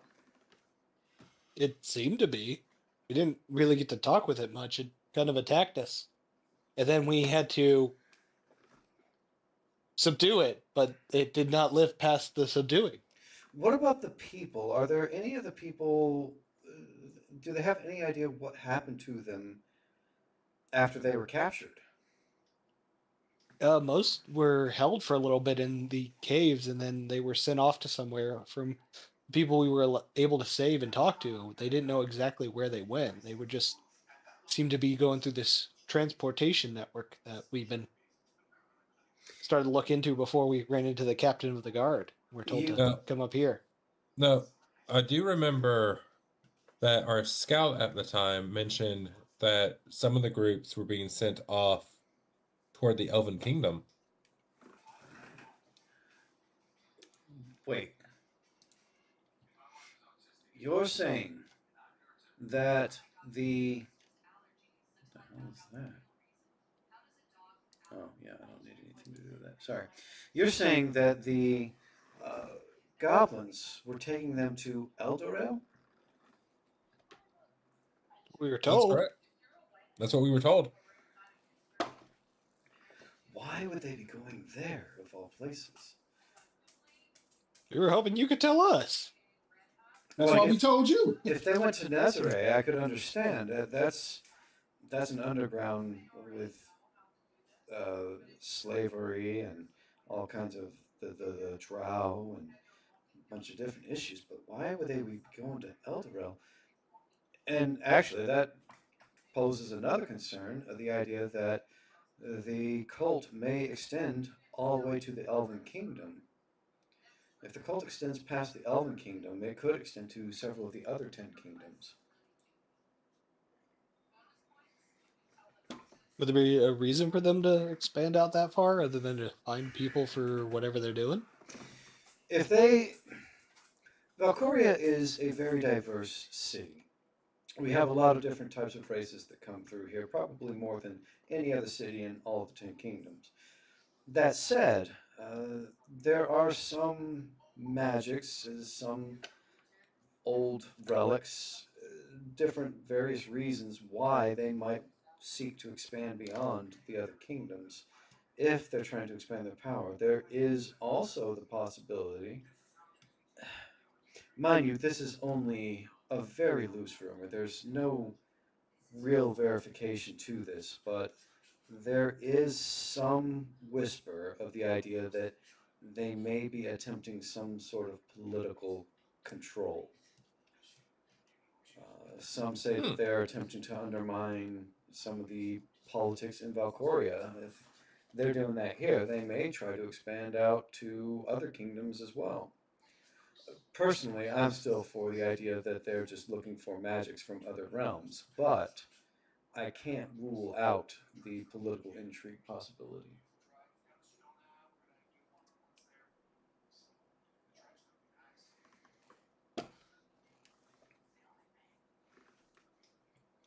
Would they have any connection to Grimgirl?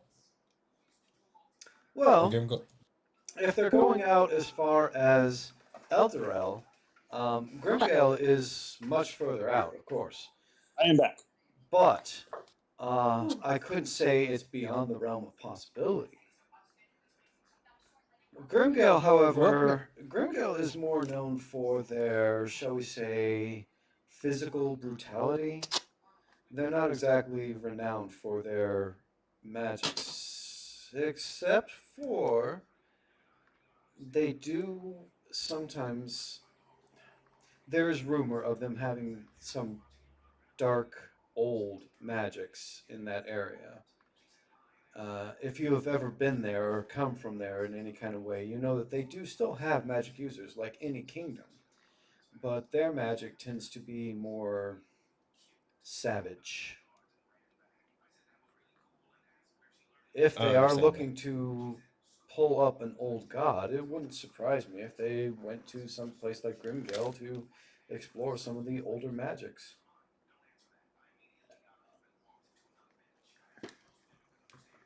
We started asking about cult and why they might be involved with magical creatures and things like that while you're passed out. Probably frothing from the mouth. And as Thorn is sitting there asking about the Grimgale, Thruin starts to come conscious. Yeah, I'm probably just coming out of it like, oh, what happened?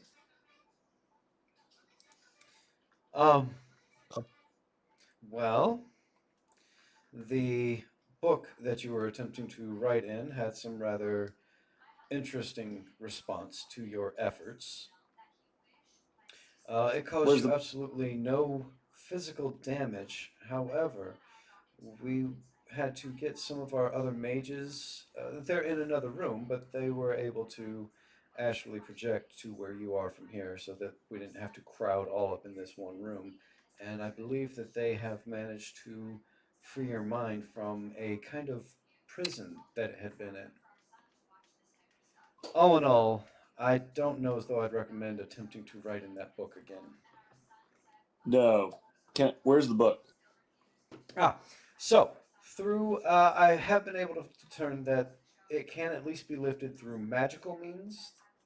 Mm-hmm. I do respect your wish for no physical contact to it, so I have joined it in one of the displays in the other room. Yeah, cool. I'm gonna need that. Well, yes, obviously, you're more than welcome to wander back over there and grab at your leisure. Yeah, because I want to see if any change was made in it whatsoever. Needless to say, with what we were talking about, I decided not to interfere with it any further. Oh yeah, no, I don't. No one needs to touch that. I'm the only. Okay, so Gore. Hmm? Right? You want to share with the rest of the class about what happened, so that if it happens again, we kind of know what to expect. Yeah, don't touch the book. Like ever. That But it has the pretty pictures that Thorn wants. It has no pictures. It has no pictures. So it's None. blank pages for me to draw in. Nope.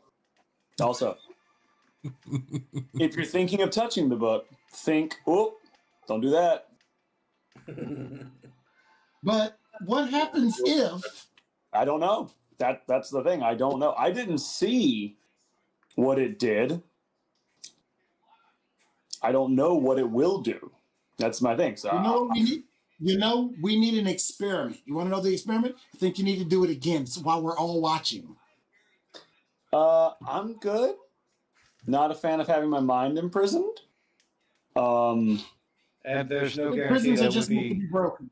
There's no guarantee that our mages would be able to undo it again, especially if the book happens to evolve or develop in any kind of way.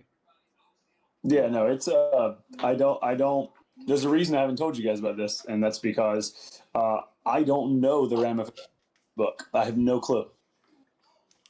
So what I'm hearing is there's going to be more pages for Thorn to draw. No?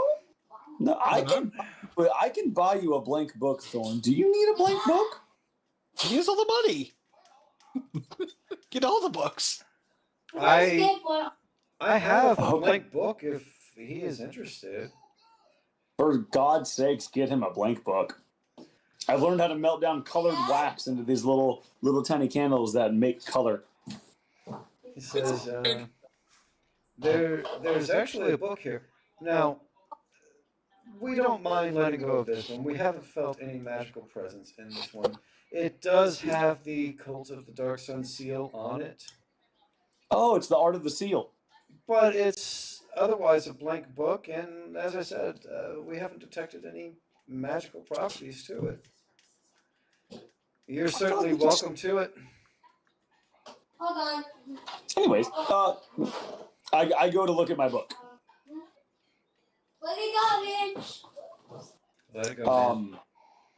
Is there any difference at all? We're talking anything, not just written. We're talking like pages torn out, font change on the front, color, anything at all different. Not that you are able to detect.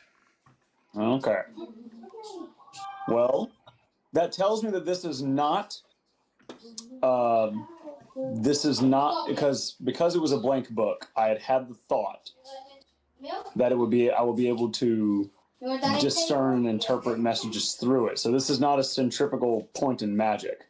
So that's one less thing that I know it's not. There's 4 other things I know it's not already. There's that. After you rule out everything it's not, you'll eventually find out what it is. That is the thing. So I did learn something today. There's that. There's That we're in is completely filled with stupid amounts of dark magic. It's not a little bit. It's every single thing with that seal on it that's in that room is humming with dark magic. Yes, this is why we have this room sealed off, and I wouldn't have shown it to you at all had you not come to me with a story that you did.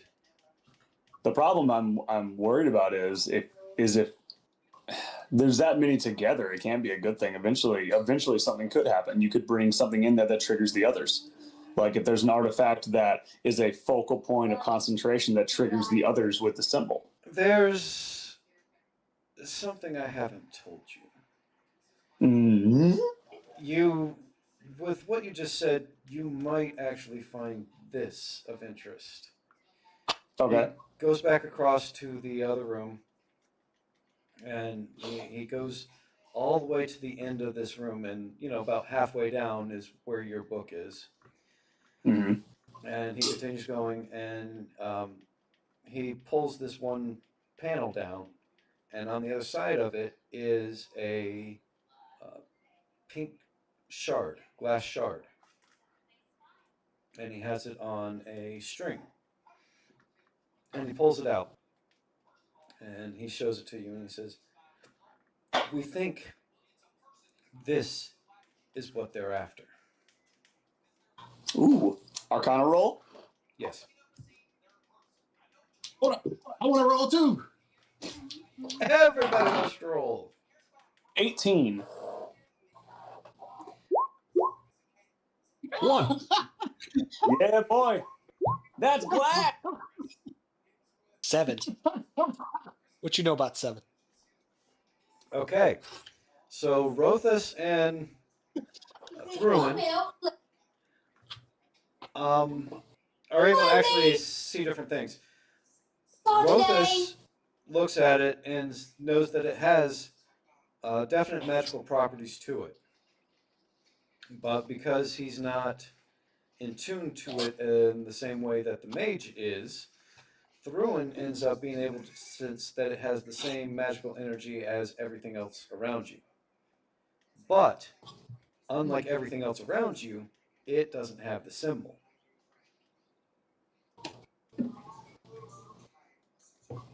And as he's sitting there holding it, and you're examining it, he says, "We think that this is what is powering the dark magics for everything else here. There's rumor that there are multiples of these throughout the kingdom, and we are trying to find what we can. We don't know if they have any grasp of any of these, but we do ask if for any reason or any chance you happen to come across such a thing, you bring it back here so that we may further study it." Has anyone touched it with bare hands? Because you have it hanging from a string. I'm assuming that means you don't want it touching things. No? Well, no. I have touched it. It causes a bit of discomfort, but doesn't have any significant problem. The reason it's hanging from a string is, well, let me show you. So he's holding it, and he holds it right out in front of him, and he moves around it. So he's spinning, and the cord is spinning, but the shard remains in one direction, as if it was a compass pointing. So it's like looking at something in a three-dimensional world. Say that again. You got cut off halfway through. So it's like looking at something one-dimensional in a three-dimensional world. If you move around, like it stays like this, even though you move around it from every angle. We think that it may be attempting to point to something.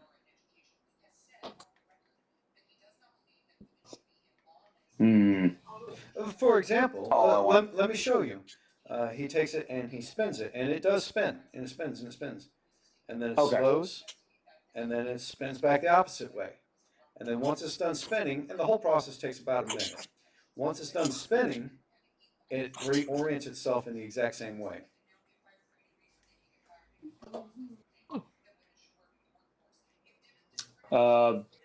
Which way is it pointing? Currently,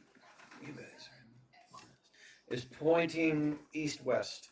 Not directly east-west, but kind of like, I want to say southeast, but predominantly east, northwest, predominantly west. I take a compass out of my adventurers pack. I put it on my notebook. I center it so they're both angled the same way. I write down the coordinates because I want to go that way.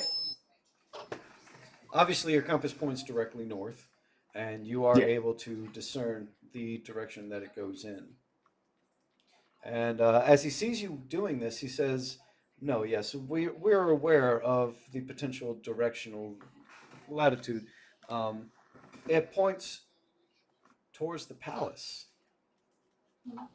That's fun. In the other direction, it points just out of the kingdom. Of course, we've suspected something within the palace, but I personally am not allowed within the palace. I don't have the rights for it. But we do have people that work in this building that have been in the palace and have attempted to ascertain what it might be. The problem is, we cannot get into the palace with this because Well, we do not allow this to leave this building because it's the only one we have, which is why I say if you are able to find another one, we might be able to do a little bit more research. I would like to find another one, but I'm guessing you informed the people in the palace of how We've put kept a lot things. of this to ourselves. Um, the people that work in this building are aware of it. Everyone in this building is aware. We've Mm. not told the king. We've not told the royal guard. We've not told a lot of the palace personnel because we don't know who might be involved. And we don't want the fact that we have this to get out. In fact, as I sit here mentioning this to you now, I realize that you are probably not people that I should be telling this to. No, you're fine. Who cleans the palace? Some people from the Sunwall district. Do they live in the palace in Oh, terms of not at like? all. No. Of course not. They wouldn't have royalty working within the palace, and there's no commoners that. There's barely even commoners allowed in the Upper Valcoria. If you hadn't come in How, with the guard that you did, how easy is it to get a job as cleaning the palace? not easy. As I No? said, it's not easy to get into Upper Valcoria at all. To become someone who cleans the palace, you have to have exemplary recommendations from the merchants' guilds. But What do you get? I'd love to find another piece of this, but the odds of that seem very low. perhaps this is another reason why I'm requesting if you might be able to look into these missing personnel. If we can find out where these missing personnel in the city are going to, we feel it might provide some kind of lead into the cult in general. And if we can get more information about the cult, we might be able to find some of these crystals, either the ones that the cult already has, because we assume that they have some already based off of the dark magic we see off of all of their letters and stationery, or we are hoping to eventually get some kind of lead on maybe some crystal that they are tracking already.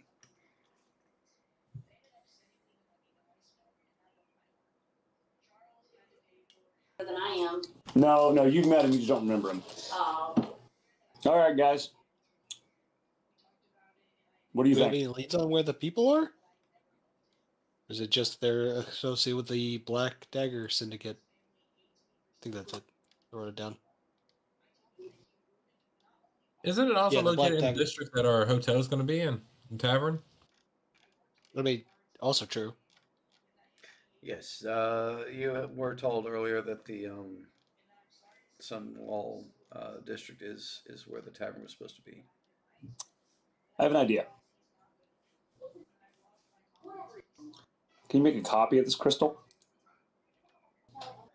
We had We an artificer. have made copies of the crystal, but it has turned out that it's only been a copy in design. We are not able to. Yeah, that's what I mean. It doesn't have to do the same thing.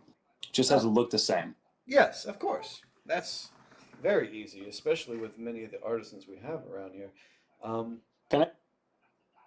Because then I want you to tell someone you shouldn't that we're looking into the crystal and that you get it to us. And then we'll have it. And people will eventually know about it. I am a little concerned about them knowing that we had it in the first place. Someone already knows you have it. And I'm That's guaranteed. especially concerned of what happens if they track you down and find that what you have is a fake. That would put a spotlight on us. There's no way they don't already know you have it. They know. They just can't get to it. However, Or you could say that we brought it to you to look at, something that we brought to you. or you don't have to say anything. We got big mouths. We can go to an inn and talk about it and never mention you guys. But if I have one, Probably would anyway. yeah. But if I have one that looks just like it, put it on a chain, wear it around, talk about it, We won't mention you guys, but that'll eventually get someone's attention. Yes. I like the Yeah, show idea. off his I bling. think if you are able to refrain from mentioning us in any kind of way, that would be ideal. I don't think you should flash it around. I think if you flash it around, it'll make it seem like you have no idea what you have. That's the idea. But if you hide it, then it becomes forbidden and more interesting to those.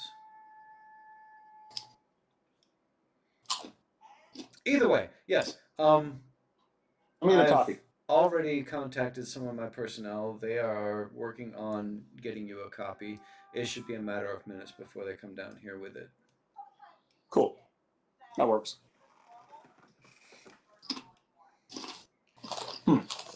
All right, that's my plan, guys. I'm just gonna talk casually. Let it hang out a little bit. Yep, talk casually in a public place that we're investigating the cult and that we have a really strong lead, but we can't talk about it. Someone will hear that. I can say that really loudly too. Mm-hmm. Yes, you can. I have no doubt. Change will follow you discreetly. Yeah. Yeah, I follow. Yeah, no. Yeah. Look out for people watching, especially that guy that you guys have seen that I haven't. Yes, I was actually curious about the gentleman that you had mentioned of a shadowy nature.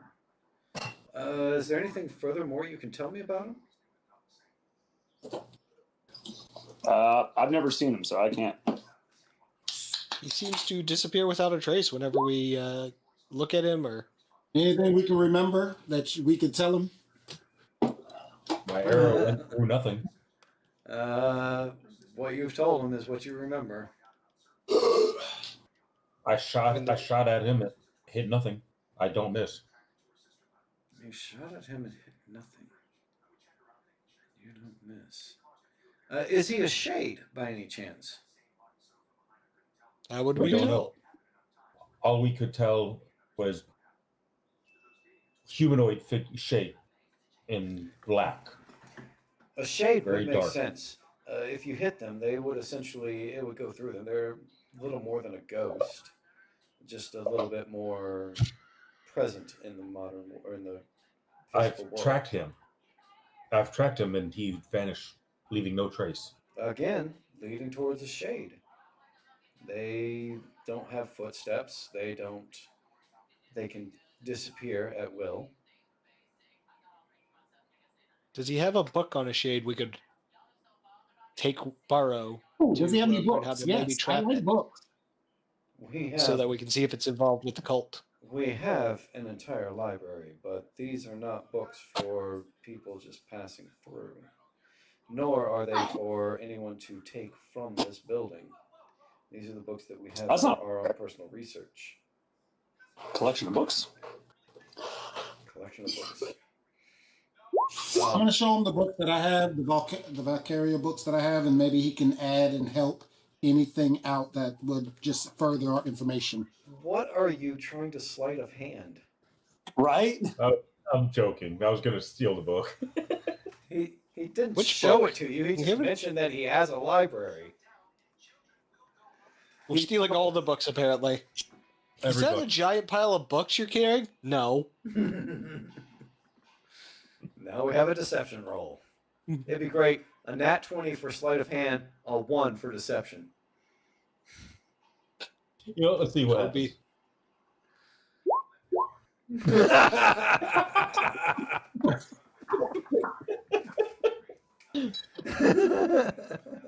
You can't make this stuff up.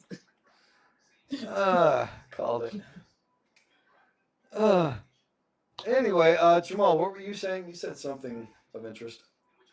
If he had, I've been buying books since that's something my character's been doing. Right. For that helps to just with some of his checks. I know I've got the books on alchemy. No, the books on Valcoria, the history.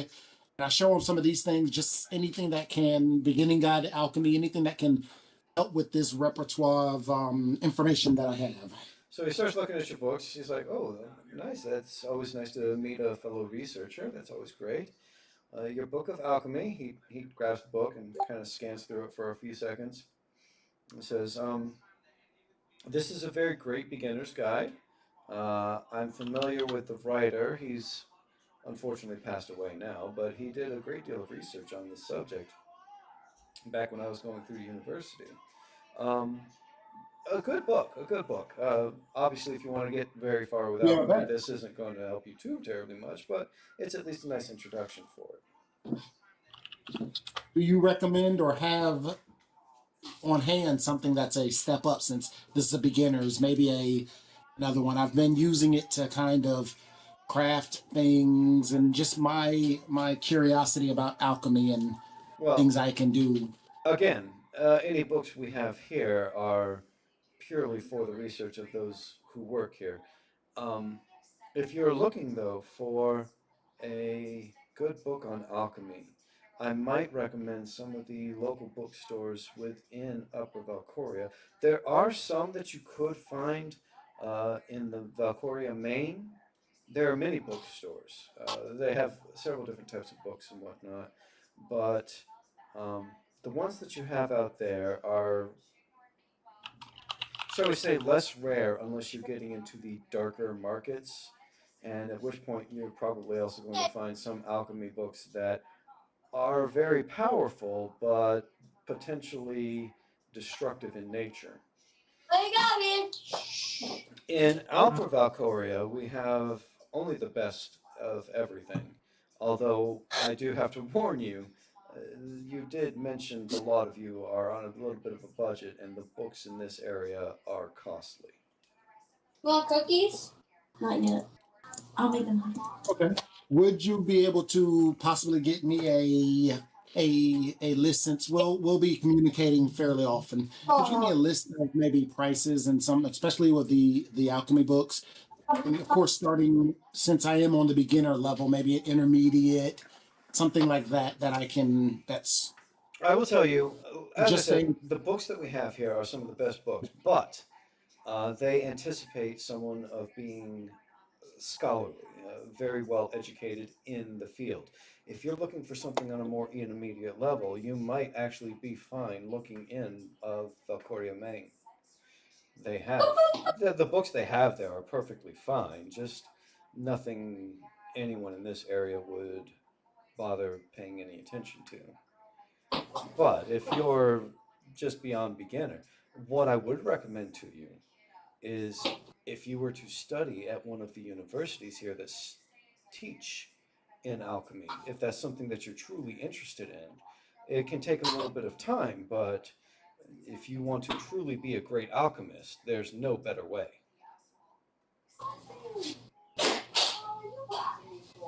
Part time. They have online classes. I mean, You as we're could, in and out very often. if you had the financing, you could hire a tutor to travel with you wherever you go that could frequently teach you how to do this. That would be a great idea, but I don't think people traveling with us have a very long lifespan. What was the other Father's Day stuff? Knights of the Republic. You've already got the pictures. Oh. Um, that may be fair. Alchemists, though very well educated and very good at what they do, are not exactly most adept out in the wilderness. Yeah. And I will tell you, any alchemist worth his salt um, is not cheap either.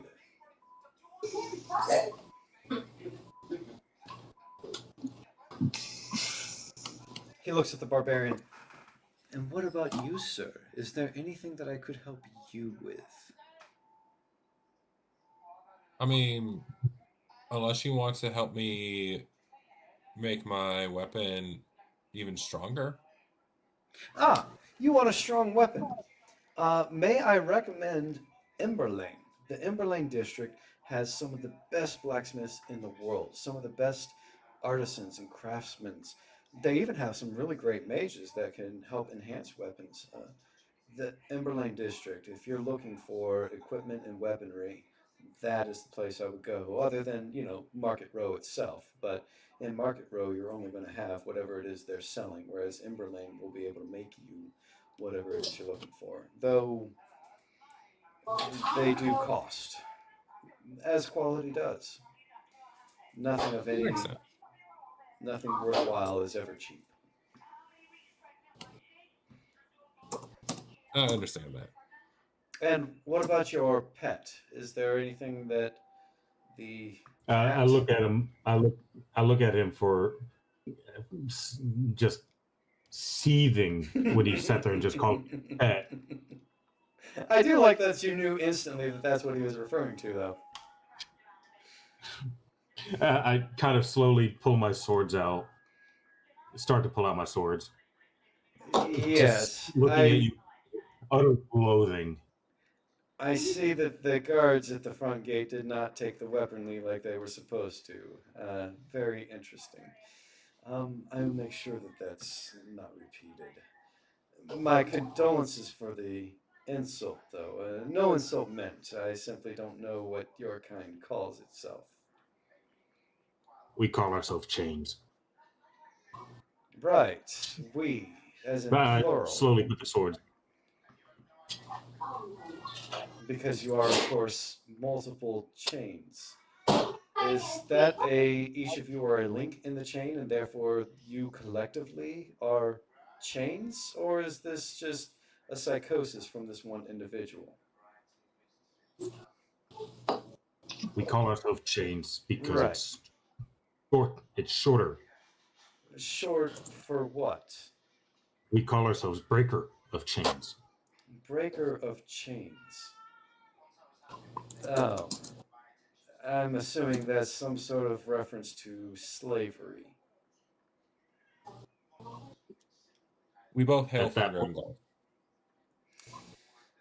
In the Upper Valcoria, we very well detest slavery. We have nothing to do with it. It doesn't affect our community here at all. And even in Valcoria, Maine, slavery is, to put it mildly, taboo. I'm not going to say it doesn't happen, especially in old Valcoria, but those who are found conducting themselves in such a way are not looked upon very fondly in society. So you'll have to forgive me if I'm rather repulsed by the idea. I don't know. I know there's a lot of pretentious people who would fill that stadium to watch us fight.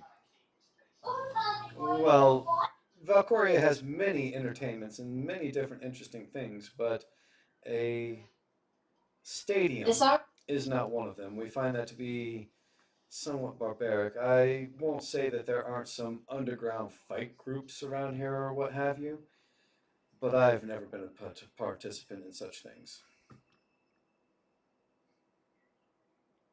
Even viewing. I've clearly not been a participant in actually fighting in those things, but I've never even viewed those kinds of things. I spend most of my time in this tower studying and have no interest in those kinds of things.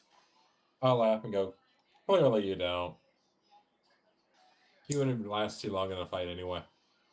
I want to roll an insight check just to see if I can tell if he's being truthful. Not only do you tell that he's being truthful, but he seems to hold a lot of pride and standard, and yes, clearly arrogance in the very fact. But there is some. Oh. You do detect something in his voice that indicates that there's a little bit more that he knows on the subject than what he's saying. He's not lying to you about what he's saying, but there's a little more that he has knowledge of than what he's revealing to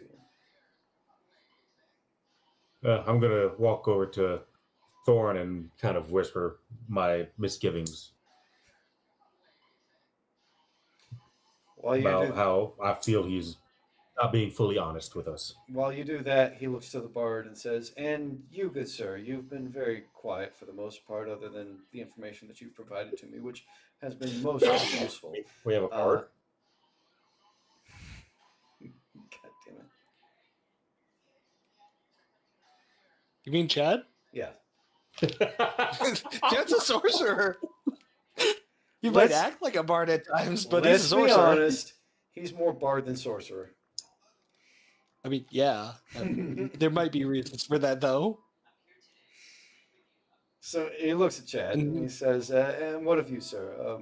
Is there anything I can answer for you or help you out with in your time here in Valcoria? Chad will go like, nah, not at this point. You seem to be a little too sheltered to help me out.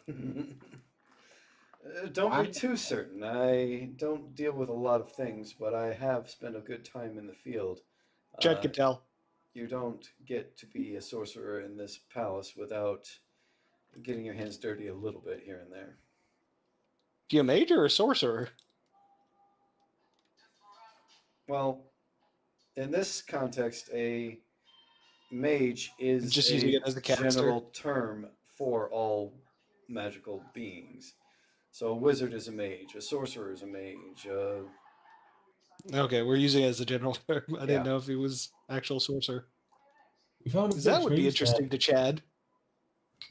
You haven't been able to tell quite exactly what type of mage he is. Look, Chad's looking for sources of power to better understand them.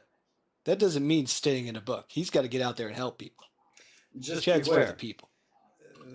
If you look for sources of power, the cult of the Dark Sun is doing the same thing. They also look for sources of power, and we can see what that ends up doing to them. I'm just saying, be cautious of your search. But Chad hasn't personally kidnapped anyone and sold them into slavery or anything like that. Oh my goodness, why would anyone do that kind of thing? That would be insane. Chad doesn't understand either, but he's out there trying to help people. Well, good for you, Chad. I hope that you're able to find people that you're able to help. And if there's anything I can do to help you towards those goals, please do not hesitate to ask. Sometimes it doesn't. Sometimes you don't have to be the person to do it. You just allow it to happen. It's just as bad. Very true, good sir. If you knew of someone that was enslaving people and did nothing to act against it, you would be just as bad as the person enslaving them, absolutely.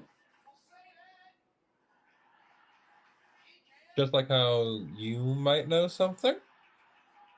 I have attempted to impart any knowledge I have for you, which is why I've gone through asking if there's anything more that I can do for you. Have I failed to supply what you are looking for?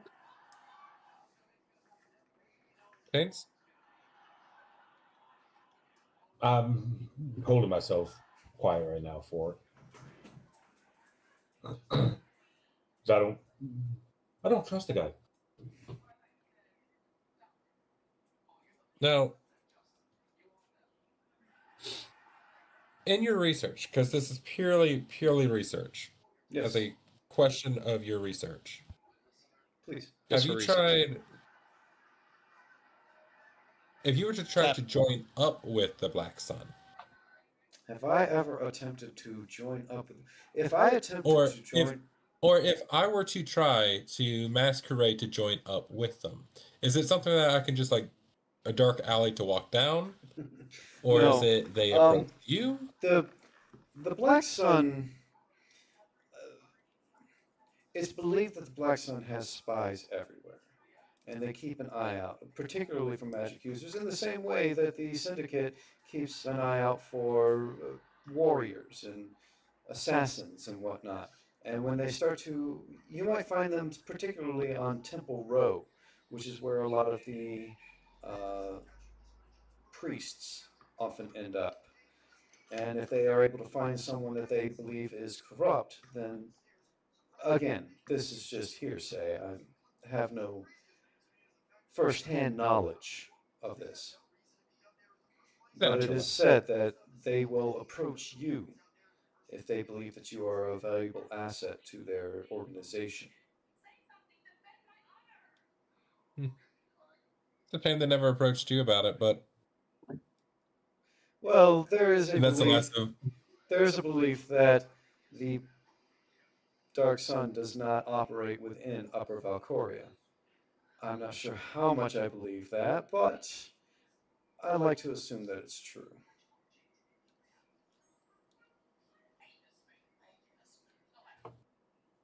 And a will for ignorance. Ivory towers and whatnot.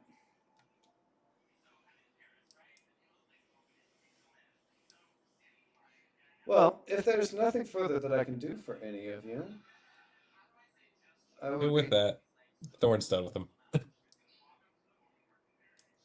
I would be happy to escort you back to your guard.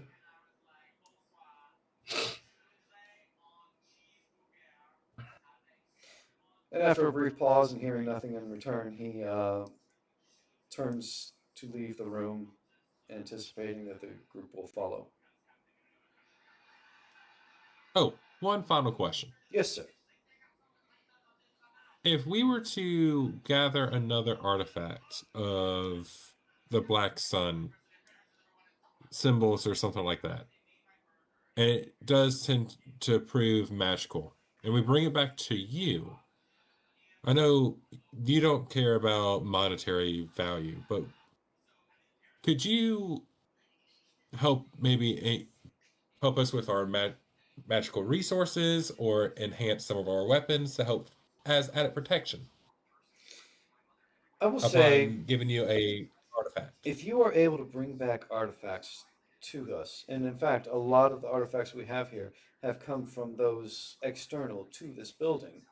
Um, we do offer different services based on what kind of artifact it is. For instance, the letters that we have been substantial for just a single gold piece is usually what we pay because they're fairly common, but we like to get them off the streets. They don't offer much extra for our research at this point, but we like to be the ones that hold on to them rather than having them out there to someone else.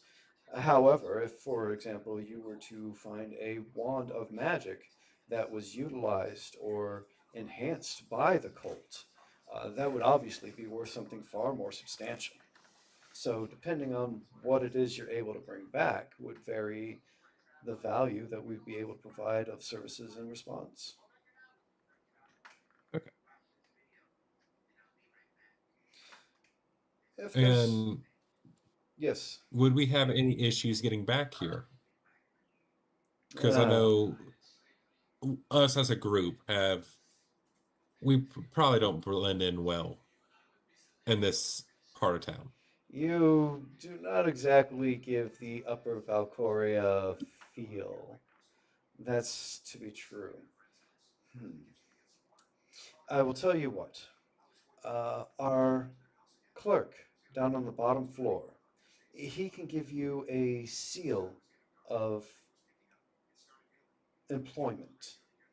So if you have any reason to come here on official business, this seal would provide you a direct access to this building. It unfortunately will not give you access to all of Upper Valcoria. The guards would probably escort you directly here, but it would at least allow you access back to this building. Perfect. Thank you. Good question, though. Well done. Had you needed to come back here for any reason and we hadn't discussed this, you might have found yourself in quite a situation. I'm surprised you didn't mention it when we're supposed to be helping you out with your research. I do appreciate the assistance, although I'm certain that if there was something that you had for me, there would be some method that we would find of being able to get in contact with you again. But this would be much more convenient, much faster, and easier.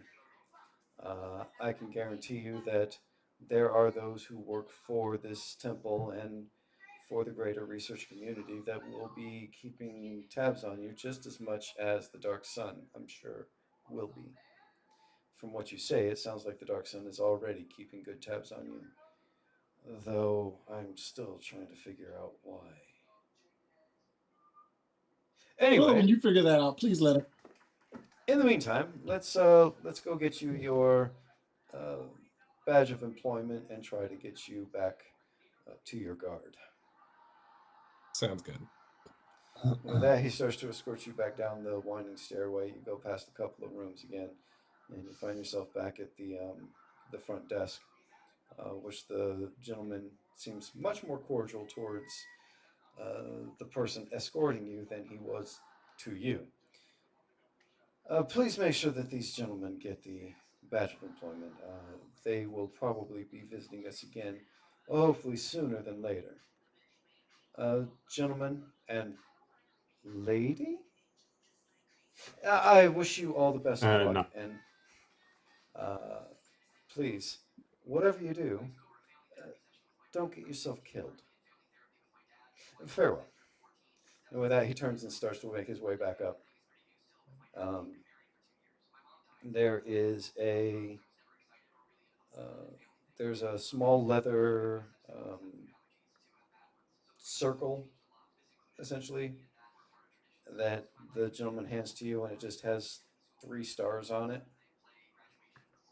and then like a circle around it, kind of thing. It's all just brown leather. It doesn't seem to be too terribly fanciful. Thruin instantly can sense a magic presence on it, though. And with that, he hands it to Thruin, actually. I got handed what? The Your emblem badge of of employment. Yeah, what they said. I didn't hear it because they all said it once. Badge of employment. That's what I thought it was. Okay, want to make sure. Yeah. And he says, your guard is still waiting outside for you. Oh, did we get the copy of the amulet? Oh, that was for you? They did drop it off here. I thought it was for someone of intelligence. Here is the amulet. Okay. No, it's for me. Thank you. Oh. I take it. For you, of course. That makes sense. I can see that.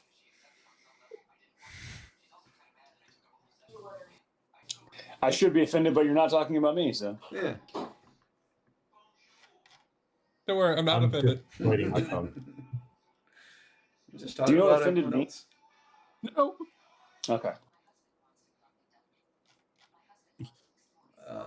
All right, so you make your way out. Weird. Yes, we make our way out. I can never assume with you And guys. I whisper to Thorn, I want to kill every one of them. Me too, buddy. Me too. It's almost like you don't get along with certain types of people.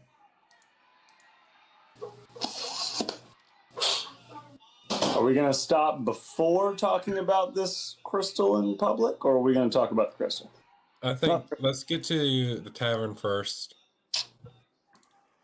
And then... Hold on. I need to buy some smoke bombs.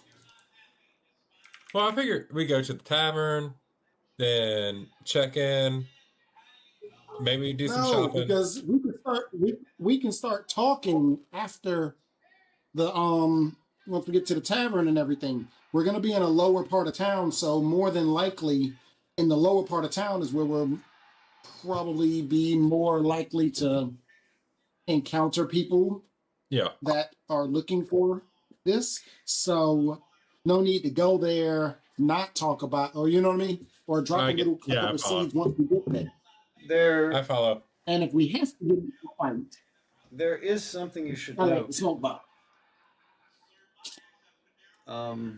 Whatever your plan, the first thing that you happen to notice when you leave the tower is that the We're being watched. guard that brought you there is not there. Oh. Rather, there is a guard there, but it's a different one. No. Yeah. I'm going to tell her she was right. They were pretentious assholes. The guard that's there is a human male. And he's got like short, dark, curly hair. Seems to be kind of stocky. As you come out, he instantly knows the confusion that may be happening. So he says, "Excuse me, gentlemen. You are the party that was brought here via escort, were you not?" Yes. Gentlemen. Well, he sees four guys, and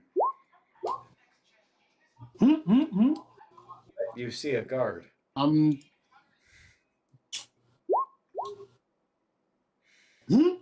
Checking for lies. Okay. You listen for lies as you listen to him. He says, my name, excuse me, my name is Brian Holson. The guard that was here escorting you before was a captain who was required at the front gate where she is supposed to be working this entire time. It was found that she probably should not have been escorting you this far, but she had to return back where she was and asked me to man for you.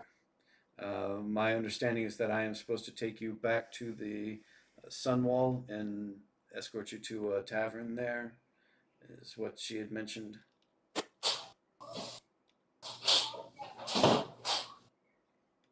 That sounds about right. Yeah.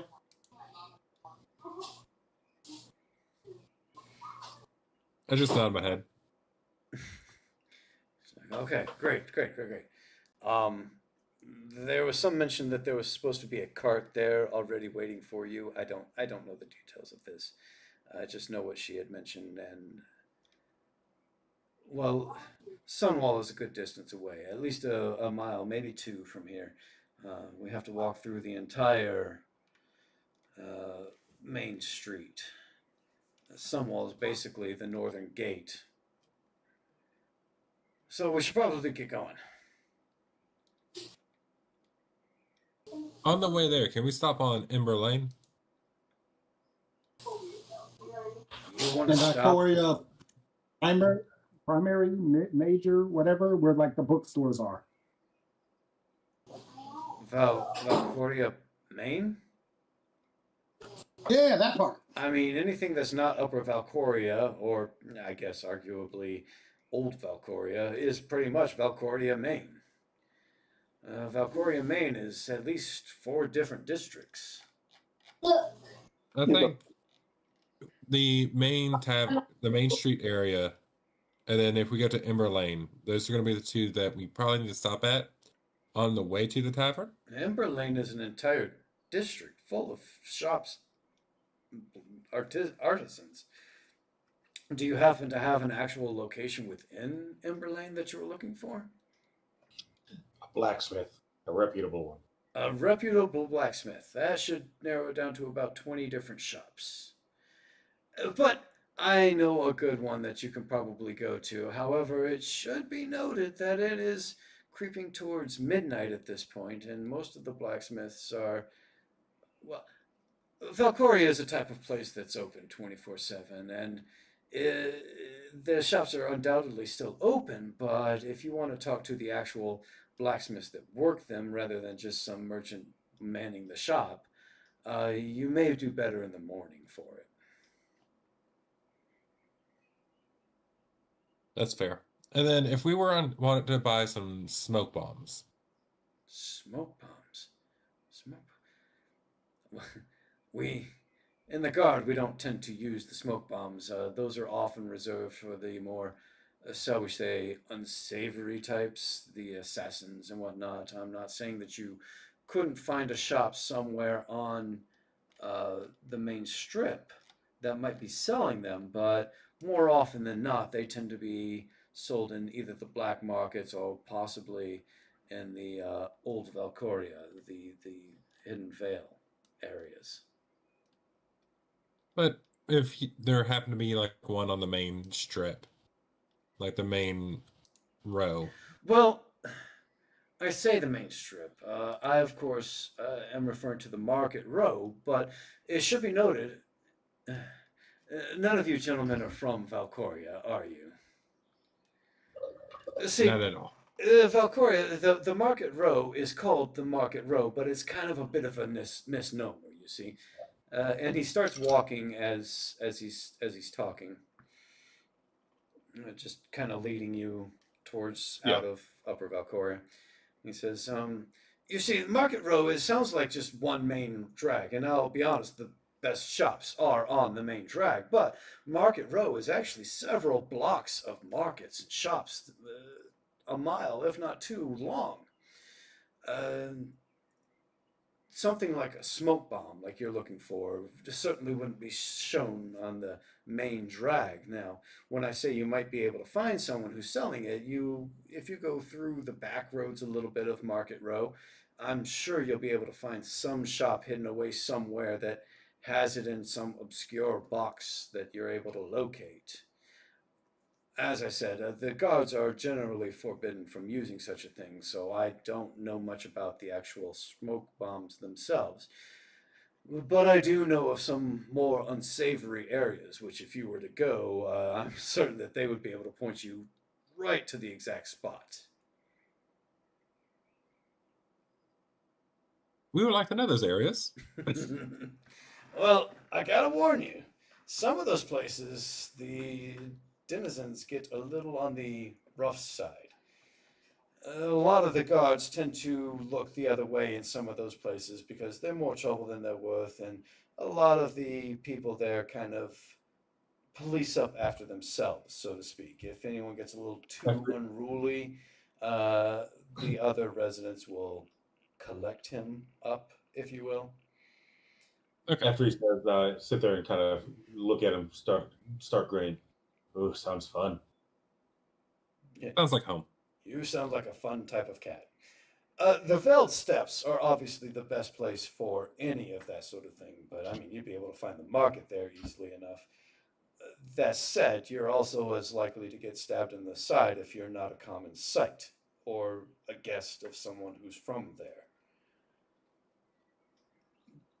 We don't go to the Veld Steps, not unless there's a specific reason for us to. We more tend to go through the main areas of both main Valcoria and upper Valcoria. You may have noticed we're very heavy in upper Valcoria. Main, we tend to be a little more thinned out.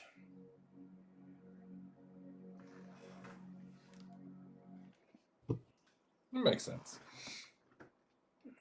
But yes, if you're looking for something like smoke bombs or poisonous darts or the more assassin-oriented items, yeah, the Veiled Steps is more your thing. In fact, there might be a place in Ember Lane. They have what is called the what do they call that? The reclamation yards. That's what it is. It's the Brass Fang reclamation yards. So the reclamation yards, what they do is it's what you might call a second-hand store. They bring in things from a lot of different places, see if they can fix it up or repair it, or junk sites and that kind of thing. And all manner of things come through that area.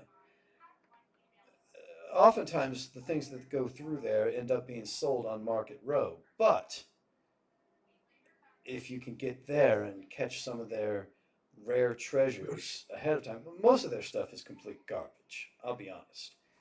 But a lot of people, especially the merchants, will go into those places and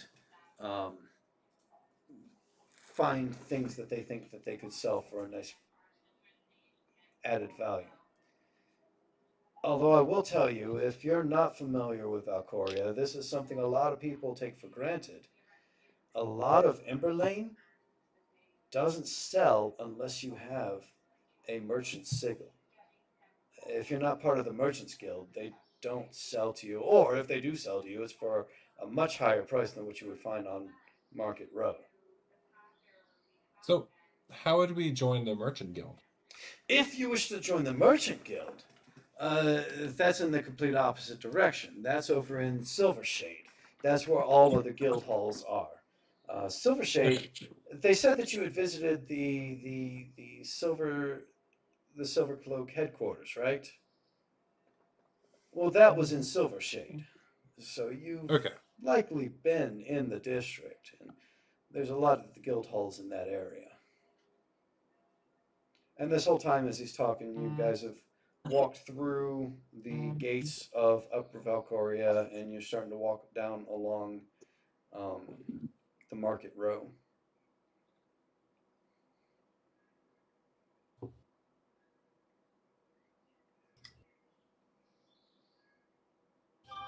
He looks at you and he says, after a brief awkward pause, he says, "Is it true what they say?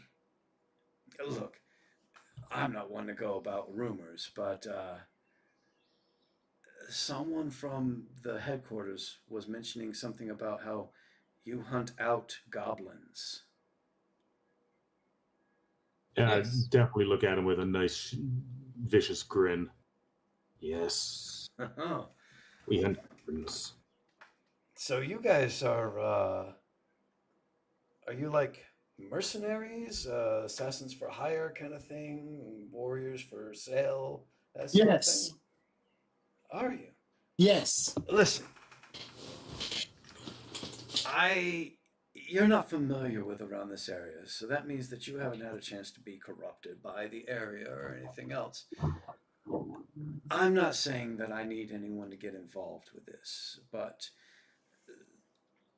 I could use a little bit of assistance from people that aren't entrenched within the Valcoria culture. You see, what has happened is we suspect that there may be some corruption within the guards. I don't know if you've heard, but it's said that the guards get kind of thinned out in the area. And I think some of that thinning is intentional. There was a noble by the name of Phelan. Uh, don't get mistaken. It's a female noble. She's very good in Emberlane. She has a shop there, or a guild hall, or some manner, or one of those types of things. And she employs a lot of the local areas. She got sabotaged, and there's some rumor that it might have been some of the guards that had done it. I don't buy into a lot of the rumors, and I don't want to try and cause trouble. But if someone was able to, for say, assist with rooting out some of the... Obviously, we can't go to the other gods because we don't know which ones. If there is some that are sold out or what have you, we can't talk about it internally. Some of the upper guards have mentioned it, and some of us do have conversations about it here and there, but it's hard for us to get a formal inspection done.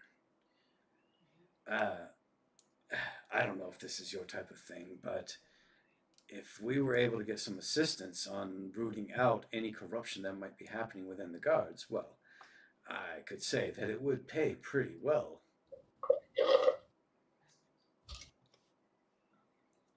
Hey, I think that is something we could take on. Oh, is it? That would be wonderful. Listen, I'll tell you what. If it is something you guys would be interested in, I can get you a little bit more details. We can have a little bit more depth discussion. Obviously, this is not something I want to talk too terribly about, walking along the main road of Valcoria. I'll let you gentlemen get your rest and, take a little bit of time to get your bearings within the city and everything. But when you do, see me out. I work in the headquarters building most frequently. Again, just to reiterate, Brian Holson, Sergeant Brian Holson. If you come and see me at the headquarters building, I can bring you into my office and we can have a more in-depth discussion about what we could possibly look into doing on this, and you can tell me then if it is worth your while. I have a question. Yes. Because we are officially, unofficially working with the town guard, right? Unofficially, officially. Well, the town guard Am has I? been gladly escorting you around Valcoria to show you your way. Typically, we're not exactly what you would call escorts or uh, people that introduce others to the Is there town. a way to get Oh, yeah. maybe a guard assigned to us while we're inside of the city? Such someone like yourself assigned to us to assist with just knowing or getting around the city, since we are doing things for different organizations in the city. Maybe someone that can, like I said, be assigned to us, not all day every day, but maybe once a day check in, every other day or something, and something like that. Then we could have more meetings and maybe help you out with your situation more often. I'll tell you what I can do for you. Come see me tomorrow if you get an opportunity. We can discuss this problem that I've been having, and if you are able to assist us, then maybe we might be able to assist you in your request and what you're saying at this point. Okay. There Sounds fair. there is a sigil that uh, every now and again we issue out to those of special interest to the guards, that if shown to other guards give you a certain, shall we say, advantage. Now, of course, I'm not supposed to speak on the sigil, but if you're able to help me out with my little problem, maybe one of those types of sigils is able to find its way into your group. Believe that we could do something like that. He turns off of the main street strip, and they start getting closer. It's like, your tavern is right up ahead here. Um, as I said, seek me out, and I think we might be able to do something. Uh, we have two taverns up here. I can vouch for you on either one. Completely up to you. Both of them are a little, I shall say, discounted. Again, you kind of get what you pay for around here, but this is what the sergeant of the arms had said to us. Um, One is called the Rusty Boot. The other one is the Cracked Cask. I can't really tell you too much of what one versus the other are. They're both kind of worn down, old, cheap taverns. But if you have a preference for either one, I'm willing to escort you towards it. I say whichever one, if you had to stay at, which one do you prefer? Well, between you and I, if I were to stay at any place, it would be in Silver Shade. I don't know as though I would be partial to staying in the Sunwall district. And because of that, I don't really know enough about the two to make a informed decision one way or the other. I'll tell you what, we'll take you to the Rusty Boot. That one will probably be good enough. You just need a Sounds place to sleep, right? That's right. Just a Yeah. bed. Yeah, I'm sure that'll be fine. Yeah. So he Which continues. one would have maybe a suite where all of us could stay in the same room? You want. No, mind you, 6 of us. Well, if you would prefer, I could probably arrange a place in the barracks for you. That's a rather large room with several different people staying there at one time. It would even be cheaper, though I don't know as though it would be more savory. Not looking for anything fancy. We're just looking for someplace cheap or rent free. The bear should definitely be rent free. Hey, that would be perfect. Okay. If that's what you guys would enjoy. Hold on. The room would be with how many people? Well, typically we house about 50 people within a single room. But we have bunk beds, so they sleep one on top of the other. So it's really only like 25 beds. No, what we're looking for more so is a room that where we may need to talk. I can't I won't be guarantee that crying either out. one of these places would have that, but you could certainly ask the innkeeper, see what they have available there. Okay. As he walks, you see a sign that is kind of hanging on only one loop, though it looks like it was originally supposed to be two. The other one is just kind of swaying a little bit, and it has it's a wooden sign with just a wood burning of a boot on the sign. The entire place looks a little on the dilapidated side. Um, you see it on a narrow street beneath the looming ramparts of the Sunwall district. It's considered the go-to discount for laborers, guards during off hours, lower level guards, that is, and travelers just trying to scrape together their last couple of coppers.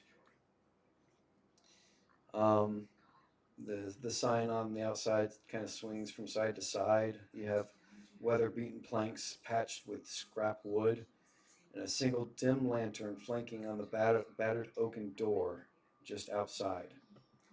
Window shutters are often closed to keep out the cold breeze and, of course, prying eyes. As you walk in, you have a low ceiling of soot darkened beams and walls stained by years of smoke. Rough hewn tables and benches fill the main room with scant space between them. And even at midnight, there's still quite a rowdy crew in there celebrating, drinking. In fact, it looks like most of them have been drinking for a couple of hours at this point. The floor is packed earth, sometimes strewn with hay to soak up spilled ale, and a crooked bar of chipped oak stands against the back wall, its counter stained by spilled stew and more than one tankard. And by more than one, we mean more than 20. There's a small hearth at one corner that provides a meager warmth. Its fire crackles over a handful of hickory logs. A single iron brazier near the bar burns charcoal embers, casting flickering shadows that dance across the stone wall. The air is thick with scent of grease, stale beer, and unwashed bodies. A faint undercurrent of wood smoke and hint of curing meat drift from the kitchen hatch. At the front, you see a human male who seems to be about in his late 50s. He's balding on top with a ragged beard, deep wrinkles from years in the sun. His stout frame is sagged with age, but his piercing brown eyes still follow every coin that changes hands throughout his entire tavern.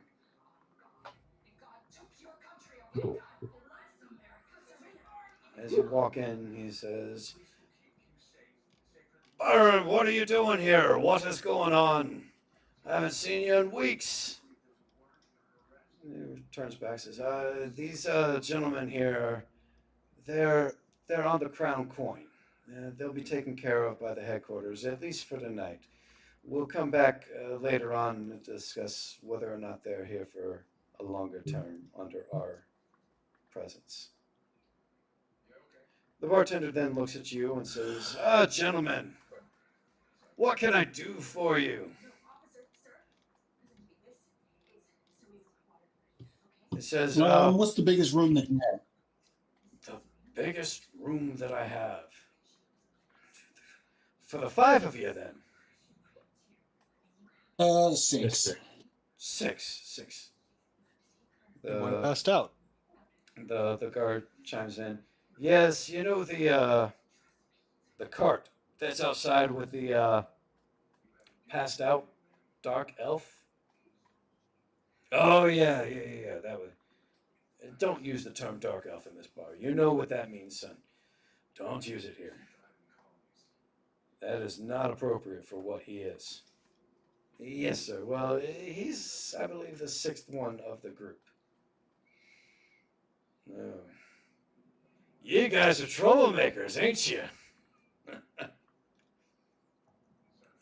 We all look at Justin.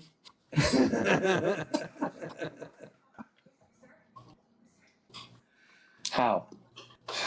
Is it me? Can I get you a bowl of hearty stew or maybe some porridge? We have ribs. Maybe something to eat for you on your long journey. Stew. Daddy. Stew.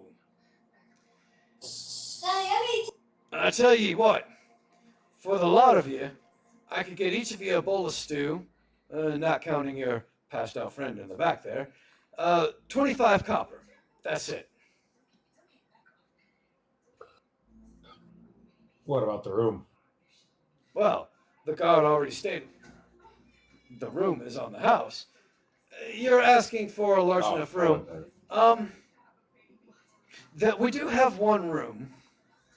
It's a little drafty, admittedly, but it would store all of you if I fit a couple more beds in there.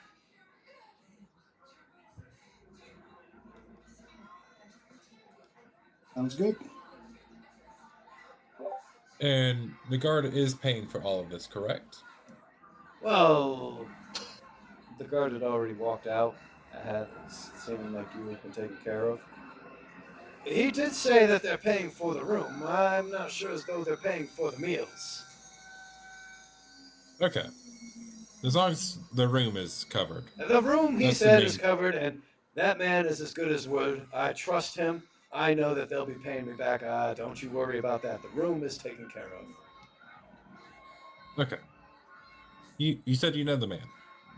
I've known the man for years. He has been a guard for the Silver Cloaks for, I don't know, more than a decade, possibly two.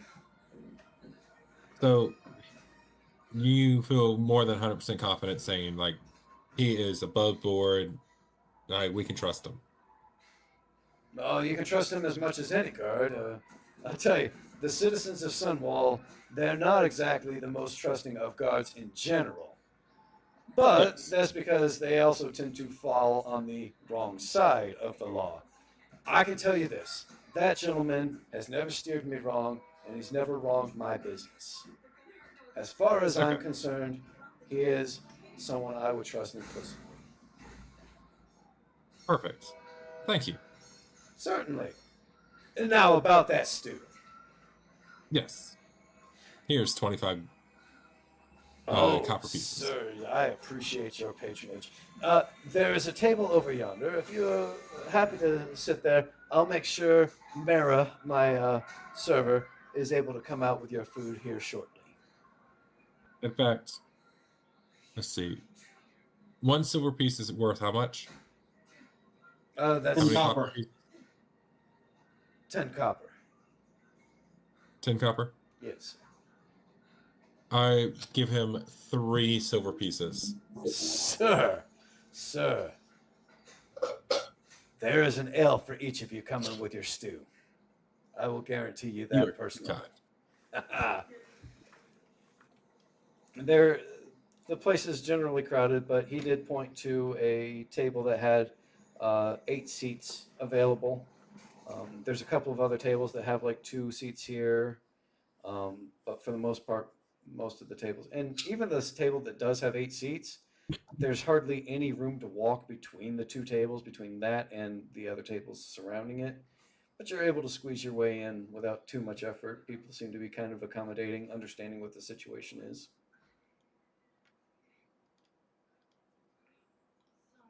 You all are able to sit without any problems.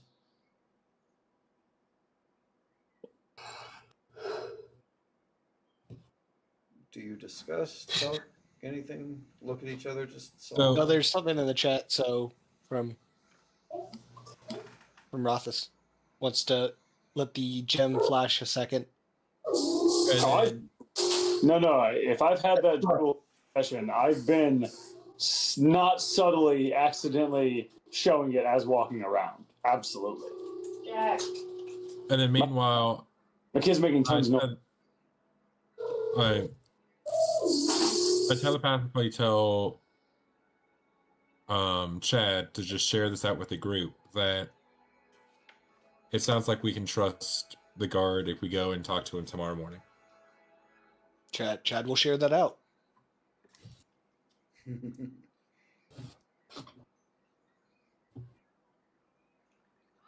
Then I guess we'll go and eat some stew and start talking about it and down and ask about the book. As you guys are sitting there, you know there's musicians playing, though at this point it's kind of difficult to tell exactly where they are because everyone seems to be kind of uproarious, very vital, very energetic. Some are singing along, some are dancing. People are just up there swaying with their beers and everything. There's a haggard old. He looks old, but like in a way that life has made him old rather than actual age. Kind of Play freedom. bumps into Rothus and then keeps moving on. Can I roll perception on that Yeah, sure. and see if I see him try to steal anything? Me also, because we all deal with Darius. Yes, but you don't know anything about Darius. Actually, no, I haven't. Yeah. But I know that we're in a bad part of town. I noticed nothing. Shane's noticed that we are indeed in a building. Chad and Thorn both see him try to swipe something from Rothus as he's passing by. Call him out on it. Can I go ahead and try to grab his hand? Or am I too far away from him? You're kind of, I mean, without having discussed where all you are around the table, I'm going to say you're probably on the other side. Rothus, who was your least favorite person? Probably me. The one that's not here. Well, that's convenient. I'm figuring it's kind of Rothus. I'm seeing it as kind of the way I'm looking at the chat window here. And it's Rothus on one side, and then next to him is Thrun, and then on the other side of him is Chad, and then on the opposite side of the table you have Thorn and Chains. Okay. Okay. Well, Chad noticed. Could I hit him with a mind sliver and see if I can keep him from doing it? I mean, you notice him If I'm as far he's enough doing away it. that I can't. I was going to call him out, but if I'm not close enough to be like grab his hand or anything and be like, "What the fuck you doing?" You That's not are, very Chad of No, me. you're next to me. Yeah, you are probably close enough. I'll Thorn grab him. is not. I'll grab him. But can I... See, I wonder do it. if he speaks common. If not, it's still going to freak him out. I'm going to try just looking at him and go, put it back. Just to his mind. Telepathically. I mean, I could do that. I can do that Roll- without any creature. Roll intimidate. Intimidation? Okay. Yep. But... Alright. Come on. There we go. He hears it, and he looks up into the sky, and he says, "He's speaking to me again! He's speaking to me again!" And then he turns to Rothus and says, Sir, I meant nothing by it." And he hands you back a couple of gold coins. "I meant nothing by it, I show you, sir, I never meant nothing by it. Please tell him to leave I'm me gonna grab alone. him. He's speaking I'm gonna again." grab him. You And then grab, in his grab mind, the guy. That didn't help. in his mind, all he hears is, "You do it again. I will come for you. Again and again and again. I wonder. Yeah. It'll be interesting to find out what he's actually. He says, he's speaking to me, sir. Roll your strength check, Rothus.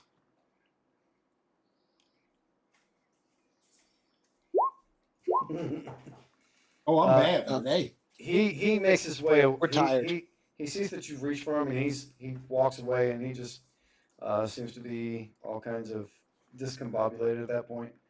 A couple of people really close to you look over and see what's going on, but for the most part, the crowd doesn't even seem to notice much of anything.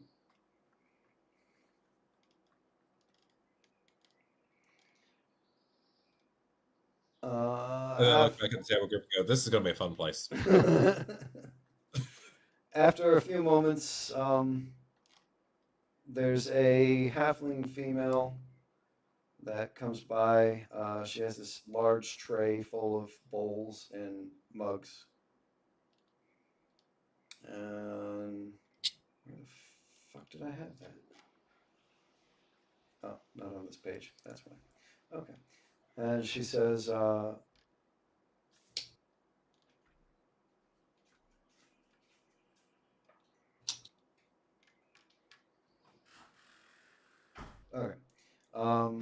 She's short, stout, obviously a halfling. Looks to be in her maybe early 40s. Talking about me? She has a flour-smudged apron. Seems kind of motherly. She comes over to you. She starts putting the bowls on the table. Says, I can see you dearies have already found out. You got to watch out around here. Watch your pocket purses. There's a lot of pickpockets and people just trying to get a little bit ahead. Everyone's hungry. Everybody wants head. But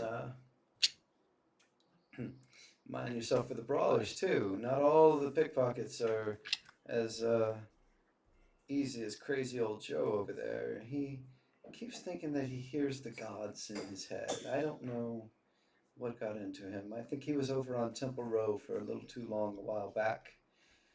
Anyway, if you need anything, dearies, you please let me know. I'll be happy to accommodate as best we can.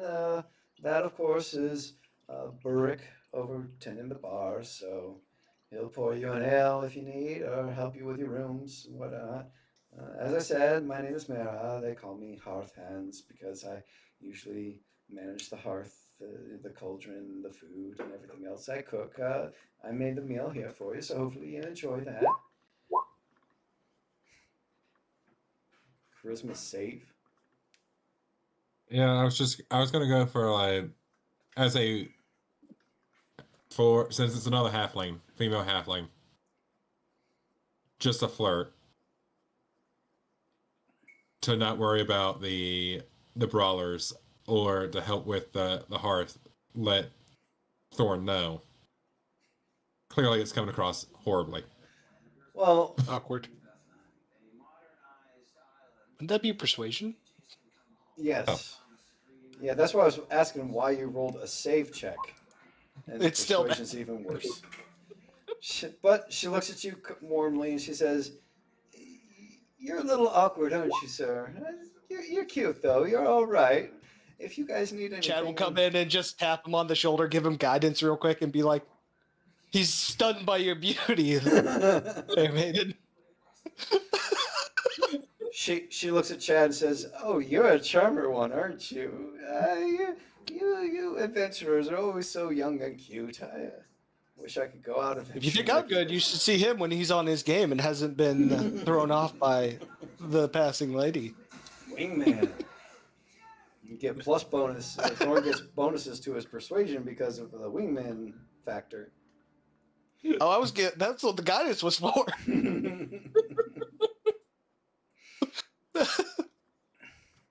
She smiles and she laughs a little bit. She's like, "If you kids need anything, you let me know.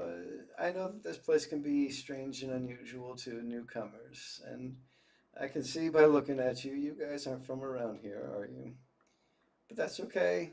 If you need anything, we'll be more than happy to help you guys out." if you excuse me, I need to get some more of these ruffians sated. Otherwise, there's going to be a complete riot in this place, and you don't want to see this place when it's like that. I don't know. I might. She laughs one more time and Got your s- makes her way back out. Jed's always got your back. Thanks, Chad. Oh man, that reminds me. I forgot to do the theme song before we started today. Damn it. Oh well. Oh. The sorcerer that acts like a bard that's not very good as a sorcerer.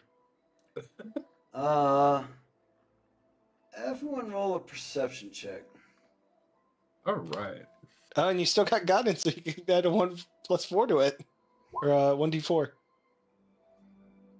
This has been over a minute. We'll let Mike make that call. I don't know. I probably don't need any extra on it. Yeah, Not this but time. it only lasts for a minute. So about 24. Ed was busy anyone- being a wingman. Anyone that rolled over a 12. Basically, it was everyone but me. Yeah, basically. You just Why kind of tied it? overhear someone a couple tables over. For some reason, this voice hits you louder than the others. You just hear them saying, I saw some cloaked figure meet Burke after dark. And as you see another person come up to the bar, you see them kind of pass over a small wrapped bundle to the bartender, and he kind of takes it and puts it underneath the bar.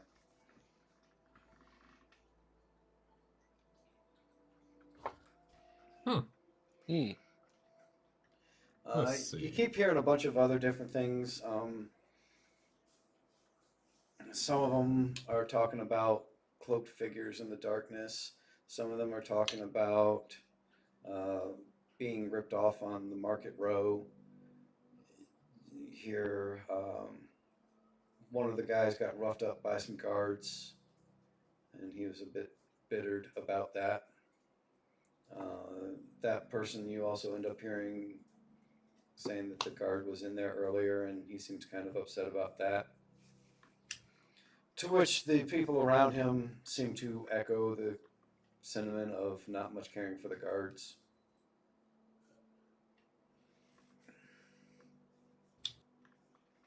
Do one of you guys that hear that want to talk about the shady figure? Because I got a 12, so I don't think you said 12. Is it 12 and up or 12 and up. beat 12? Okay. Well, Chad will, I guess, try to walk around the bar and mingle in and see if he can. Jackson. My perception was not high enough to do anything. I mean, did you beat a 7? So, I'm going to go ahead and take out my flute to cause a distraction to help Chad. I No. did beat. I was gonna see if I could Of course, then. peruse my way into that conversation with that roll right there. Oh, okay. If you were trying to stealth behind it. No, I I was was gonna gonna play my mingle flute for you. like a charismatic person, like I'm role playing a charismatic person or something. That totally am. Heaven forbid, huh? Not so, awkward at all. So, which one are you following up on? I was going to talk about the cloaked figure. Okay, so you See if I could. you kind of hone in on where you think that was generally coming from. Like I said, it was a couple of tables away, but you see someone, and as you hear them talking, you kind of recognize the voice from the one that you had heard, and you figure that that's probably likely the person. So you're able to you're around their table. What do you do? What do you say? Be talking about looking for work that might not be, I won't say illegal, but people would be stray away from. And that with our group knowing how to keep secrets. kind of asking around that way until I get to that person. Do it subtly again, because not totally awkward. Yeah, not At at all. all. Do any of you young kids happen to have any drugs for sale? No, I'm looking for I mean, I rolled a drugs. 20. Yeah, Rolled no, a net 20. no, yeah, I take that into account. I It's just walk in with the skateboard on my shoulder. Hey, Exactly. cool kids. Hell, fellow youths. It just works. Looking like 21 Jump Street.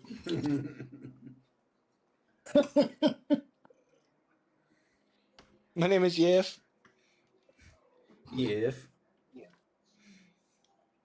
So you look around the table, and at least at the table that you're hanging out at, you see this one guy in he's a human male, about his mid-30s.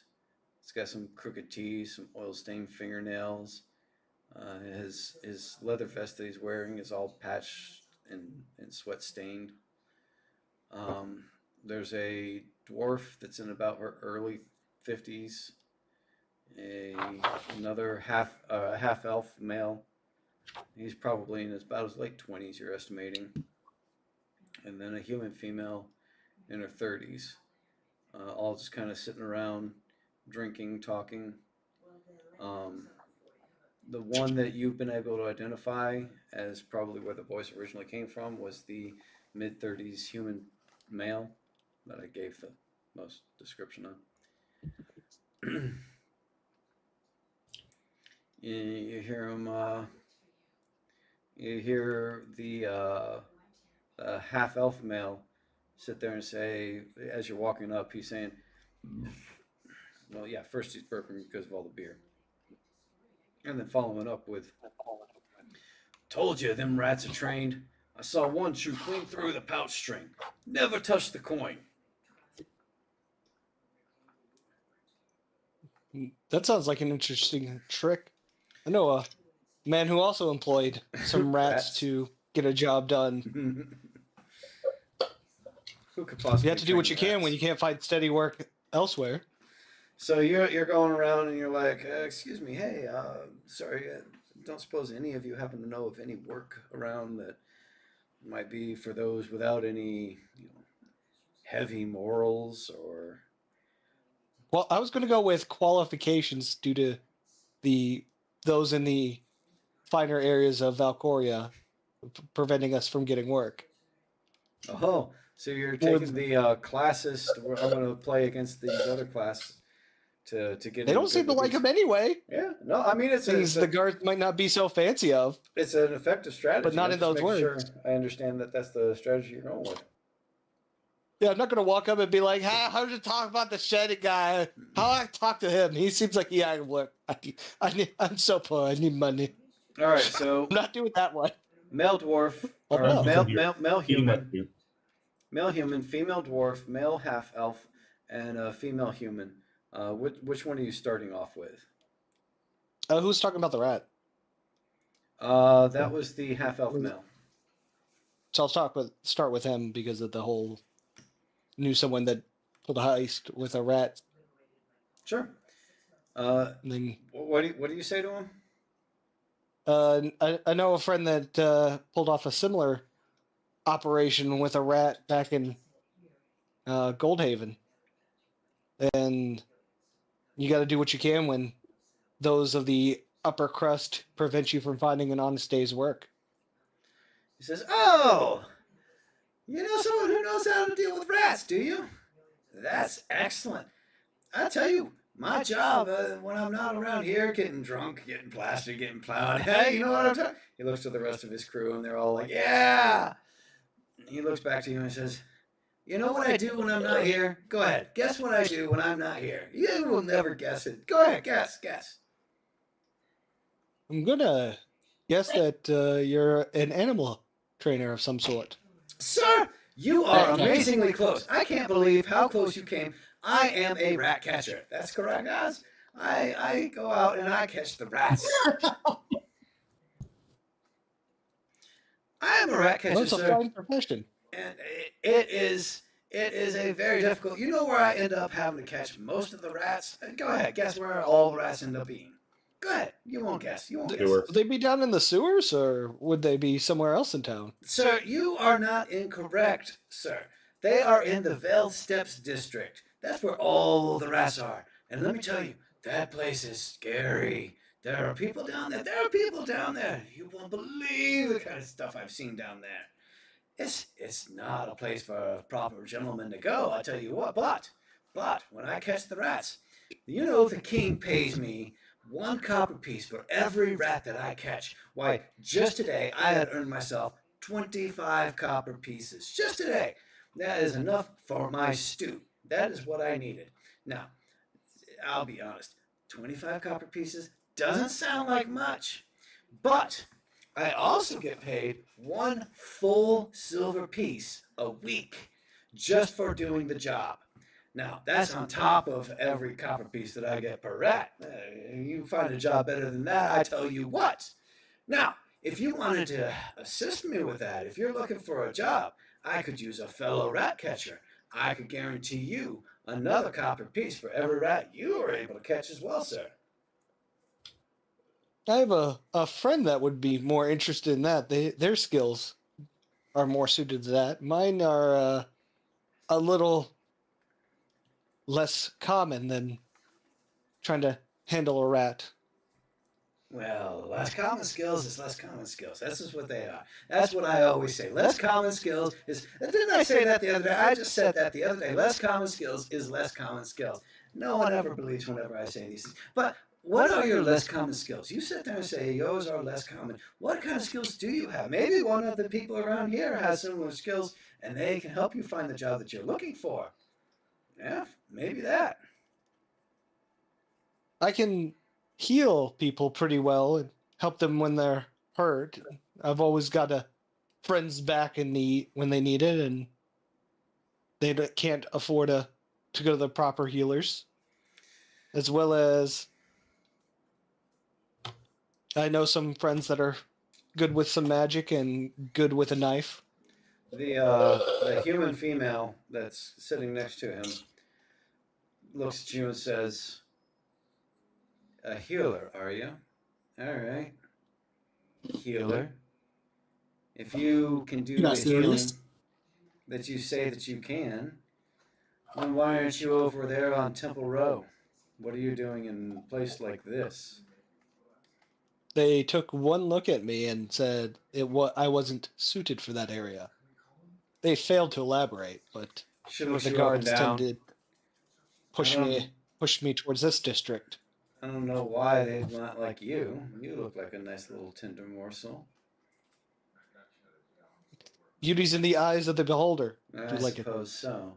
hold the mug up to her for a chink of the glass? She raises her mug up as well. She says, I used to work over there in that district. I was a silver cloak up until I got chipped out. Until they found some lies about me. Sure, they were all false. Oh, they were. They were just looking for a reason to... I was too good at my job is what it was. I'm telling you, that's all it was. Yeah. I don't know what they're saying. You look like one of those people that would be over in that district. You don't seem to be quite as filth-caked as the rest of the people around here. That's only because I've had a bath recently. But let me tell you, some goblin camps are... A bath? Not Look safe at like you, this. Mr. High and Mighty, having a bath. Must be nice. Where on earth were you able to afford a bath from? It wasn't by choice. There was a goblin camp. And I was a valued friend of the camp, let's say, without the ability to leave. Goblin camp, huh? The guy who originally had spoken about the cloaked figure looks at you and says, "Hey, sir, why don't you sit down and join us? You seem to have a bit of a story there. I'm sure all of us here would be interested to hear what happens in the goblin camps. Is Chains here any of this, by the way? Just so I know for if I gotta get ready. Considering my perception was 7, probably not. You're falling asleep at the table or something. I will grant No, I'm that just fucking. once you went over, I will say that the rest of the party started listening in on what it was you were up to. He got a 7 because he wasn't paying any attention to what was going on. But once you moved over, everyone else is paying more attention.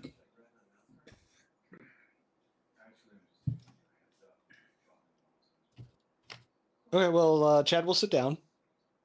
He'll be like, it wasn't a great time. Me and my party tried to find some miners that had gone missing in the area to see if we could return them to their families.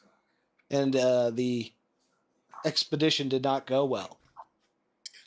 But the goblins wanted a clean new visitor to their camp.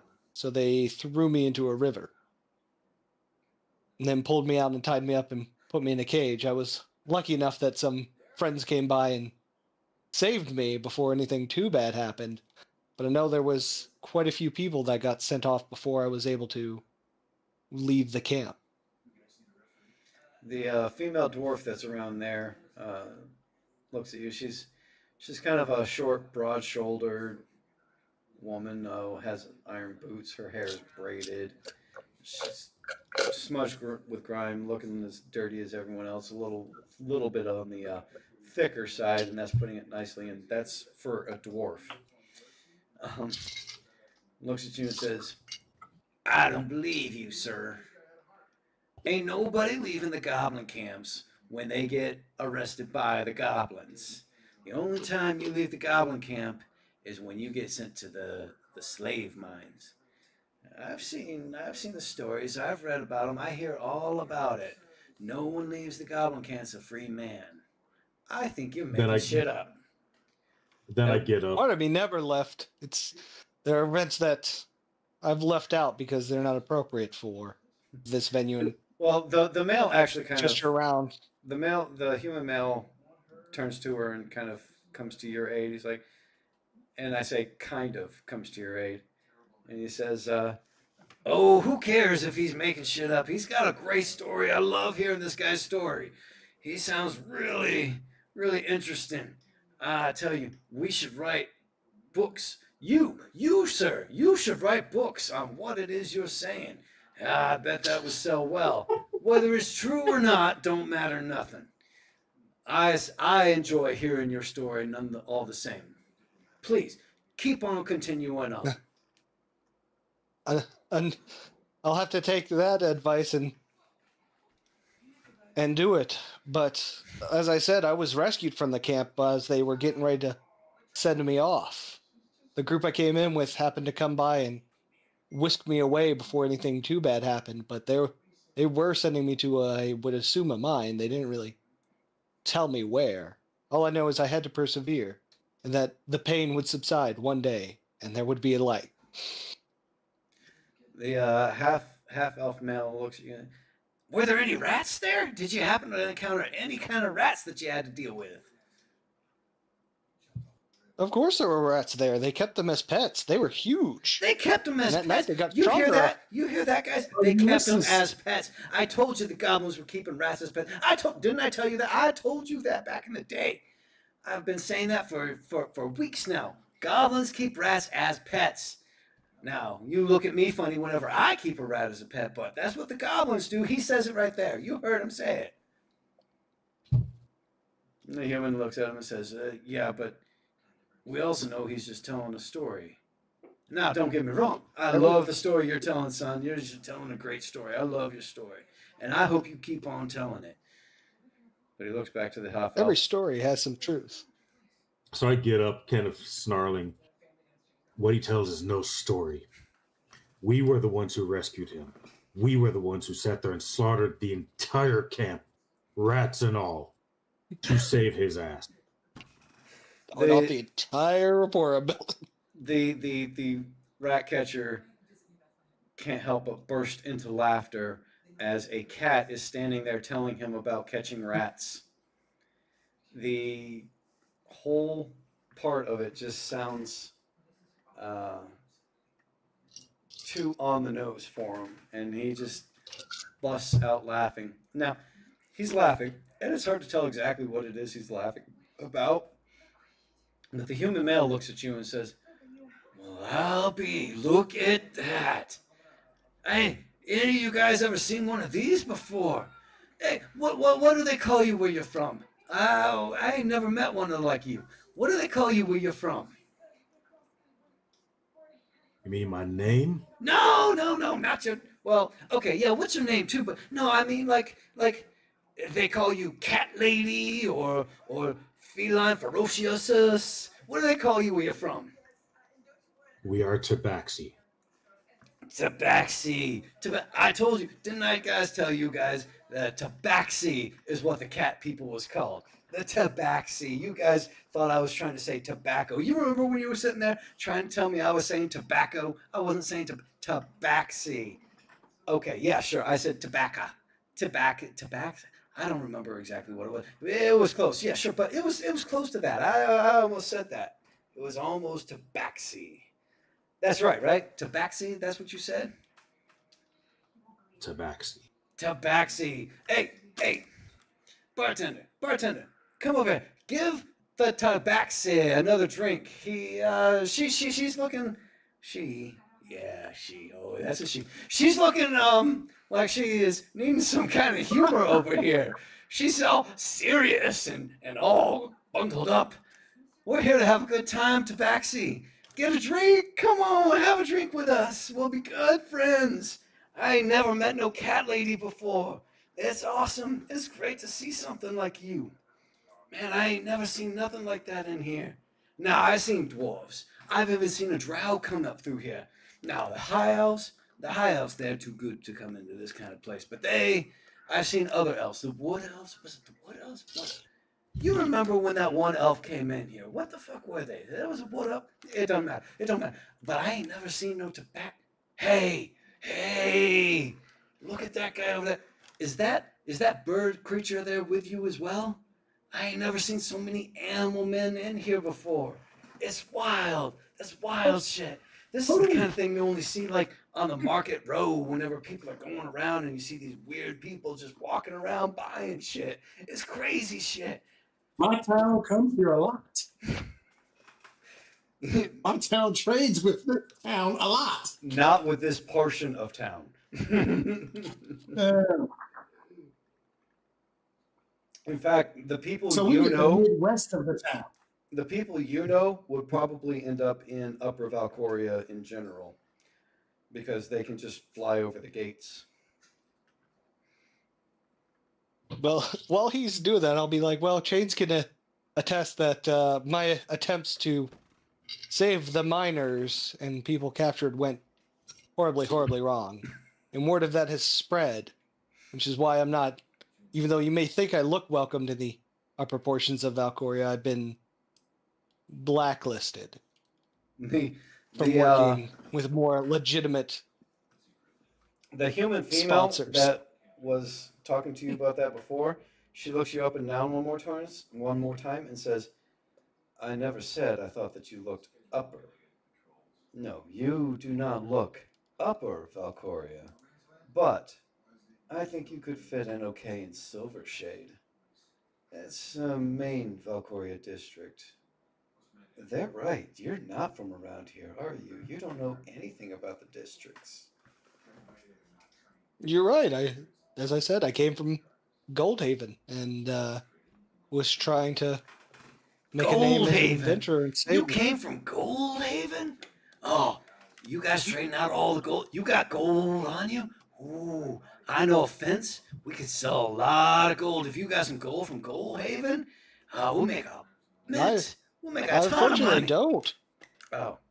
They everything went horribly wrong, and that's why I'm How do you come looking from for work. Goldhaven without gold? I ain't never heard no one coming from Goldhaven without some gold. That's what they're all for. Why would you even come here from there without some gold on you? That don't make no sense. Because I was blacklisted for not saving the miners.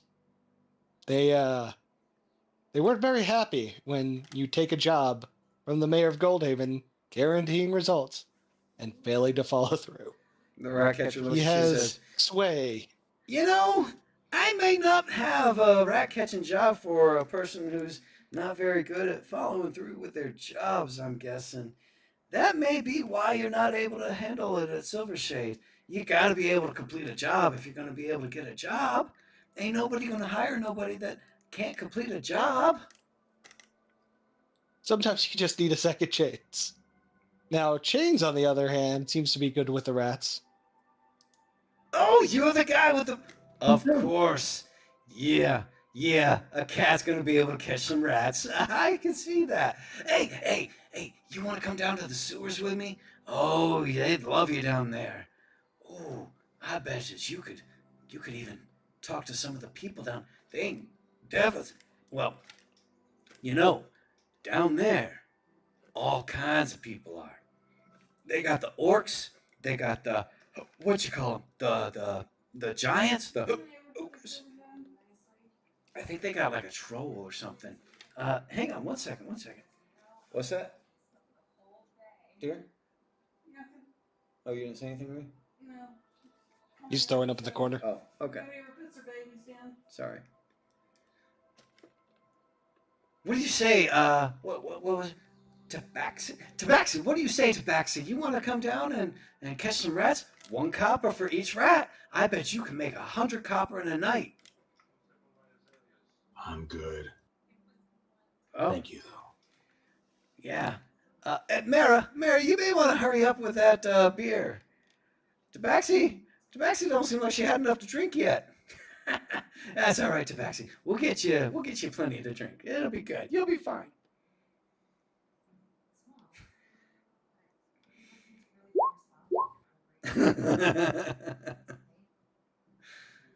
So that's just more for.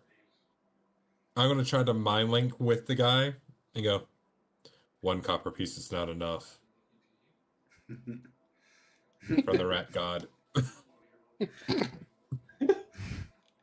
The guy It looks, needs to be 1 gold piece per rat.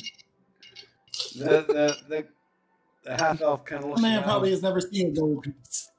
He looks around. He's like, "What the hell? Did you guys hear that? Did you hear that? Hey, cat lady, did you hear that? Hey, goblin slave guy, will you hear what I'm hearing over here?"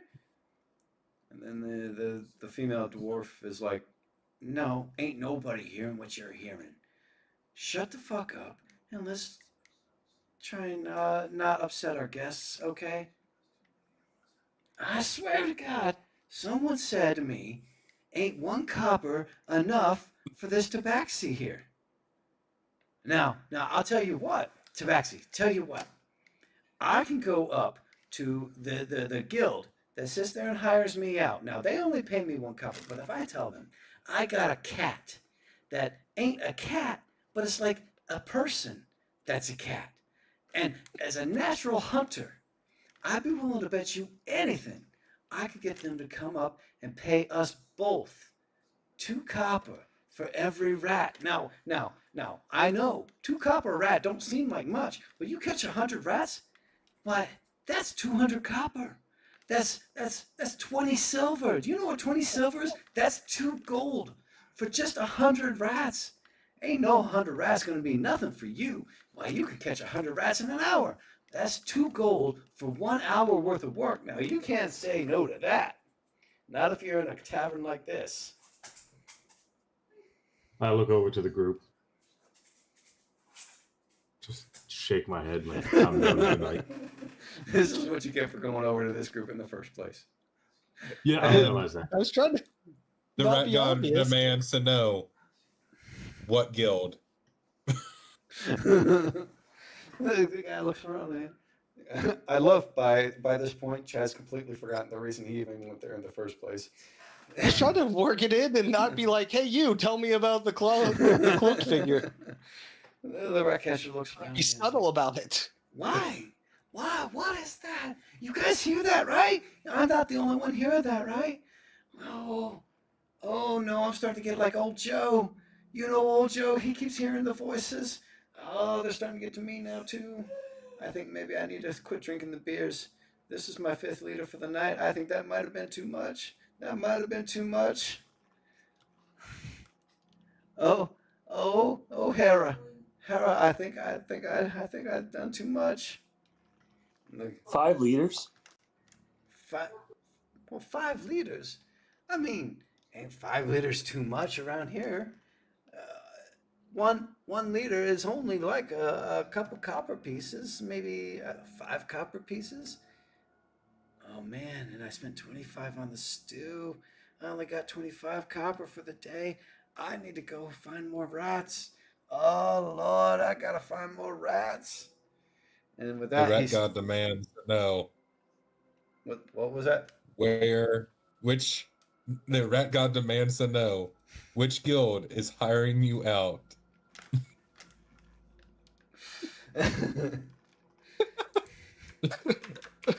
And who was the cloaked figure?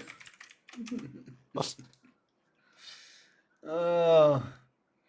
You're gonna drive this guy to complete and absolute insanity.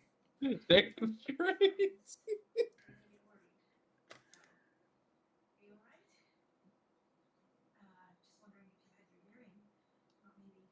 All right, he looks up and he's like, "The Pipewrights, the Pipewrights Guild has spoken to me.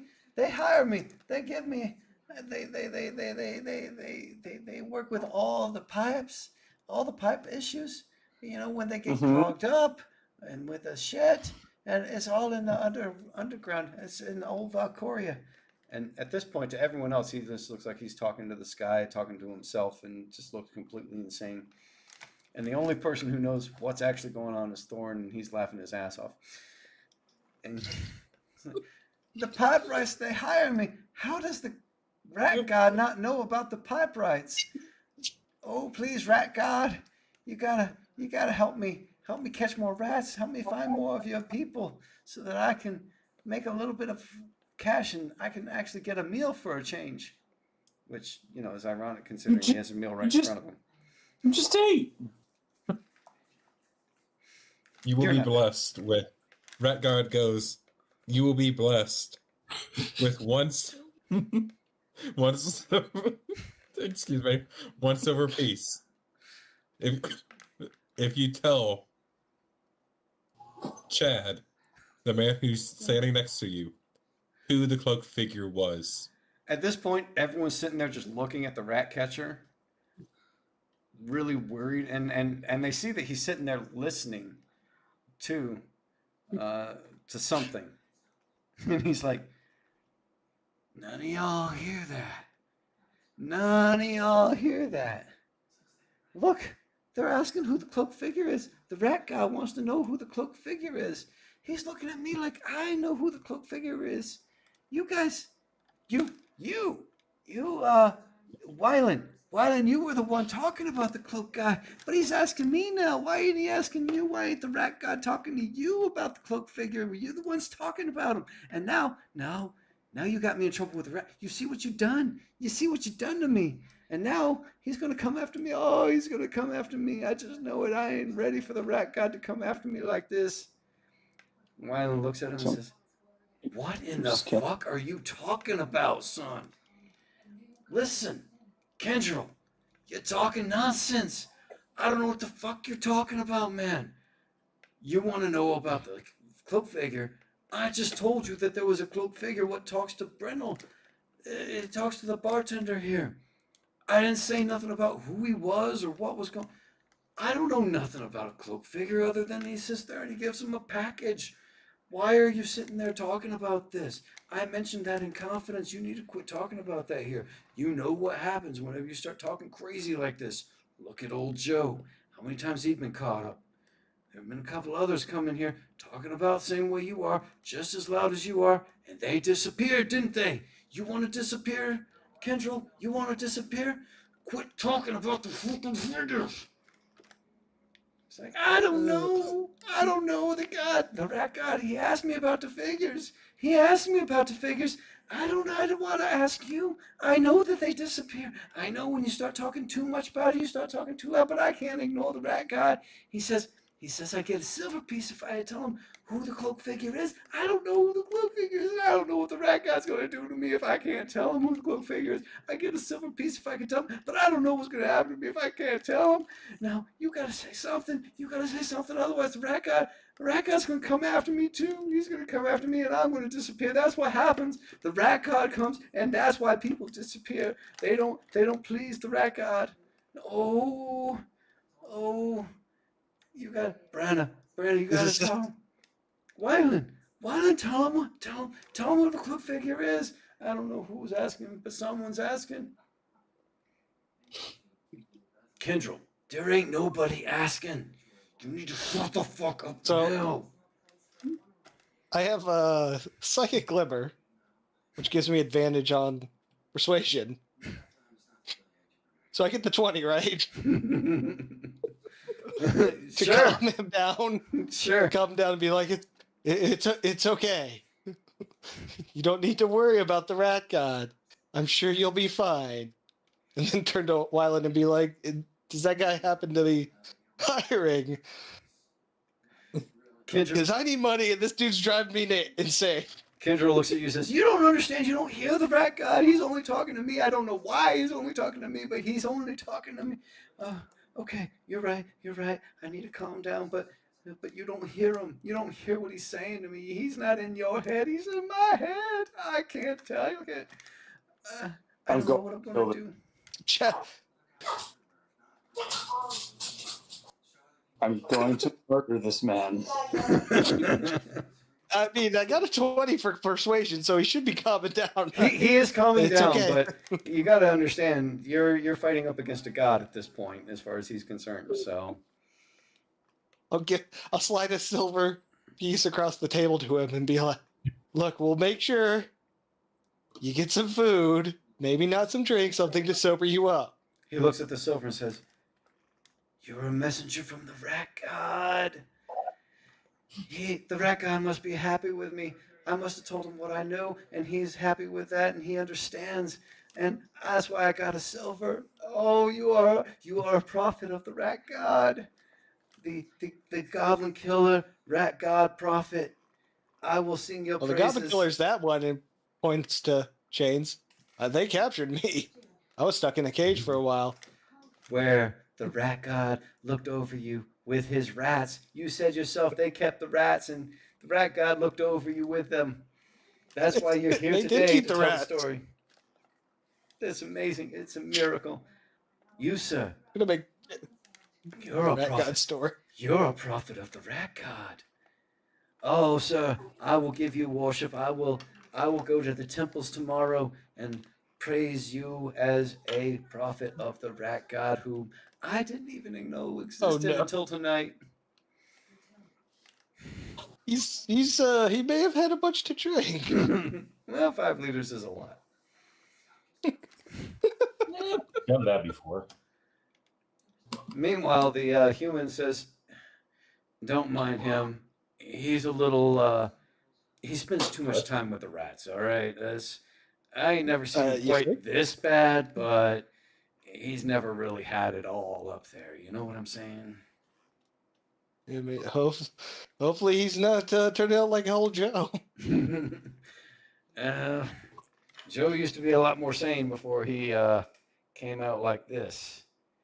Although some people say that Joe spent a little too much time in the underworld, if you know what I mean. Listen, son, you said you're good at healing, and you have some unique skills, and you don't feel like catching rats, and believe me, I get that. I don't feel like catching rats either. But you seem to be you got a little bit of a strong back to you, maybe a little bit of a mind to you. Listen, in order to make ends meet around here, I got a couple of jobs myself. Maybe I could talk to someone and get some kind of influence going on. Maybe you might be interested in one of these types of jobs. Chad will say, sure, that sounds fantastic. Like I said, the mayor of Goldhaven has made it hard to find work. Well, clearly So you you're gotta not a take what you can minor. get. But No, not that strong. Chad does pathetic flex. all right, so we're gonna go ahead and rule out grave digging then. See, Yeah. that's my Well, might not evening work job. out. And the nights I go out and I do the grave digging. Of course, you know when you get dead bodies, you know about grave digging. I'm sure everyone knows what that is. So, but that's what I do in the evenings. But that's not my daytime job. My daytime job, maybe you'd be a bit more interested in this. It's a little more thought provoking. I don't know as though I could get my boss to hire someone else on, but if you're looking for something, maybe I can talk to him and see what I can do. I do Cartwright. Cartwright. Are you familiar with the Cartwright profession? I'm not. So in the Cartwright, what we do is we sit there and we go over the maps and we have these compasses and we help the sailors and the ships that come into harbor and we kind of point them in the right ways. We give them the maps that they need. We give them a little bit of advice, this kind of thing and that. Well, I'm just an assistant for the Cartwright, right?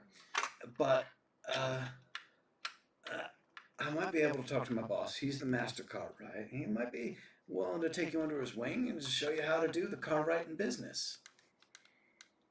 It's nothing great and fancy, but it's less physical than grave digging. I'll tell you that. It's more of a mental job. You know what I'm saying? Yeah. You think your buddy Waylon is hiring though? In case I need to find other alternatives. Okay, I think you got names mixed up because you're talking to Wyland. Is that? Or no, I did get The bartender? No, the cloak figure.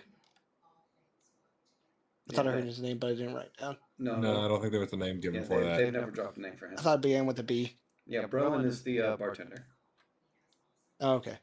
You think Brelin knows someone that also might be hiring? Keep my options open just in case your boss has a connection to the mayor of Goldhaven? Well,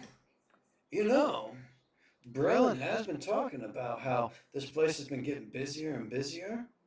He might be hiring.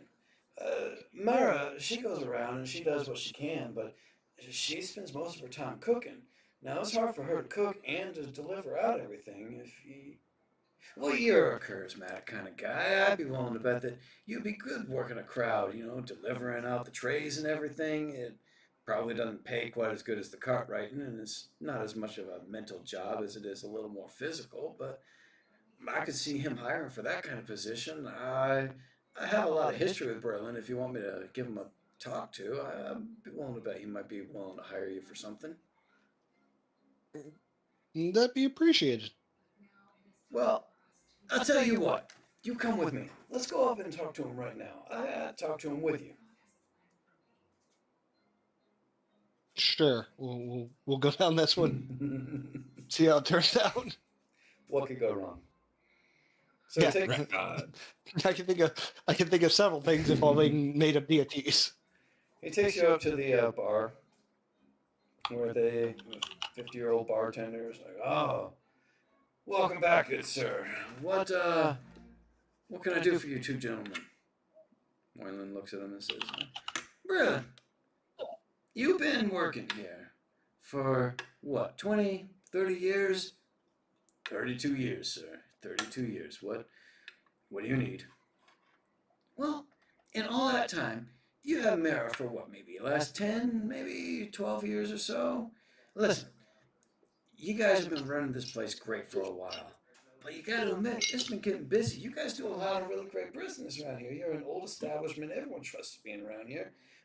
My point is, this gentleman here, well, he says he's looking for a job. He's looking for a little bit of extra income, and we've been talking over there and whatnot, and he seems like he's a very personable type of individual. Really easy to get along with, and he says he's able to handle some physical labor a little bit. Nothing like the grave digging I do or nothing, but, well," he looks to you. You tell him. You're better with the words than I am anyway." Well, regale him with some of the highlights of the tale with the mayor of Goldhaven blacklisting me. Yeah. And that There's no better don't want way to cause get a trouble for job. people. no better way to get a job than saying, hey, an entire town decided I was unemployable. Just the mayor, Just and with his influence. And don't want to cause trouble for people, so looking for options for those that don't always like those in authority that might need some work done. That need a healer or a light spellcaster. The mayor of Goldhaven has no say here. Now, if you told me that there was some government official here in Valcoria that was giving you a bit of a hard time, I might be a little... who am I kidding? Ain't no official in Valcoria care a damn whit about anyone here in the Sunwall.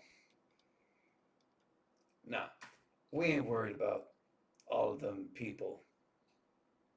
If you can do a job, like Waylon here says you can, well, it would sure give Mara a nice little bit of a break. She does all the cooking, and then she comes out and she serves the people, and she's real good at it. She's real nice and all, but it's a lot for her. We probably could use a little bit of an extra hand around here if you're reliable and you're able to work somewhat long hours. Not gonna lie, this place gets really busy. Chad will give it a try, and he'll link with Thorn. Hey, she's about to get a break. This is your opening. Thank you. You don't know this. This is not a character. Chad's plan is to try and find out what's under the bar by running around doing work. So you guys, he couldn't get anyone to introduce him to the cloaked figure. Sorry about that. I thought the rat god was going to work. Also, wingman. The rat god angle was really interesting, and it definitely took an unexpected turn. Interesting. Yeah, you drove an NPC insane. Only 4 sessions in. Yeah. Yeah. Good job. Interesting's a word. It wasn't Justin. It was other Justin. I wanted to kill him. Well, we got rid of him. Calmed him down anyway. He's still there. So, yeah, Chad will do this is to the DM. His plan is to work throughout the evening and see if he can figure out what that package was that got delivered by the cloak when the owner's not paying attention. Bartender looks at you and says, well, we're going to close up in a couple hours here tonight, so a little late for you to begin tonight, but tell you what, come back here tomorrow, and we'll show you the ropes, put you to work. Come here, say, around noon. It'll be a good time for us to be able to really work before the big rush crowd comes in and show you exactly what's going on. We're a little too busy right now to try and train a new person, but like I said, you come back tomorrow, we'll discuss this. Hey, Chad will link with everyone, make sure there's not a plan for tomorrow. I should ask you though. Otherwise, what kind of price are you looking for here? well, right now I'll take what I can get that's not handling rats. Oh God! That's Don't. gotta sell the persona of Chad's down on his luck. Wyland there says, there's still the grave they're digging. Have you? I don't think I got the physique for that. My Brenna says, don't. The gnome that was Don't pay him no going mind. out. Listen, here's the thing. How about I can't offer you a room because your room's already comped by the guard there. So I'll tell you what I'll do. I give you silver gold, and then if you do well, you get tips. A silver piece, not silver gold. Silver piece. I'll give you a silver piece a night. If you do well, you got the tips around here. Take for instance, Chad will agree with you guys are pretty generous. You gave 50 copper as a tip tonight. Now, I mean, of course, I ate that cost in the beers that I ended up selling out. But the point is, that's the kind of tip you can expect. 50 copper per table, per order. Now, that adds up after a while. Tell the rat catcher over there that he could get 50 coppers in a night, and he'd lose his fucking mind. Chet will agree with the pay, seeing as he has alternative motives. He's not going to say that aloud, but Obviously. this persona I'm selling is I'm down on my luck and I got to take the job I can't get that's not physical or catching rats. All right. Well, you get a good night's sleep in that room across the way there, and I'll make sure noon tomorrow we'll be here and we'll go over all the ins and outs of the place. Jed shakes his hand and links with the others to let him know what his plan is. Mm-hmm. Unless someone else has some other plan. Good fucking Lord, no. You want to go deal with the rat catchers again? We'll say Nope. that. No. Rat I think guy. he's done. Rat catchers just pass Merlot. out. Yes. Assuming you're still sitting at the table with the rest of the crew there, the human female turns to you. Says, so you killed a bunch of goblins? And there will be more to die. Yeah? Well, what if I were to suggest to you you could kill something other than goblins and make a lot more money at it? What is it? I'm what you might call a freelance bounty spotter. That is, I used to work with the Silver Cloaks, right? Which means I know how they look for and find the criminals of Valcoria. A lot of them end up in the unsavory underground where the guards just don't go.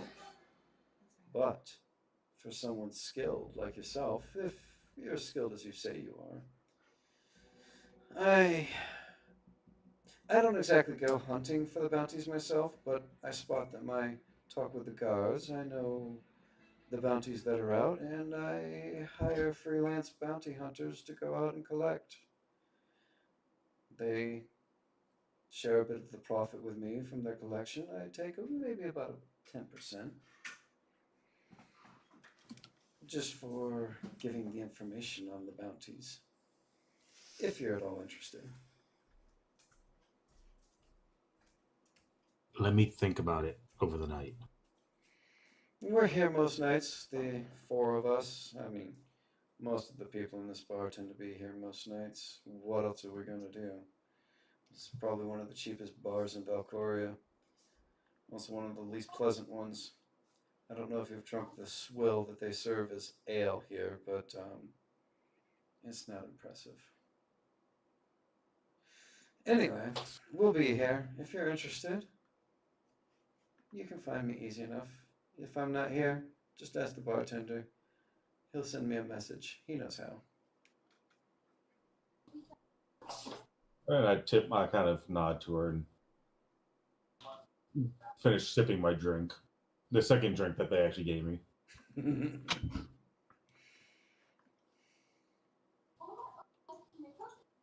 Anyone else? Nah, I'm good.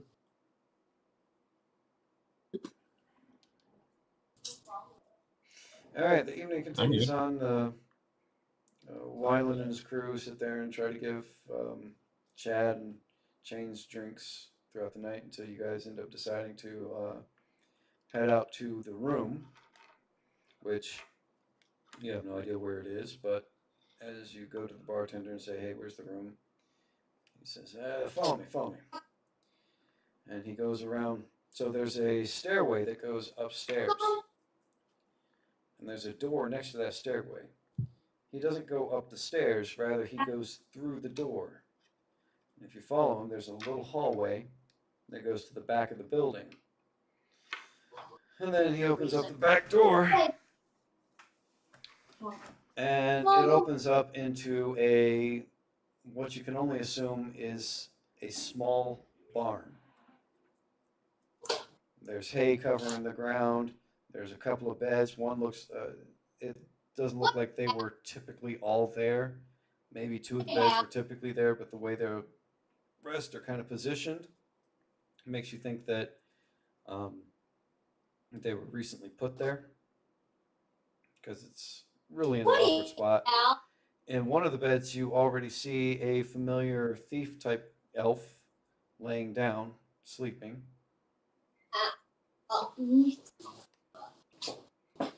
It's, Rafters. yeah. There's rafters. Like I said, small barn, so rafters in a barn kind of thing. That's where I'm going. And there's I was still gonna say I was gonna sleep up there.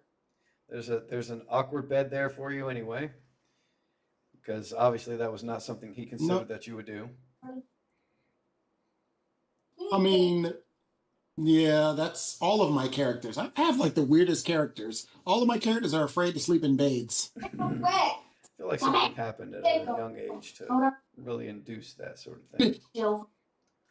I've had other DMs that like to attack people at night. So, yeah, we sleep in other places. That's not a bad idea. I'll So take the pillows. I'll take the pillows and stuff them in the bed under the blanket, and then I sleep in the rafters. No, hold on, Jack. the bartender looks at Chad and says, "You have some weird friends. Good luck. Good night. If you have anything, if you have any problems, let us know. Otherwise, you should be relatively undisturbed. This barn ain't been used in a long time. We usually just use it for storage, but even right now, there's nothing we need to store here, so it should be fine."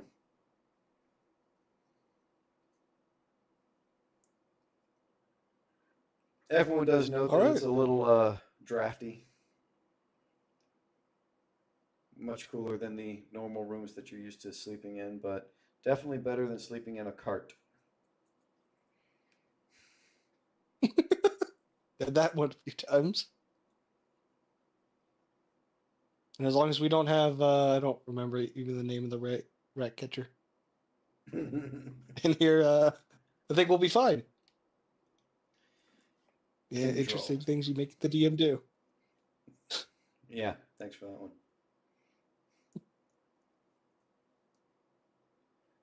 I mostly blame Josie on that one. It was hilarious, though. It was hilarious. All right, so you guys good for the night? Yeah. Yep. Can't wait Someone to else has some input on my plan to try and steal from the bartender or figure out where that package is coming from. Yeah. On the one hand, that does remind me, you wanted a joint room so that you could sit there and discuss your plans and everything. On the other hand, this might be a good opportunity to call a POSX so that whenever you do have that discussion, D is around for it as well. Yeah, true. Yeah. I mean, I Chad guess. I mean, he may have been the better one to try and sleight of hand stuff. Yeah. Give him the nod from behind the bar. Maybe. We'll see how it works out. But gentlemen, I wish you all a good night and Hold on. hope you well, never mind. When's the Next next session? session. Yes. Let's see if we can pull the poll from the last time. You guys just put it in chat, and I'll ask for it off.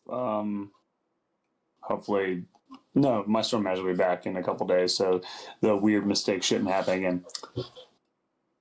So Roar is good. Anyone got Yep. As of right now, this weekend is no good, and the 4th of July weekend is no good. Yep. What did you guys figure out? Hold on. I'm gonna go play with you. What about June? Have we talked about 21 or 28? I can't do 21st. I mean, 28, as of right now, I can do one of those. Bye, guys. I think 28. The 14th looked open. Not for me. Okay. Let me look at my schedule. Hold on. Let me see what movies are out. And then the next one would be the 28th, because that one looked like most of us were open for it. I think, Uh, I think 28th, 28 I'll be out. We're trying to get some fireworks for 4th of July. Oh, I'm gonna go jump with a kid. You guys post whatever it is. Okay. I mean, most of those I'm good for. I can arrange my schedule for. Got it. I have After no the life, so- 28th, the next time I can do is July 19th. Ooh, Again, as of right now, hold on, let me it's quite a jump. check some. As of right now, yeah, on that. A 2-week jump. Unless we looked Like at I'm free Sundays, every too. weekend up to the 28th, but the 28th we're trying to get, like I said, fireworks for the next weekend.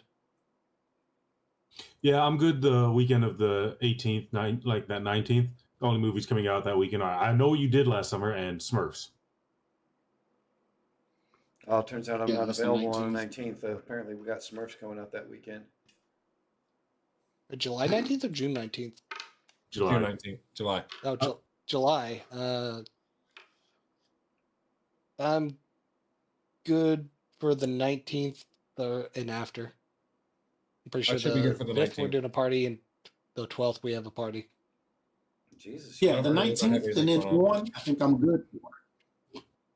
It's just kids and summer and all of that great lovely Yeah. stuff they do. So The 11th I won't be good because that's Superman. where are you then at? The 20 11th? Oh, July. yeah, I've already said it. Yeah, I can't do the 12th.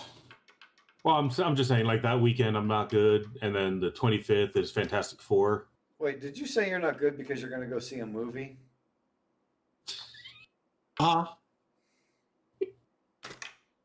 That is his whole reason.